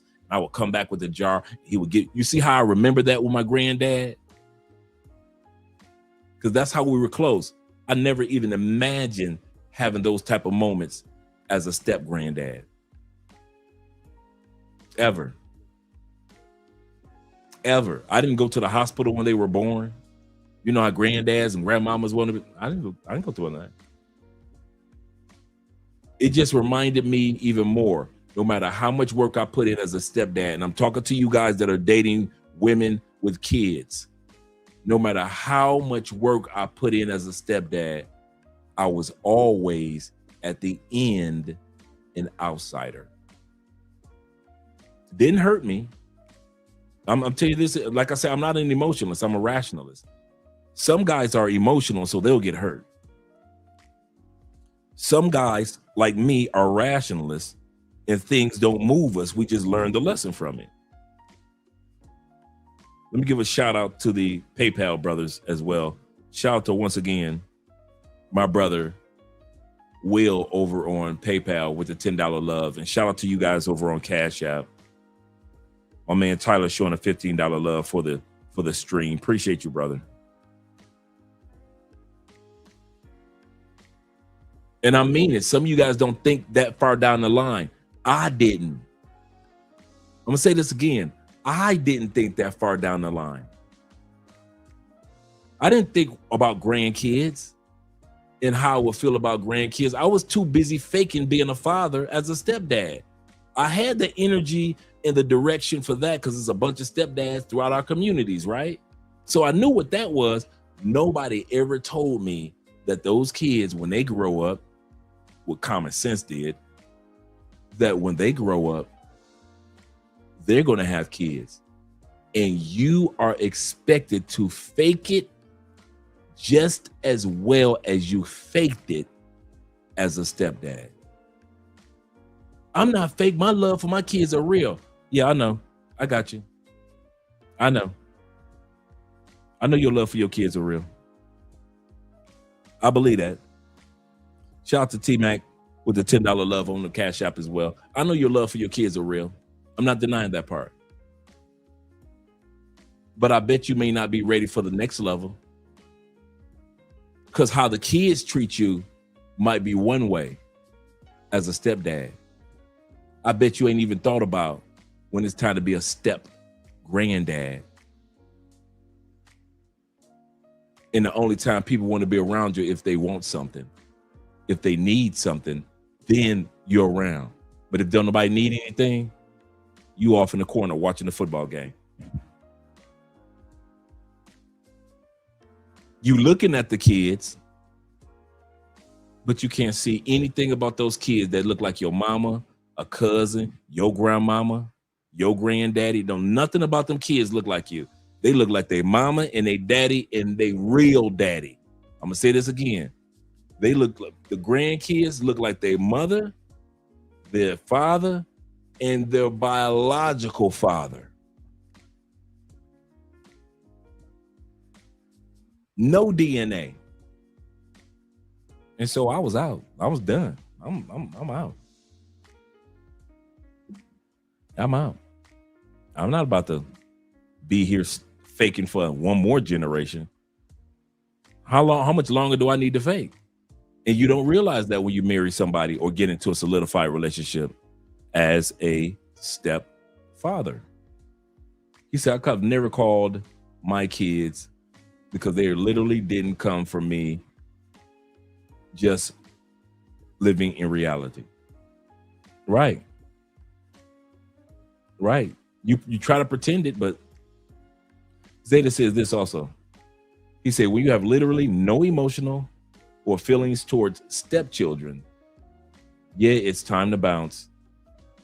It leads to bitterness or resentment, not necessarily from you, Dre. And they could see it. I'm going to say this again. They can see the numbness in my behavior. There was no bitterness. It was just void. Andre was void when it came to the kids. Nobody even, this is the funny part.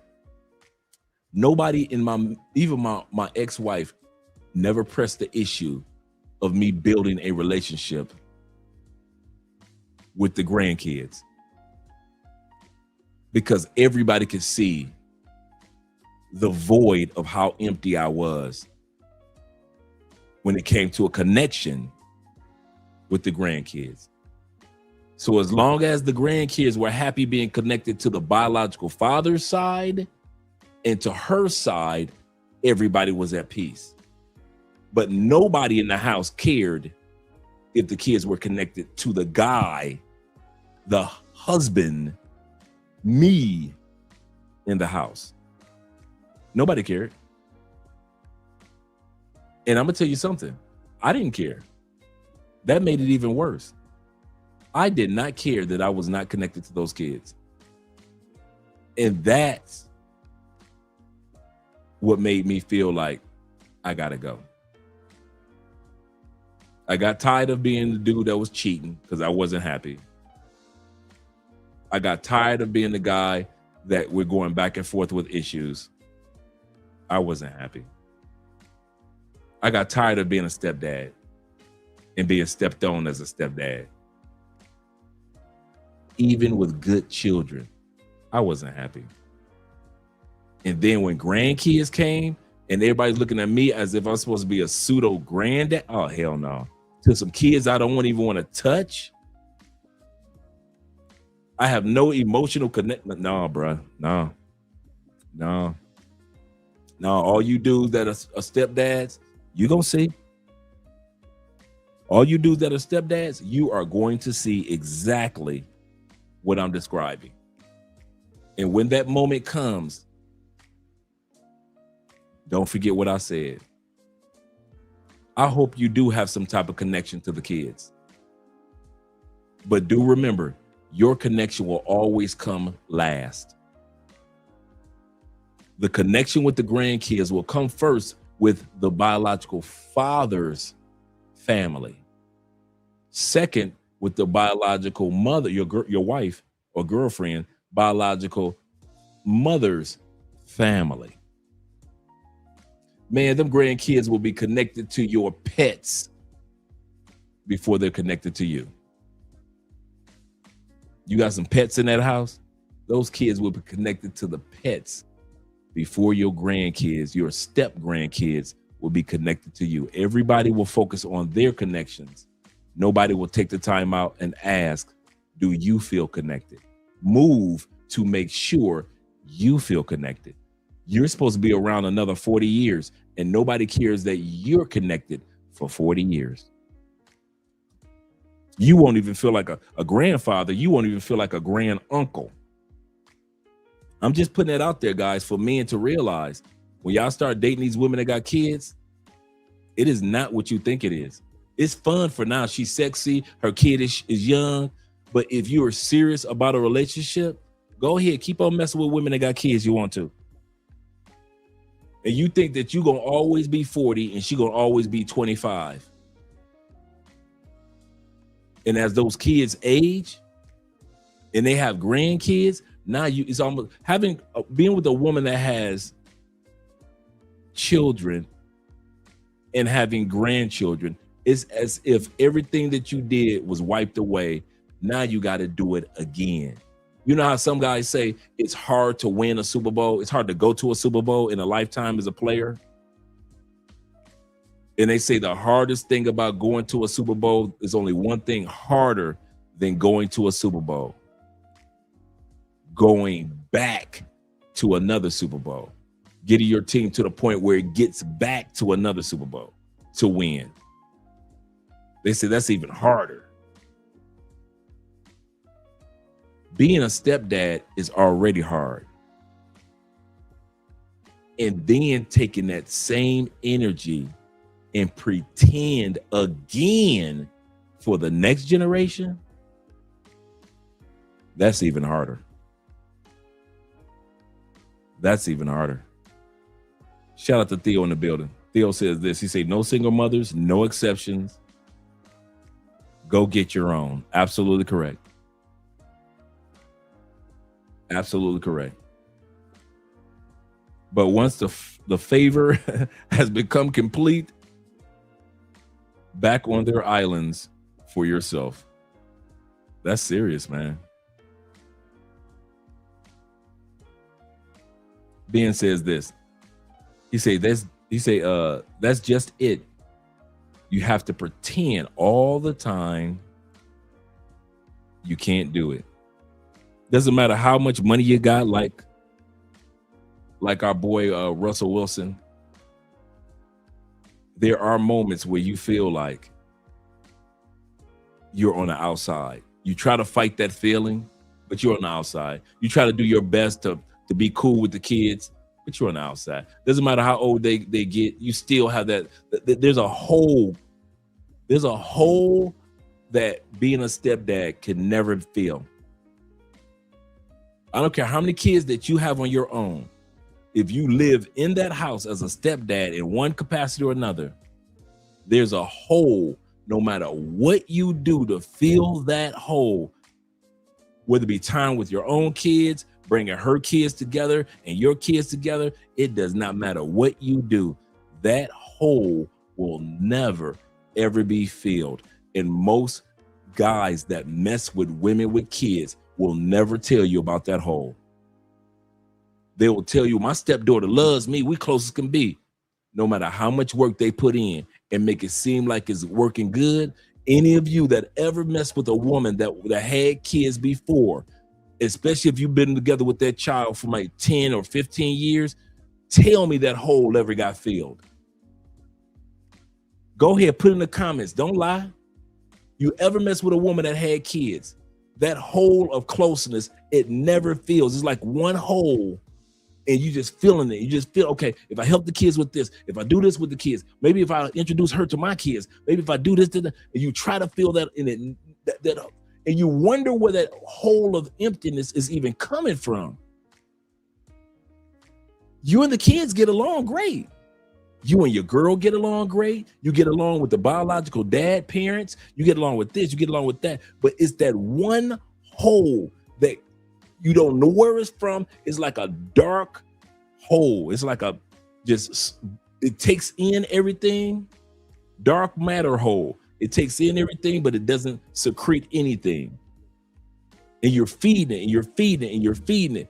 And you still, at the end of the day, never feel like a father. You always are reminded in one capacity or another capacity, you are a pretender. You are a pseudo father. You are a stepdad. And when it's time, you know what the stepdad part is? You need to step out of the way whenever the dad is around. You need to step out of the way whenever those kids' biological dad is around. Well, whether they talking to their dad over the phone or whether he's there in person.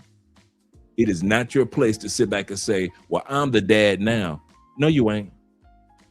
Well, I provide the, and kids don't care nothing about that. Do you think kids care about light bills? Why? Kids ain't never paid a light bill. What about grocery bills? You think kids care about grocery bills? Why? Because kids don't pay grocery bills. So all the stuff that you care about that you did or are doing as an adult, kids don't care nothing about that. They care about my daddy is on the other side of that door, ringing the doorbell. Open it. My daddy called my cell phone. Do not interrupt our conversation.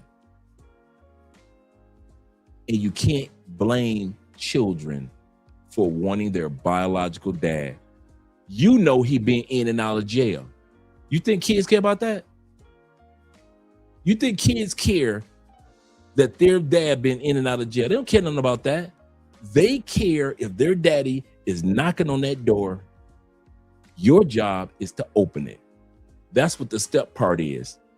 It is your job to step the hell out of the way whenever the biological father is present.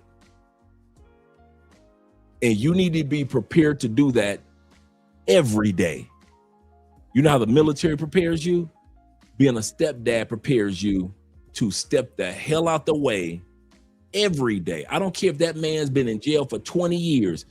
That day that man walks out of jail and knocks on that door to see his 25-year-old child, it is not your job to tell that man all that you've done the 20 years that he was in jail.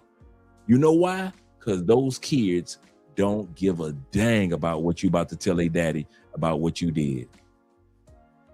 They want to see their daddy. So step your tail out the way. That's what the step part is. If you ever wonder what it is, if you ever wonder, and ask any stepdad, ask anybody that's ever been a stepdad, when them kids' fathers come over or when the kids' fathers call, what is your job? To shut the hell up in your own house that you pay bills. You ain't grabbing that phone from them kids. Not while they on the phone with their daddy. Your job is to step the hell out the way, step into the other room, turn the football game on. They dad is at the door. You open up the door and step your ass out their way so they can go hug their father. So they can cry and be so happy because they see their dad. That's your job. Your job is to know that in any moment, like a super spy, you have been trained like the military to step the hell out the way in an instance. That's your job. Don't you ever think that the father part is the most important part. I'm gonna say this again. For all you dudes that that's married as a stepfather, this is the funny part. I'm telling the true stories of what stepfathers go through. And a lot of you stepfathers are listening to me and you want to pretend like everything I'm saying is a lie. I'm gonna tell you, when these cameras and these lights go off, every single stepfather on the planet goes through this. I don't care if you and that stepdaughter are buddy. If her dad walked into her house, your job is to instantaneously step the hell out of the way. That's your job. Don't you ever forget the step part. Okay. When Future comes to check out his son, does not Russell Wilson know to move the hell out the way and let Future enjoy time with his son? He knows that, right? Even though Russell has taken his son here and done there and did this and does that, Russell knows, I know about the father part. I do the father part for Future's son very well. But Russell also knows he has a second job. What's the second job? The step part. What's the step part? When Future comes to see or pick up his son, it is Russell's job to shut the hell up and step out the way. I don't care what you've done for this boy. I don't care how you raised this boy. I don't care if you got Sierra pregnant twice and gave her 2 more kids. When it comes to that boy, that's Future's son. It's your job to step the hell out the way. So I'm giving you guys this particular game of the last 20 minutes to let you guys know you're playing a dangerous game when you are messing with women that already have children. Especially if they have children by multiple men. I ain't never seen a woman that, as a man that's been in those shoes, there is nothing a woman that has children could ever do for me. Ever. There's not a woman that's fine enough, smart enough, feminine enough, friendly enough, fit enough. Not a one. Not a one. I'll never put myself in that situation again. I'll never put myself in that situation. I don't care what country I'm in. I don't care how beautiful she is. I don't care how much fun she is. If the moment that father steps in, you need to step the hell out of the way. I don't want to go through that. And then when that child grows up and has grandchildren, you got to pretend again. You just pretended for 14 years, for 19 years. Now that dude is 23 years old. And he just had a daughter by his girlfriend. And now you got to pretend that is your granddaughter when technically it is not your granddaughter. You cannot take that child and introduce it to your mama, can you? Can you? You can't introduce that child to your mother. What about introducing that child to your dad? You can't do that.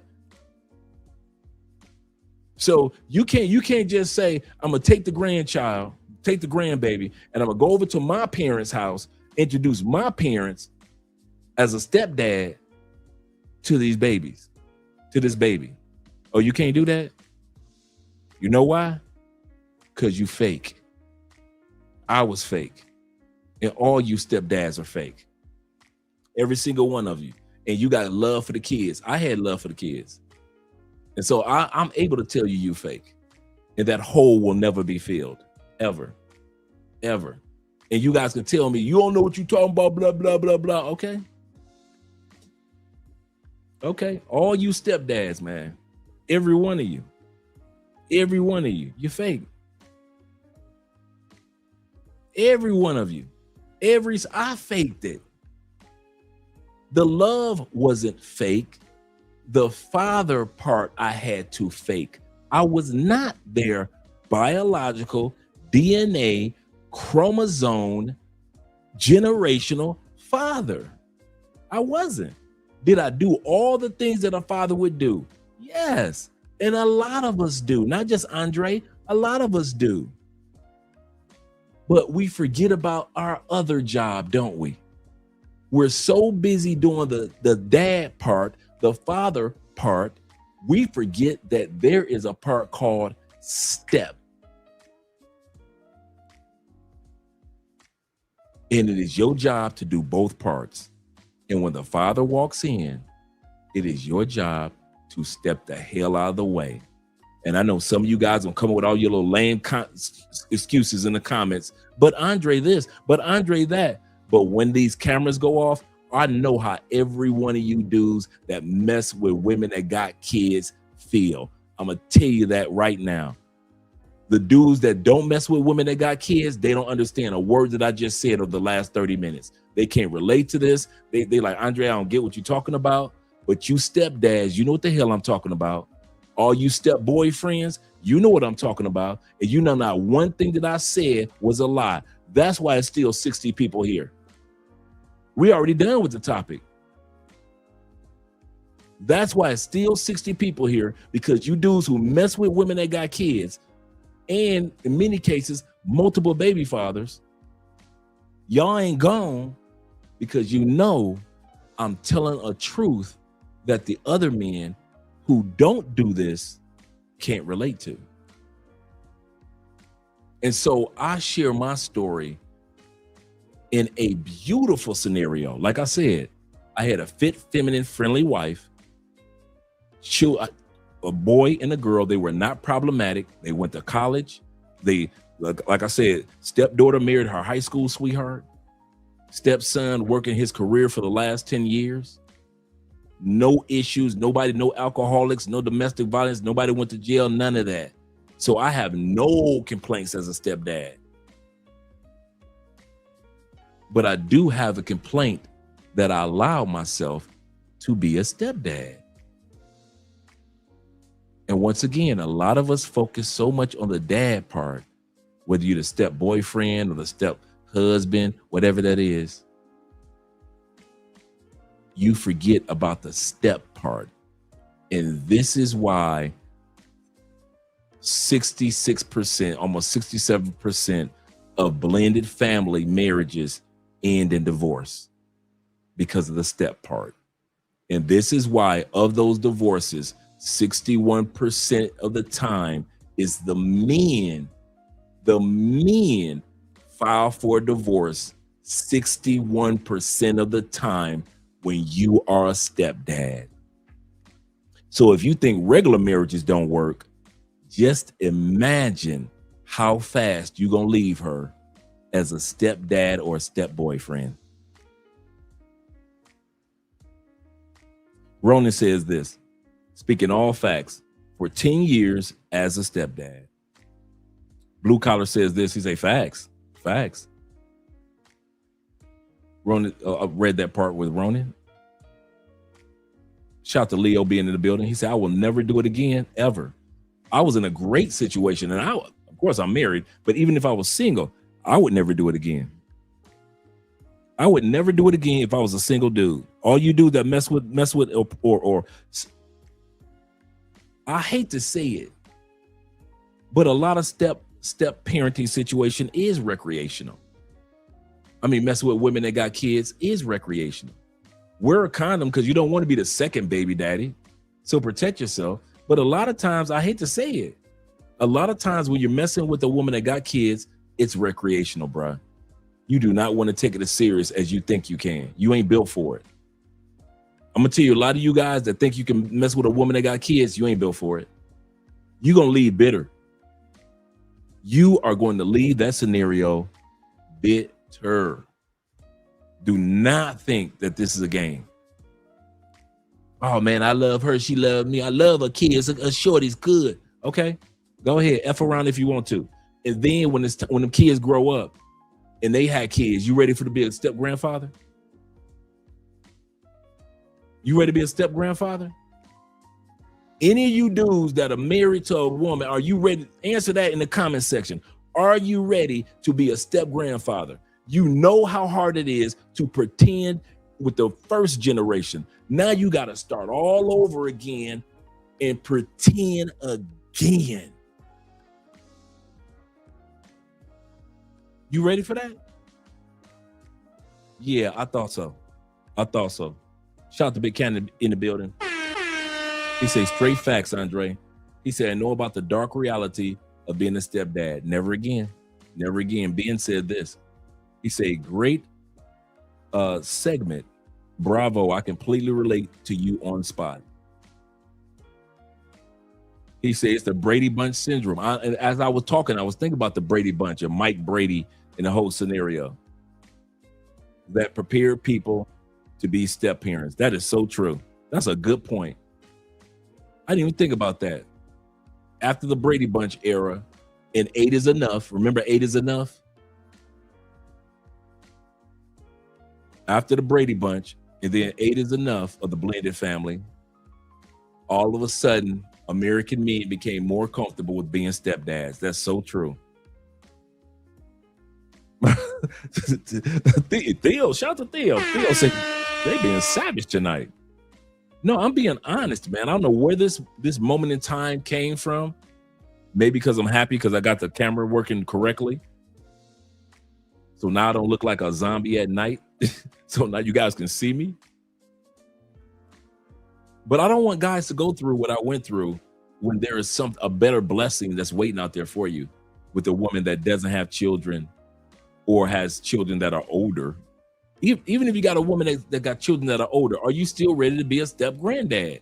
Because the kids are older, they're going to have kids. Are you ready to be a step granddad to kids that ain't got nothing to do with you?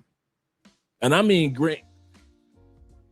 when I say I had nothing to do with those kids, those two young people walking around the house, it wasn't just me. The grandkids could sense that's not my granddaddy. There's something about his DNA. Whenever we come to the house, he's always here.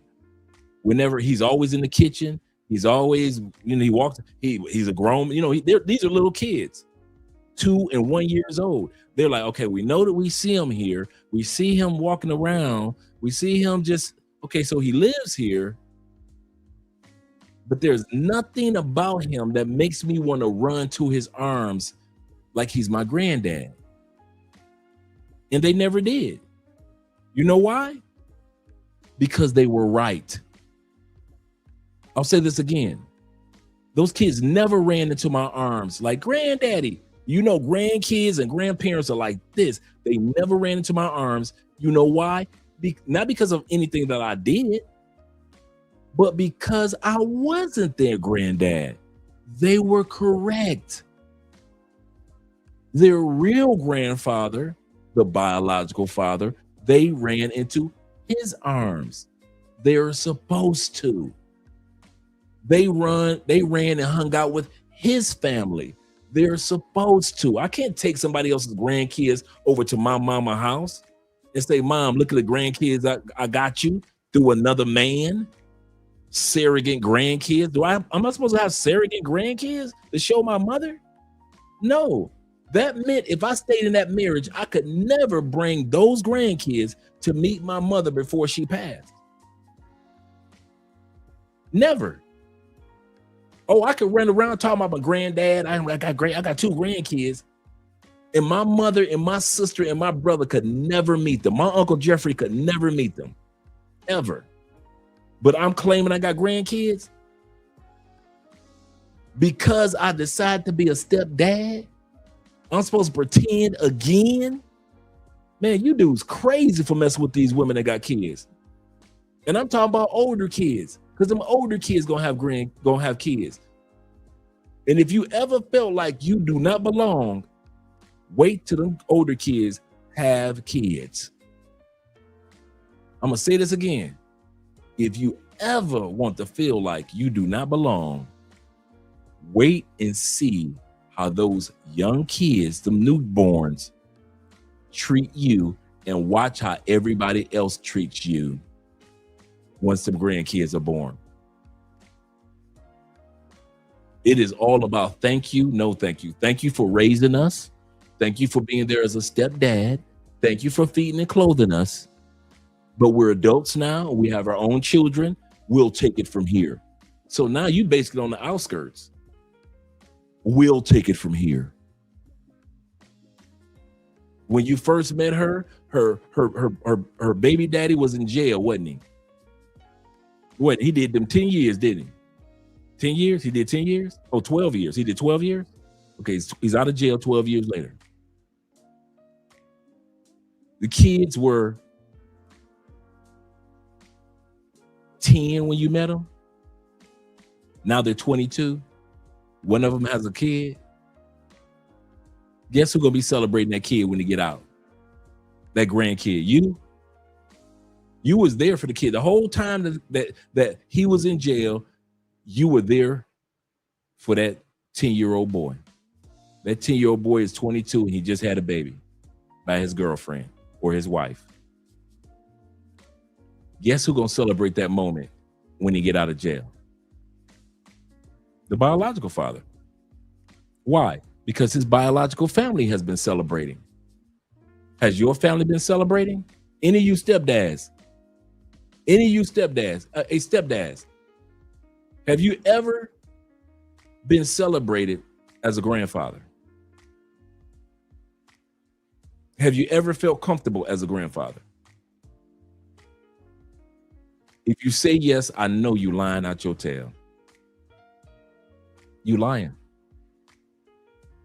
You lying. I already know you lying.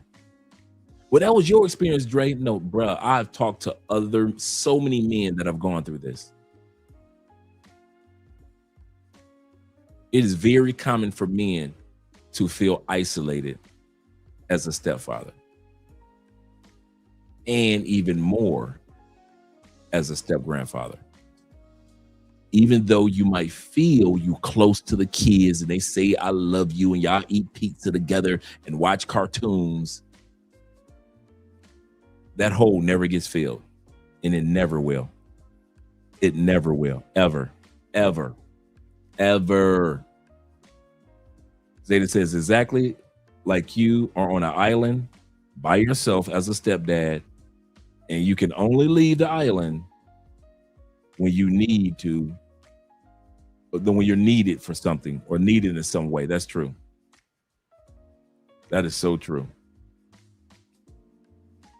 He say, just that you have to pretend all the time. No, can't do it. Can't do it. I wish I saw a video the other day. And it was two male lions just sitting there chilling. Two cubs, lion cubs, came strolling over to these lions, these male lions. One cub, they knew it was theirs. They played with him, everything. He was cool. Second cub, they snapped his neck immediately. The first cub was theirs. The second cub, they knew wasn't theirs, but he always stayed a distance. Stayed with his mama. He came strolling one day by himself. And that father of the one cub, who he knew that was his child, he grabbed that second cub, snapped his neck, and took him to the woods, or took him to the meadow. It's amazing how animals know I ain't built for being the stepdad. This stepdad thing ain't even supposed to be a thing. There are very few animals that volunteer to be step parents. Only humans, for the most part, maybe a few primates, but of the hundreds of thousands of animals on this here planet, nobody volunteers to be a step parent like stepdads and stepmothers. We're the only ones that do that. We're the only ones that do that. He said, I just sent you something funny on WhatsApp about Usher and Chris. Okay, cool. I might use that one. Shout out to Will with the Colombian pesos, 10,000. Zeta says this. He said, this reminds me of the dude that played stepdad to a stepdaughter and didn't get invited to the graduation, but the real dad got an invitation and was like, nah, that's twisted. I was like, nah, that's twisted. Absolutely correct. Absolutely correct. I wasn't invited to the birth of the children. I'm the stepdad. You just be a step grandfather, keep your mouth shut, watch your football games, and that's it. I was not invited to the birth. So be it. So it wasn't like the births were out of the state. So be it. A lot of you guys, man, y'all playing a dangerous game, bro. Dangerous game. So y'all doing it, man. The game is to psychologically manipulate you and destroy you to where you can't recoup once everybody leaves the drawing board. It's like everybody uses you, right? And then everybody all of a sudden turns and walks away quietly. And you just left there by yourself. It's like everybody that played the game that you were playing as a stepdad or a step boyfriend, all of a sudden just stood up one day and they dispersed and walked away, left you there by yourself. And I'm going to say something. They're supposed to. All you stepdads and step boyfriends that felt abandoned, you're supposed to. Because that's what they're supposed to do. Anybody that's a stepdad right now, if your woman left you right now and everybody left, her family left you alone, the biological family left you alone, on the father's side, the father left you alone, the kids leave you alone, the dog, everybody leaves you alone, but your family, they're supposed to. I don't know why you guys are not built for what step parenting is all about. You are supposed to be on call like a nurse or like a doctor 24 hours a day to step out the way. That's your job, 24 hours a day. If any moment in time it happens, you need to not only be father, but it is your job to be step. And as step, it is your job within a moment's notice to step the hell out the way. And if you can't do that, do not play this game of step parenting. See, I was able to do that. Most guys ain't wired like me. You see, I ain't tripped. Got my passport, started traveling, ended up in Colombia, got me a wonderful wife, didn't I? Met you guys, right? Did I let it happen? Did I become an raving alcoholic? Did I put on 900 pounds? Did I do this? Did I just go womanizing around the world and I ain't never getting married? I can't stand it. I ain't never getting married. Did I do any of that? None of that. Y'all don't see it. If I haven't told you guys that I was a stepdad at one point in time, you wouldn't have even known, would you? Why? Because you don't see any type of that behavior or bitterness or anger in my demeanor.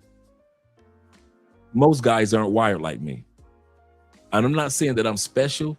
There are a lot of guys out there that are like me, but most guys aren't wired to be able to provide for everybody else, to be a human resource. And when everybody stands up one day and just methodically walks away quietly, and you're left standing there by yourself, a lot of guys can't take it. And so I tell you guys, for real, if you think that you can't take that moment when everybody starts to step away from the stepdad, don't do that. Don't mess. Use women, like I kid you not, use women recreationally as far as dating. But yeah, don't do it, because most men aren't built for that. Now I know you guys think you are. I love her. She loves me. I like her kids. She like my kids. I'm telling you, bruh, if you ever want to feel that emptiness or the weight of stepfather, this is the funny part. Some of you guys think the weight of step parenting is in this generation. That weight will hit you hard once those stepkids have kids, you will realize how much you are not a part of their family. He says this, shout out to Montrez. Montrez says this. He said, Dre, as soon as you said your ex that you want a divorce, you went out searching for an apartment. I know the script. Yep. Went out and got me a place. Like I said, the day that I asked for the divorce, I got a phone call from, also for the guys that haven't heard the story, I got a phone call from my sister, Candy. And it was, you thought I divorced my own sister. She had called, my ex-wife had left the room. We were in the kitchen. We finally doing the divorce. You would thought the first person she called, her mama? No. Her daddy? No. Her sisters? No. Who she called? My sister. My phone ring. I said, hey, Candy. Get out. What? Get out of that woman's house. I'm like, what are you talking about, Candy? You asked that woman, you about to divorce that woman after all she been to you, because my sister liked her. Like I said, I had a very fit, beautiful, feminine, soft-spoken wife. So everybody thought that she had rainbows and butterflies around her. Get out. My sister was right? Get out of there. You're a monster. Get out. Packed me up a little duffel bag. I'll be back to get my other stuff. And I was gone. And I lived the life that I live today. And like I said, we were cordial. We made sure that both of our credit was not impacted by the divorce. We were actually super cool. She was dating somebody. I was dating somebody. By the time, to go through the ups and downs and finally do the divorce proceeding, we was cool. I mean, cool. But man, please. I was already traveling the world at that time period. By the time the court date came, man, I'm traveling. I had to fly in for the court date. Yeah. Shout out to Don, aka the Don JP. Appreciate you being here, brother. He said it's like being high in the draft to ending up a third string backup. Shout out to Shedeur Sanders, quarterback for the Cleveland Browns. Montrez says that. He said, Dre, as soon as you said, oh yeah, I read that part. Corporal said this. Shout out to Corporal. Oh, he's talking to Zeta. Let me step out of their conversation. Absolutely correct. Bobby Coltrane says this, that I read this. He said, it kind of remind me of a Reddit story where a guy refused to pay for his stepdaughter's. Well, oh, okay, I read that one. Yep, the one walk her down the aisle. I remember that one too. I remember that one. I remember that one going viral on TikTok. Zeta says, he say, I'm in the animal kingdom. The female is more inclined to play stepmother than the male. And even sometimes it's a maybe. Absolutely correct when it comes to the mothers. Absolutely correct. He said, not my legacy. For real. That's why I'm like, that ain't my legacy. Like, generations will come after me and nobody remember the last name of Spence because I didn't have any kids under the last name of Spence. No grandkids. I just died off. Just died off. My literal DNA will not flow through the universe ever. As a stepdad. Are y'all ready for that? Man. He said, this is the ether of stepdads. I know, right? I know, man. I'm trying to be honest with brothers, man. I don't know why I brought that topic up, but Ronan said real truth, a lot of real gems in truth. Yeah, he said, I pray y'all listening, man. I really do hope guys are listening. My brother Bobby says, no lies detected. He said the TV show Step by Step. Yep, Step by Step. That's true. That show explains it as well. That's good. Good call. You reached into the back of the crates for that one. Good call. Yep, step by step. I think I got everybody's comment thus far. Hope I did. Paper Route says, facts, Dre. He said, my grandfathers and great-grandfathers in my life, and it was wonderful feeling knowing that I'm a part of their legacy. I was so close to my great-grandfather. And so I think that was one of the things, that feeling, like you're right, that part of that, this man is, before I was, this man is. Before my dad was, this man is. And now I am. And my children will be. And when you're a stepdad, you don't have that. And I don't care how many toys and gifts and how much hugs and kisses and how many times they tell you, Dad, if it wasn't for you, Dad, if it wasn't for this, I don't care how many times your stepchildren call you Dad. I'm telling you, bruh. I'm telling you, you will never be able to fill that little void that you never tell anybody else about. Only stepdads know about that little hole, that little void. Your stepkids can call you dad all day long. Yes, son. Yes, son. You're my son. I don't care what nobody say. You are my son. You can try to convince yourself till the cows come home. The reason why you do that, the reason why, okay. You know how in the LGBTQ community, dykes overdo it when it comes to manhood. They try so hard to act like men, they overdo it. You like, come on now. No. Men, all men ain't got tattoos going all down their face. You ain't have to do all that to be like a man, dykes. All men don't walk around with baseball caps in church, okay? You ain't got to do all that to be a man, dykes. You ever notice how women that act like the masculine part in the LGBTQ, they do it too, they go overboard. They act like they grabbing their nuts. The average man is not walking around grabbing his nuts, ma'am. That was Michael Jackson and a couple YNs, okay? Same thing on the lady side. You ever notice that guys that are LGBTQ that want to walk into the feminine world, they overdo it. They're flamboyant with it. The average woman doesn't act like the average LGBTQ male that's trying to be a woman. They take it overboard. Same thing stepdads do.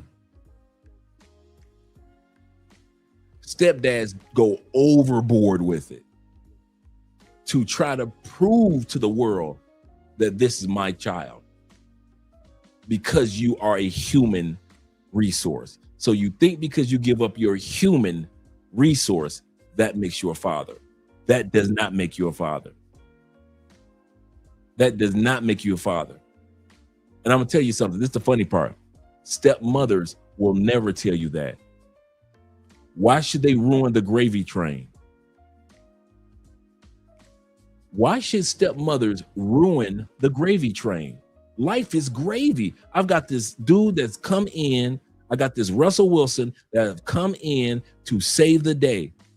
And when it's time for him to step out of the way for the biological father ain't got to do no homework. The biological father doesn't have to worry about the bumps in the night. They don't have to worry about the kids being scared of a dream that they had. They don't have to worry about the kids jumping in the bed with them when you're ready to have some sex with your wife. You ain't got to worry about none of that as the biological father. Biological father gets a chance to sit back and he on the other side of the city screwing 5 chicks that same night. You can't get no coochie because them kids that ran into that bed. And you better not tell them kids to get out that bed. The biological father is on the other side of the city spanking 5 women. You better not dare ever spank one of his kids. I don't care how much you say y'all love each other, you and them kids. And I don't care how much somebody that's watching this live stream is saying, well, if it wasn't for my stepdad, I believe you. If I didn't have a stepdad, I believe you. My stepdad treated me like a son. He had to do that. Now ask him, did he feel like a father? Well, we treat him like one. Ask him, did he feel like a father? And anybody that's been a stepdad and say that you feel like a biological father feels, that's like saying you're a LGBTQ woman and you know literally how a man feels, or you're an LGBTQ man and you literally know how a woman feels. I don't care if you've done the transformation. You do not know what women go through when they're cramping. I don't care if you transform. I don't care if you're the most beautiful transgender woman there is. You do not know what the emotional mood swings are of a real woman. You do not understand the cramping of a real woman. You don't know what the pains of childbirth is of a real woman. So it is with our stepdads. You can sit back and say, I raised 8 of her kids, 2 of my own. Don't you dare try to tell me I know exactly how it feels to be a biological father to those children. You are not their biological father. You are a surrogate. Just like a surrogate mother has to pretend to be a mother, it is your job to pretend to be a father. And I got some partners that got kids that are step, and I know that they do not know what it's like to have a DNA relationship with their stepkids. They know what it's like to have a financial relationship and a surrogate relationship, but you do not know. You cannot tell me what it's like to be a biological father to that particular young person. Ever. I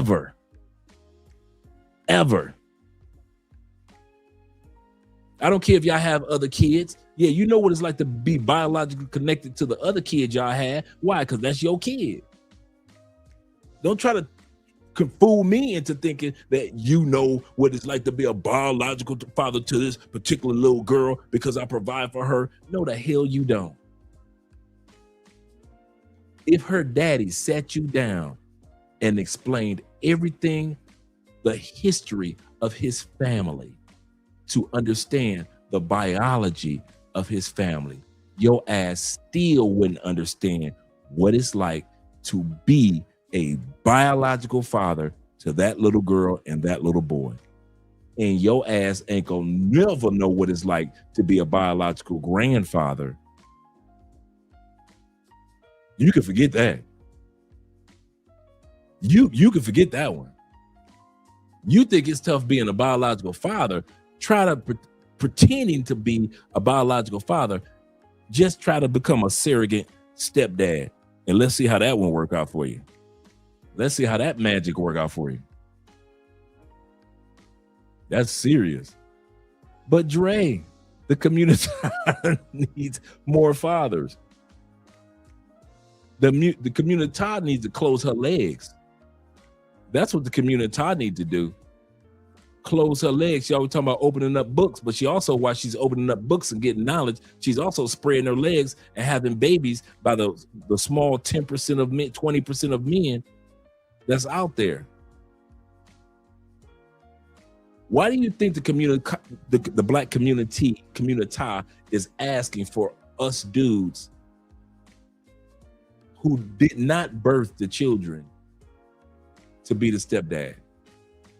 Because statistics show only 20% of black men are having the babies in our community outside of wedlock. The other 80% of black men are either having babies in wedlock or don't have children at all. I'm going to say this again. Either most black men are having babies in wedlock or not having children at all. The 20% of Pookie's, Ray Ray's, Man, Keith them are getting most of the women in our community pregnant. These women are sharing baby daddies. They're not sharing us. And so they expect us who don't have any kids to step to the plate and replace the 20% of irresponsible men that 80% of the women in our community are having babies by. You're responsible enough not to have any kids yet. But then they see, since you're so responsible, come on over here, Mr. Responsible, help me with these kids.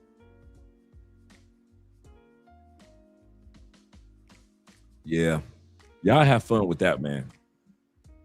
Y'all have, shout out to my man, Official Kobe in the building. Y'all have fun with that one. He says, yep, these plantation simps, these simps, plantation Russell Wilsons have these baby mamas do it, do us a favor. Absolutely correct. Do us a favor. Montreal says this. You crazy, Kobe. Shout out to Kobe once again. Montreal says there are women right now on social media saying that they hate being a parent. Right. But then they want you to step in. They don't even like being a parent to their own DNA, but they want you to step in to be a parent to their DNA. Most of them are single mothers.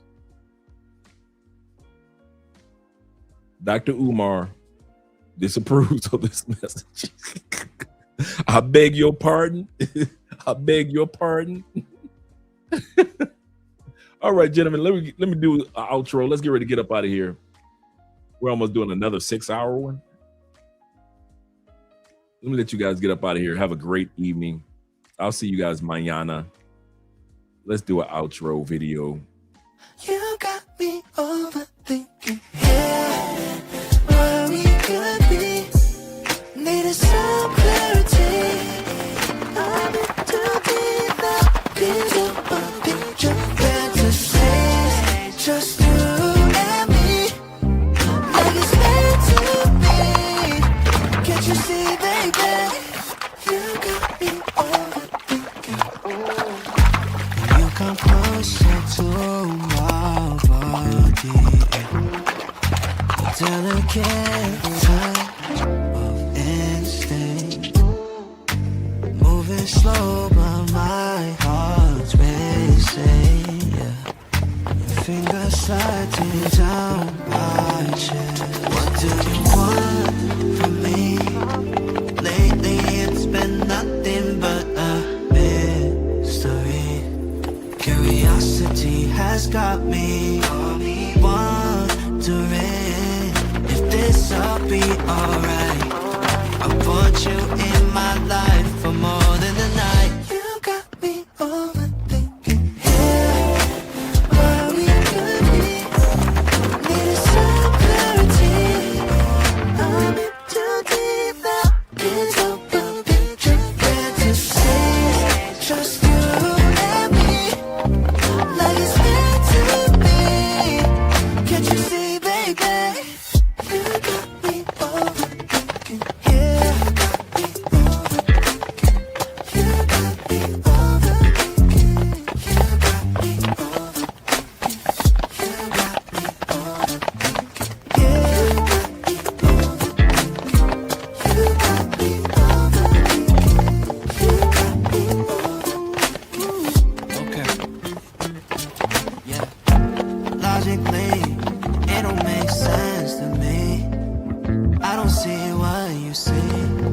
For making me wait to call you my lady, making me contemplate, trying to calculate what your signs state. Tell me why hesitate? Why you keeping me at bay? Don't wanna be in the gray. Baby, I really love your curves, but I need my answer straight. Do you want from me? Lately it's been nothing but a mystery. Curiosity has got me wondering if this'll be alright. I want you in my life more than just a night. You got me over